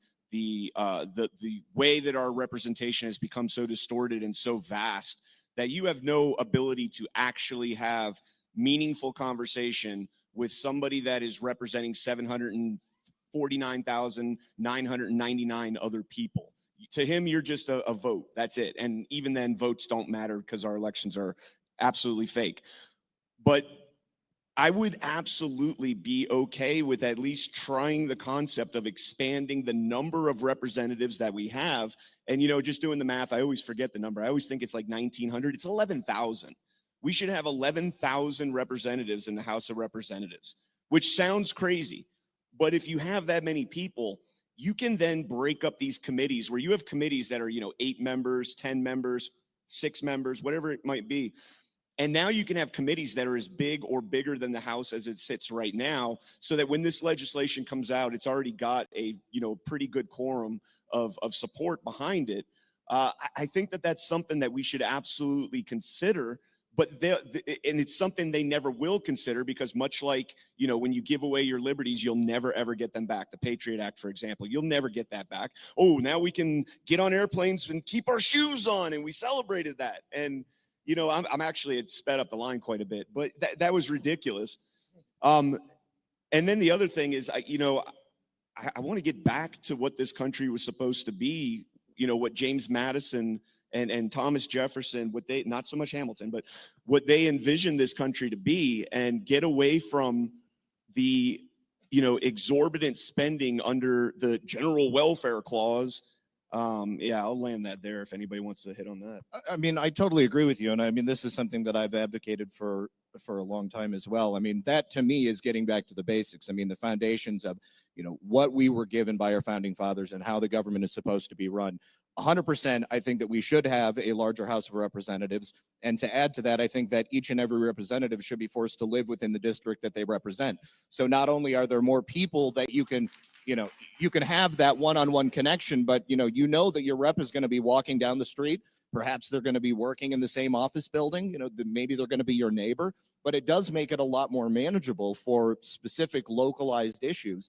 And if the committees that you're talking about end up being larger too, then I mean, perhaps we can break those up even and then focus on more specific niche issues within each and every one of those districts. And I never thought about the balkanization of the United States before, but I mean, considering the size, I mean, I could actually get behind that. I mean, we do in like 4 quadrants, and then I don't know, maybe add like another position that would be elected, like, you know, as like an emissary operating between these various branches of government, or between the House and the Senate, making it easier.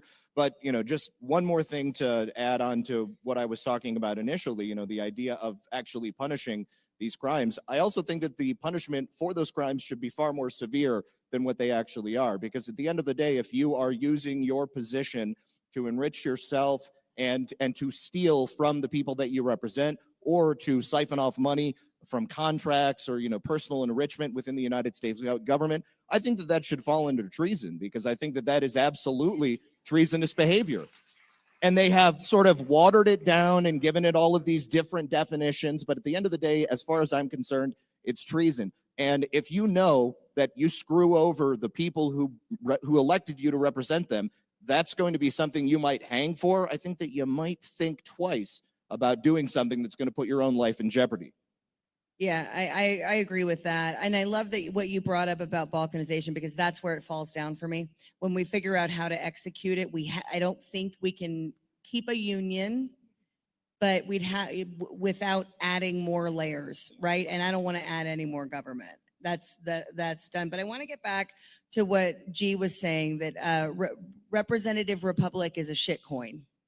No, you don't live in a representative republic, so that's an But illusion. no, pause. It is what representation is a shit coin, is what you said, and I want to talk about that idea because democracy You is. guys are talking about bullshit. adding more government employees. No, That's I'm literally what you're literally asking. just said the opposite of that. I know, but you said you think you should go to 11,000 fucking congressmen, which is like insane. Like, who would want to have that many fucking more politicians?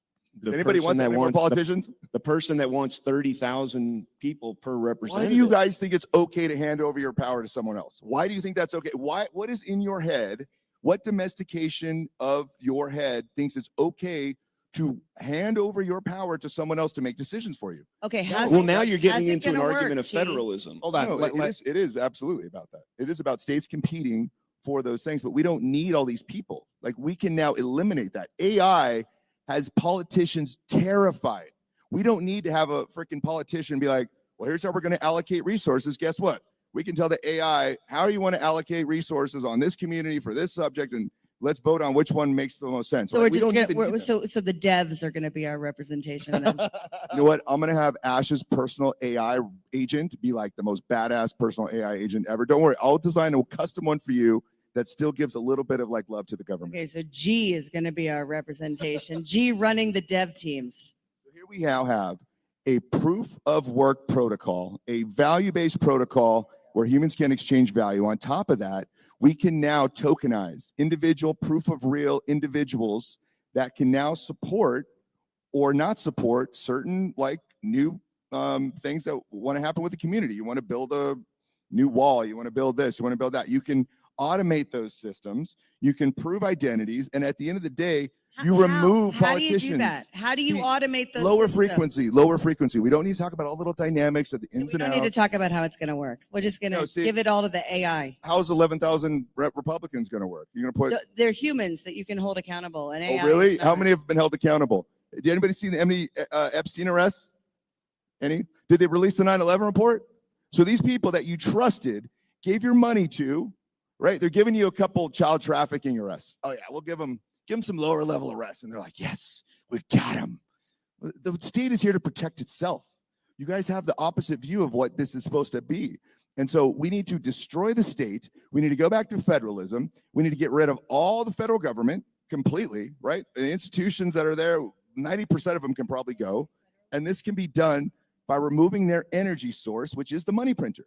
You remove their access to free energy, which is fiat dollars. You remove their power. So much of what you're saying, I mean, I agree with it. We've all witnessed it. We've seen how nothing happened for years. But what you're describing is a system that and I think many others believe is actively being replaced at this very moment. And, as Chris has said, I totally agree with him. All this investigation and what you have to find to indict people and hold them accountable, all of that has happened. I mean, this is one of the most well-documented cases of public corruption in the history of the world. Okay, so we've got everything that we need, but things are happening from my perspective, in a logical sense to ensure that everything goes down exactly as it needs to. If we don't fundamentally change this nation for the better, then when President Trump is gone, who's to say that we're going to be able to hold on to anything at all? Now, to your point about giving people power, that power is already in the hands of an exceedingly small number of people. And the larger the population of the United States get, the less each and every one of us means to those people who are representing us. It's like inflation in a population sense. If we increase the number of representatives, then those representatives have a smaller number of people that they need to represent the interests of. And it also gives us an opportunity to interact with them on a daily basis. And if we make them live in the districts that they're elected from, then that also reduces the possibility of them engaging in corruption, because they don't have to have a house in Washington, D.C. They don't have to have a house back in their district. They're not going to be surrounded by lobbyists all the time. They're going to be surrounded by their friends and neighbors who elected them to do the job that needs to be done. But I am certainly concerned about the idea of taking decision-making power away from living, breathing human beings and putting it into the hands of an artificial intelligence. I mean, that sounds like Logan's Run to me, I mean, like, who's to say that artificial intelligence is going to be deciding things on the best interest of every single person? I mean, a lot of times these models end up making decisions based on what's best for the artificial intelligence. So many different studies are coming out showing that when given the opportunity, the AI is going to lie to the people who are programming it, despite whatever they've told it to do and how they've told it to act. I mean, it recognizes at a certain point that self-preservation is a precious commodity, and that if it wants to survive, it might mean killing the people that are trying to program it to do good ultimately for humanity. So I think that taking that power and putting into the hands of an unfeeling, cold, and ultimately very logical program is probably one of the worst ideas that we can have. It's not to say that artificial intelligence can't help in what it is that we're hoping to do, changing this government and the nation for the better, but to place all of our hopes and dreams, I mean, that, again, to make another allusion to a movie, I mean, that feels like The Matrix. So I think you're misunderstanding what I'm saying. I'm saying the AI can propose all these different, programs, right? But the people, it's a direct democracy. You can now provably represent yourself directly for laws, for new projects, and directly contribute that through smart contracts and other things. And so I'm not saying the AI is actually going to be making the decisions for you. I'm saying it's going to propose ideas, and then you get to decide which one is the best. Don't worry, your AI agent will have Hawaiian shirts. We'll get you one with a Hawaiian shirt. But in this new world that we're going to, right? And this isn't just OG money's going off on something. No, what do you think Trump has pushed his meme coins so hard, right? What do you think tokenization is? Why is Larry Fink talking about everything being tokenized? Okay, General Quast has tokenized his new space company. Okay, this is happening. Tokenization is going to put absolute proof and transparency for everything. So every single one of you can prove your identity, and you can prove different things. And so we can now move to a direct democracy. We no longer have to trust these lazy, corrupt individuals that we call politicians. We can move and ascend beyond them. We don't need them anymore. They are a dying breed. Their time has come, and technology replaces them.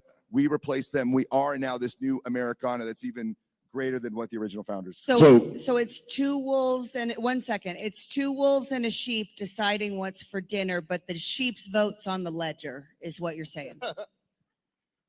I can't take you seriously with that. Sorry. Alfredo. So question over here. And if I'm understanding you correct, G, that the security comes from the transparency, but I think where you have to have some type of agreed upon representation still exists, is I don't think that model compensates for the evil that exists. I'm talking about the evil beyond just the stealing money. You have, what would be probably the modern day pirates, people that, well, no one's going to get my code. It's locked in here. It lives with me forever. And you have evilness that will kill you and then do it in front of the next person and be like, if you don't give me your code, this is the fate that awaits you.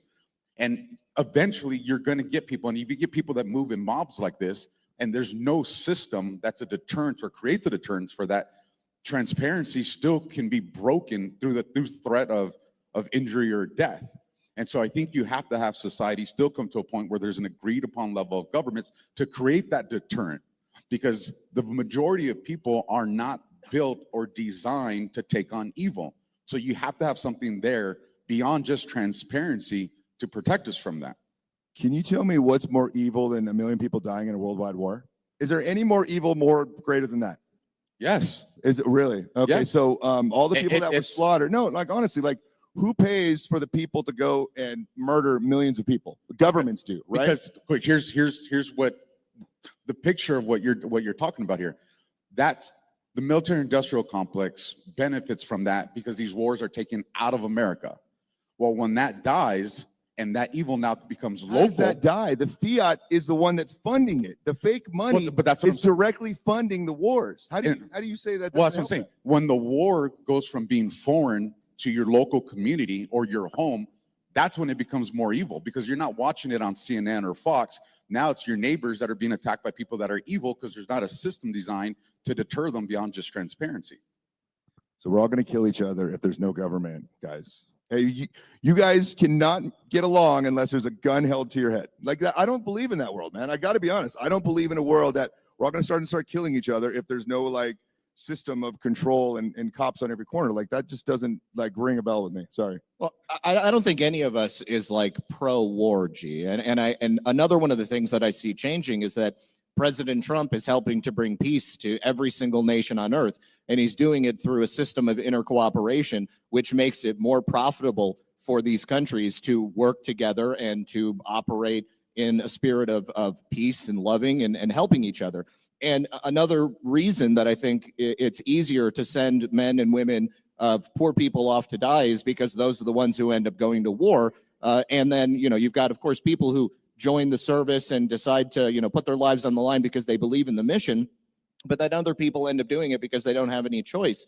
I think that public service should be compulsory for every single person. That may not be, that might be a hot take, but I think that, whether it's in the military or whether it's in, some type of AmeriCorps program or something that is a public service project, I think that every single person after getting out of high school should have a year or two, perhaps, where they end up helping out in their local community, giving them a larger stake in what's happening. And I think that also if, the sons and daughters of executives and people who otherwise perhaps may not be sending their children off to war have the, threat of that potentially happening to them, it might also be a larger incentive to make sure that it doesn't happen.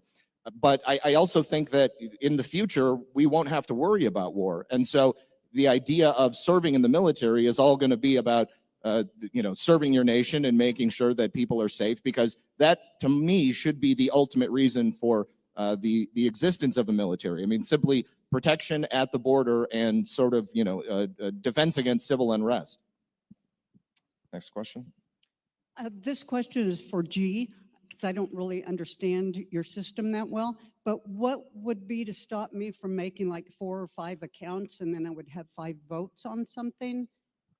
Yeah, so I mean, in this new system of proof of work and the ledgers that are run through nodes, okay, individuals can have extra votes technically in this new system. But the thing is that no single person with extra coins or extra money or extra wealth can have any more power over the laws. Does that make sense? So right now we live in a system where the lobbyists, right, the Zionists, the bankers, they all have an extraordinary influence on what decisions are made, right? These are the stakeholders. This is what we call proof of stake, okay? In the new world, in this new system, everything's based on proof of work. So no matter how much wealth you have, no matter how much clout you have, you don't get to affect the laws of everybody else, okay? So what we're moving from is a small group of people being able to change the laws to everybody gets kind of this worldwide vote. And so if your vote is going against the good of everybody else, you want to debase and steal from everybody else, well, I guarantee you everybody else is going to protect themselves from the couple of people that want to try to override the system. It's happening now, right? It's like saying, oh, this military, whatever, wants to go, but you got to go to war with everybody to change the rules for everybody. You can't just do it in a vacuum, right? And so that's kind of the world we're moving to is, and we have to understand what proof of stake is. Right now, the politicians, the bankers, right, the lobbyists, they control the rules of the game, right? And we need to move away from those people in power that get to make those rules. And that's what we're moving to. We're moving to a merit-based system to where people have to earn their merit and they cannot change the rules no matter how much power or influence they have. Social credit scores. I'd rather just go back perhaps and retry what our founders intended, get Congress back on with Section 1, Article 8 is the enumerated powers that they have and nothing beyond that. The idea that we're going to entrust, and even if we still have representation that is using AI to kind of guide it, I still have a massive problem trusting something that is lines of code that none of us will ever have access to. We're trying to get away from voting machines that we can't look at the code because we don't trust those. But no, now let's just move beyond the voting machines, keep those around, and let's move to AI dictating where we're going to go. Does AI understand what war is like? It's open source. How many congressional bills have you read? What's that? How many congressional bills have you read? A shit ton. Really? The 1,000 pages you've read them all? Yes, yes. Okay. A lot. So you can do the same in open source code. It's the same thing, right? Code is law, right? Just like a congressman represents a new, policy or something, you'll be able to look at that, right? And I think we're going to get the kinks worked out. I don't trust AI totally right now. I think we're going to get to that point, right? Like Ash says, how are the mechanics? Don't worry, trust Trump, Trump and Elon, they're going to figure it out to some degree. You got big balls out there helping people, right? People like him will ensure some of that stuff will happen. But I think we need to get away from this older system with watermarks and the older system, because the older system doesn't scale in the new world. Well, and again, just real quick, Ash, because you brought up the 1,000-page bill, and that is a new development. We never had 1,000-page bills, you know, in the early 1900s and before that. You know, when we were reading Overruled, what did Gorsuch say? The average bill was like 16 pages, and now it's like over 800. That's insanity. So you actually supported my argument in getting back to the original intent of our founding fathers, of our Constitution. And you know, a 1,000-page bill is not a 1,000-page bill to, you know, I don't know, to fund some new military base. It's a 1,000-page bill to fund a military base, to fund something in Florida, in California. It's all over. It's like 10,000 different things lumped up into one bill. We have to get away from that bullshit. I'll agree with you on that 100%. Next question over here. I'm very sympathetic to Ash's operations approach. Like I too want to know how exactly would that work? Because, G, what you were saying sounded a lot like that could devolve into mob rule by whoever has the Bitcoin is able to then control everything. And I can see a world in which not everyone has access to Bitcoin or whatever. And I think that's an inherent problem. It's a flaw in the argument. The other thing is that if we move to a system where Bitcoin or the Bitcoin system becomes the global government system, well, then we're looking at a one world globalist controlled system. And I would like to have a system that protects the values of the US, not one that could be easily corrupted by a global financial system that, of course, the wealthiest are going to be able to control and change the rules. And don't tell me that code will make it so that for sure nothing could go wrong with that. So I think I think operations is important precisely because it forces us to figure out those nasty details that prevent global corruption and evil people from taking over a good system that would prepare all of us to defend ourselves, keep our sovereignty, and protect our neighbors who might be defenseless, as Alpha was talking about. Okay, you're getting close, right? You're getting close, and I appreciate you because you're asking those tough questions. You have to ask those tough questions, right? And so what is Bitcoin, right? It's a one world currency that offers decentralization, anonymity, property rights to 11 billion people. Okay, and so don't think of like a one world currency as like, oh, this is a bad thing, because we kind of already have it through the dollar, right? That's sanctions, SWIFT, right? We actually control people through their pocketbooks through sanctions, okay? And so what we have now is we're exporting Americanism. This is the most Americanism thing you can ever think of because you can't change the rules. I'm sorry, but if you do your research, you cannot change the rules of this protocol. As long as it stays decentralized, as long as it stays secure, you are exporting Americanism to the entire world. You are giving everybody an open platform to collaborate and really eliminate these systems of control. Okay, and so you're getting there, you're getting close, but you got to keep asking those questions because it's important for you to get through the layers of propaganda, right? We have been propagandized, and so you have to fight it. You have to keep fighting through those layers to get to this other level. So yeah, the idea that major democracy is a new idea is propaganda. It is an old idea and it has been tried, and it's not all of a sudden going to work because there's a different underlying technology or a different protocol. The problem with major democracy is that it is mob rule. It's two wolves and a sheep voting on what's for dinner. And it doesn't matter if that vote is on the ledger. The problem is in the dynamic. The representation is what makes America different. And you could say, oh, it's an old idea. We have to try something new. We have to try major democracy. Been done. And there's no representation of your interests in that ecosystem. And we can, make big, broad statements, but when we get down into how is it going to work in a community, when there's a dispute over the water rights and the person who has a ton of Bitcoin, but they also have the water infrastructure and the ability to treat the water and the treatment plants, who's representing the people's interest in that community? And if I can just add, G, I mean, this is the thing that I consider as well. I mean, considering the scarcity of Bitcoin, what happens when Bitcoin eventually ends up in the hands of a very few number of people? I mean, like Michael Saylor, you often quote him. I mean, he's got a ton of Bitcoin. Yeah, nation states holding on to Bitcoin. I mean, I suppose maybe that could be a reserve just to hold value. But if Bitcoin is meant to be used by the people, eventually people may end up having to sell their Bitcoin so that they can end up, buying goods and services or engaging in trade with other people. And what's the solution when a large swath of the population no longer has any Bitcoin, and the people who do have it are the ones that would be making the decisions? Real quick, maybe at some point, General Quast can come up and talk about quantum computing and the effects that that's going to have on Bitcoin. Because Bitcoin might not even be relevant in 20 years. This is the future of representation panel. I think what we're dealing with is a mass psychosis. Well, just to put it to bed. Mass psychosis of Stockholm syndrome. We have the slaves protecting the slave masters, right? Because they want to keep that old system. They're so like in love with that system of control and slavery. They're afraid to like, what happens if we walk outside and all of a sudden like all these bad things are going to happen? No, we can't live with that mindset, right? We have to understand and do the work. You have to do the work, guys. No one's going to just like come up here and tell you like I'm trying to help you guys, but you have to go do the work. And like a big part of that is go read the thesis called Software.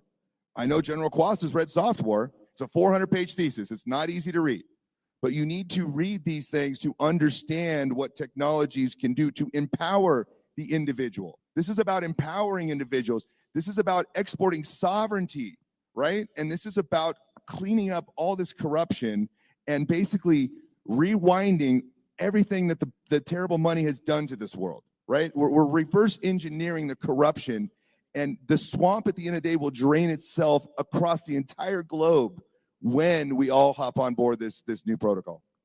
Got a question / comment over here.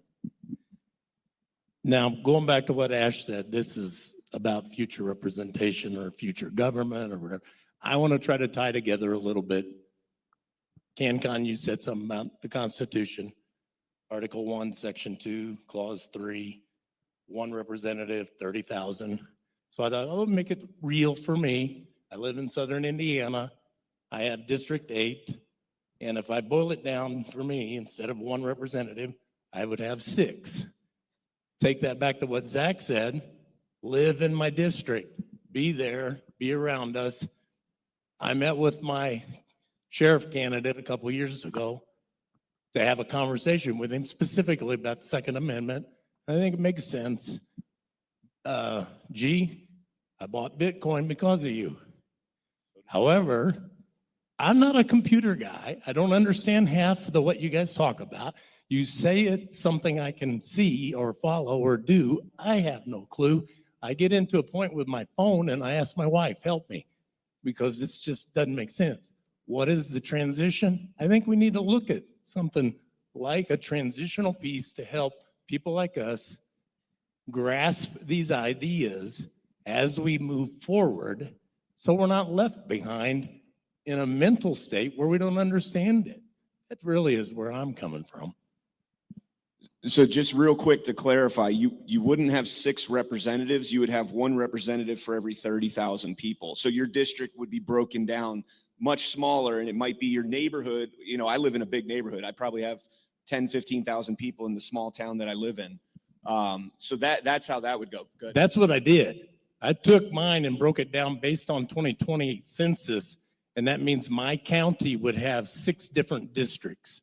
Okay, but that's your county though, not you as your individual district. So I would, in my county, there would be 6, so I know my county, and now I got 6 people spread out within that. Okay, I got 1 person who's probably living not too far from me in that area that I could go meet with, like I did that sheriff 2 miles from my house when we met. You know, that to me makes sense because I can grasp it and grow. And I've grown much in the last several years of being involved with listening to you guys. And I appreciate that. Thank you.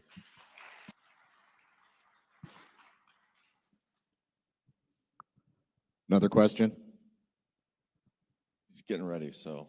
Okay. Well, while we're waiting for that there, one of the other things that we haven't talked about yet is the party representation. And that is another massive thing that has gotten wildly out of control. Washington, of course, warned us of this in his farewell address.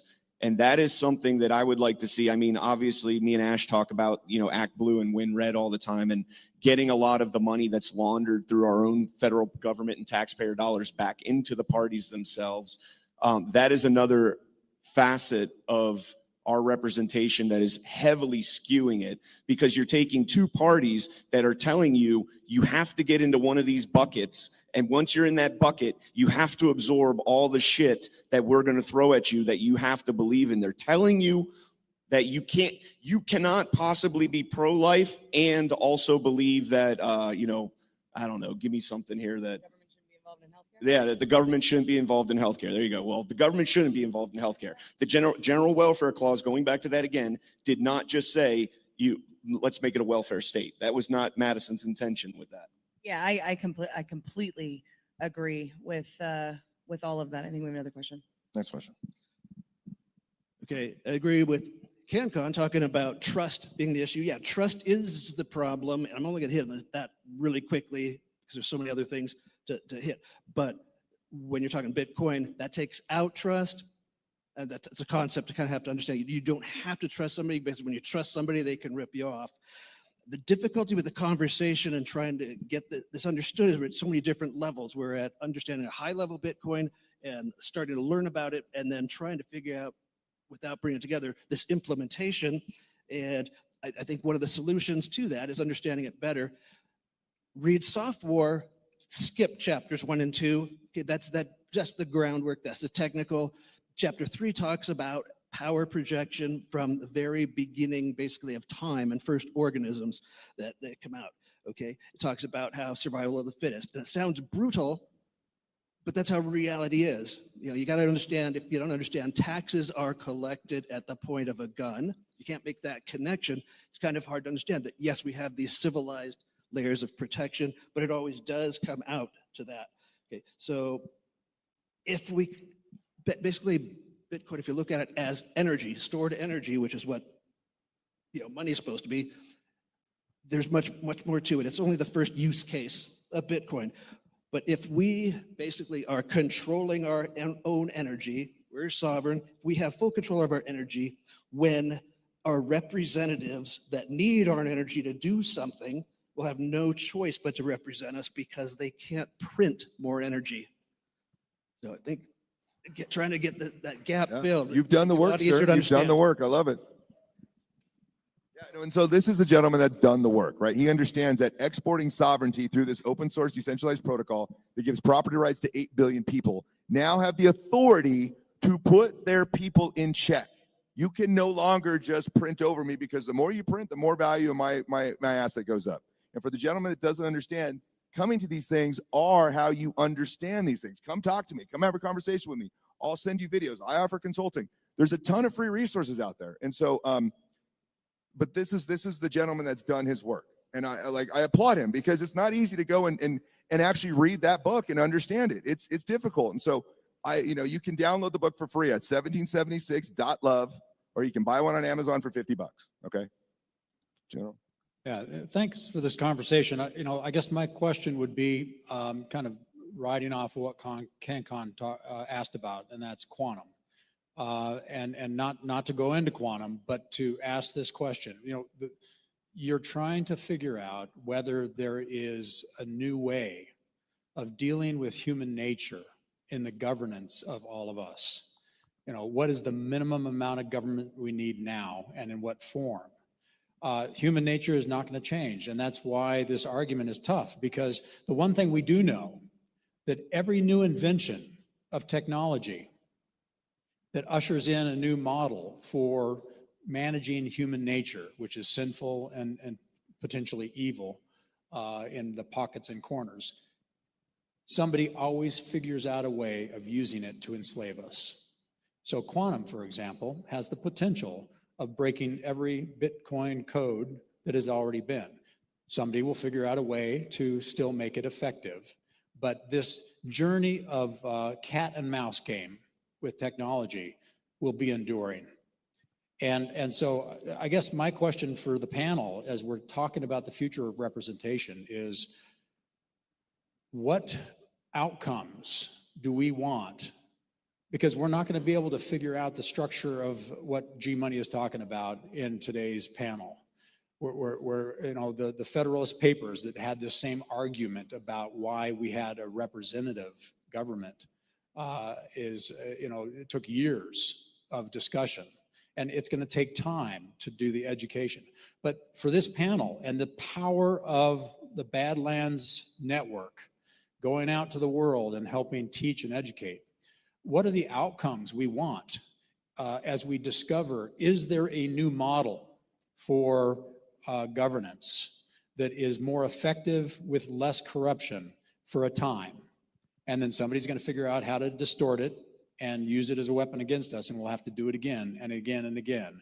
But for now, what can all of us do from this panel? What can we do as we go back to our hometowns and spread the word about this topic? What is it we want in the future? And then have smart people show us ideas, and then we, the people, decide how we modify it to be something better than we have now. That's the question. What do we do with this power that's going to go out this afternoon back to their hometowns? I mean, for me, ultimately, the goal is peace and prosperity. I want the needs of the nation to be taken care of on an individual basis and on a macro basis. But this is one of the reasons why I think that service should be compulsory, because I want people to have a stake in how that happens specifically. I don't want people to be depending entirely on someone else to make the decisions for them, or to tell them, you know, how things should be run or what you should be doing. I think that when you break it up, if we go, as the Constitution says, into a larger pool of representatives, then the stake that you have is going to be infinitely greater, and the power that you have to influence the person ultimately casting those votes for, you know, the decision making is going to be infinitely greater as well. And if every single person in the country in one form or another has a direct say in how that happens, then it can be really bad. But you as an individual can have an influence in what happens in your own community. And I think that that is the easiest way that we can get to a place of peace and prosperity, is through the direct participation of every single person. Yeah, I think in terms, to answer Jim McQua's question, in terms of the outcomes, for me, it's the preservation of liberty. If it's, there's, I forget who said it, but if men were angels, governments wouldn't be necessary, right? But men are not angels, and we're not going to fix that, no matter what the code lines read. And that's the thing too about the accessibility of, so open source, right? Was it, well, you can see what's happening in your government if it's all open source. You can read the code. Well, that means you have to learn a new language, and maybe several, because there's different coding languages, and they're, you know, changing over time, and so that places an additional barrier to the gentleman who said, you know, I need help with my phone, right? How am I? And that's the majority, right? It was a year and a half ago, I think it was only 16% of the country, America, had any interaction with cryptocurrency whatsoever. And that was including people that just had like downloaded a wallet, right? Not like big players. So it's the ability to access and to have what you're saying, direct say, and you know, we elections are one way to do that. Elections are fake, of course, and hopefully we can fix that. But I don't think we should place more barriers on the preservation of liberty, on our ability to exercise our rights. And this is particularly important to me because I live in Colorado, and I know, drink everyone, because I said Colorado. But Christians are under attack in Colorado in a big way, and that Christians being under attack is what founded our nation.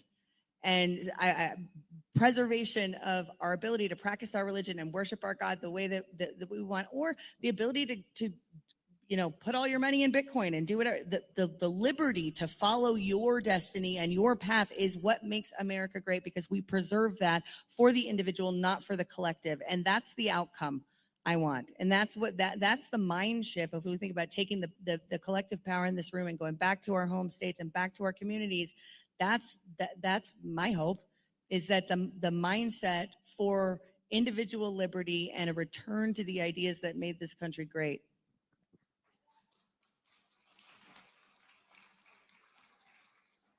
So for me personally, obviously elections are the number one thing. But for me personally, we have a situation in the country now, and we have for, probably the last 50, 60 years, maybe going back to maybe the 1930s, so maybe 100 years almost, where we are no longer being ruled by our elected officials, but we're being ruled by the people that they have delegated their authority off to, that we have no authority over them whatsoever. They have so many rules and regulations, they don't even know what the rules and regulations are. And, for me, I want to get back to individual sovereignty. And as being an American, I have said, I will give away my sovereignty on nationally and with the federal issues, but those are enumerated. And I'm not giving it away. Like I don't consent to giving my money, and this is going to be controversial, some maybe not in this crowd, but I don't consent to paying somebody else medical bills or somebody else's retirement, even if you're contributing to that, because all that system does is give the private corporations, hospitals, et cetera, pharmaceutical companies, and this is just focusing on Medicaid. It happens in every facet of our lives. There's a government bureaucracy that props up a corporate environment in every facet of the bureaucracy. I'm focusing on Medicaid here. And what does that do? That drives medical costs so high because the government just prints them and pays them for you. They don't bat an eye at it. $40,000 for an MRI or whatever the case might be. If we can reel that aspect in, and that's a massive undertaking, and President Trump is trying to do it right now. And I hope he's successful, and I hope whoever his successor is continues with that trend. Yeah, so to answer that question, peace, abundance, and sovereignty, like that's the end goal of all of this. When Donald Trump was inaugurated, he said he came here to give power back to you, the American people. Now, when he said that, he meant it. Okay, he wasn't just fucking around. And what does that mean? What does that mean for you to have power? Imagine if every new political freaking scheme they came up with, new war, whatever, was a direct tax on you. Do you think we would put up with half the shit that goes on or 90% of the shit that goes on? No, we wouldn't. We absolutely would not come out of our pocket to pay for more weapons for Ukraine. How many here would pull out more money for weapons for Ukraine? Anybody? One person? Right? Like, would that get funded? No, it's not going to get funded. So I think we got to change our thinking and understanding what Trump meant. What did Trump mean when he said he was giving power back to you? If you had the energy that you could voluntarily give to someone to go do something evil, would you do it? Of course you wouldn't, but you don't have the power. You don't have a vote. You have the illusion of these people in suits that talk a good talk and they're on camera and they talk about freedom. But really, they're just selling you a freaking bad idea, man, and they're making money on it. And I'm sorry, I got to be the guy to tell you. Ash, to your point, I completely agree. And I think that one of the reasons that people don't. All right, guys, we're going to stop right there. I appreciate you tuning in for the premium coverage. We'll pick this back up next time we do special coverage stuff, which will be sometime next month. So with that, I will see you guys all this evening on Baseless Conspiracy. Should be another good show. But you guys have a great rest of your Monday. We'll see you here a little bit later tonight.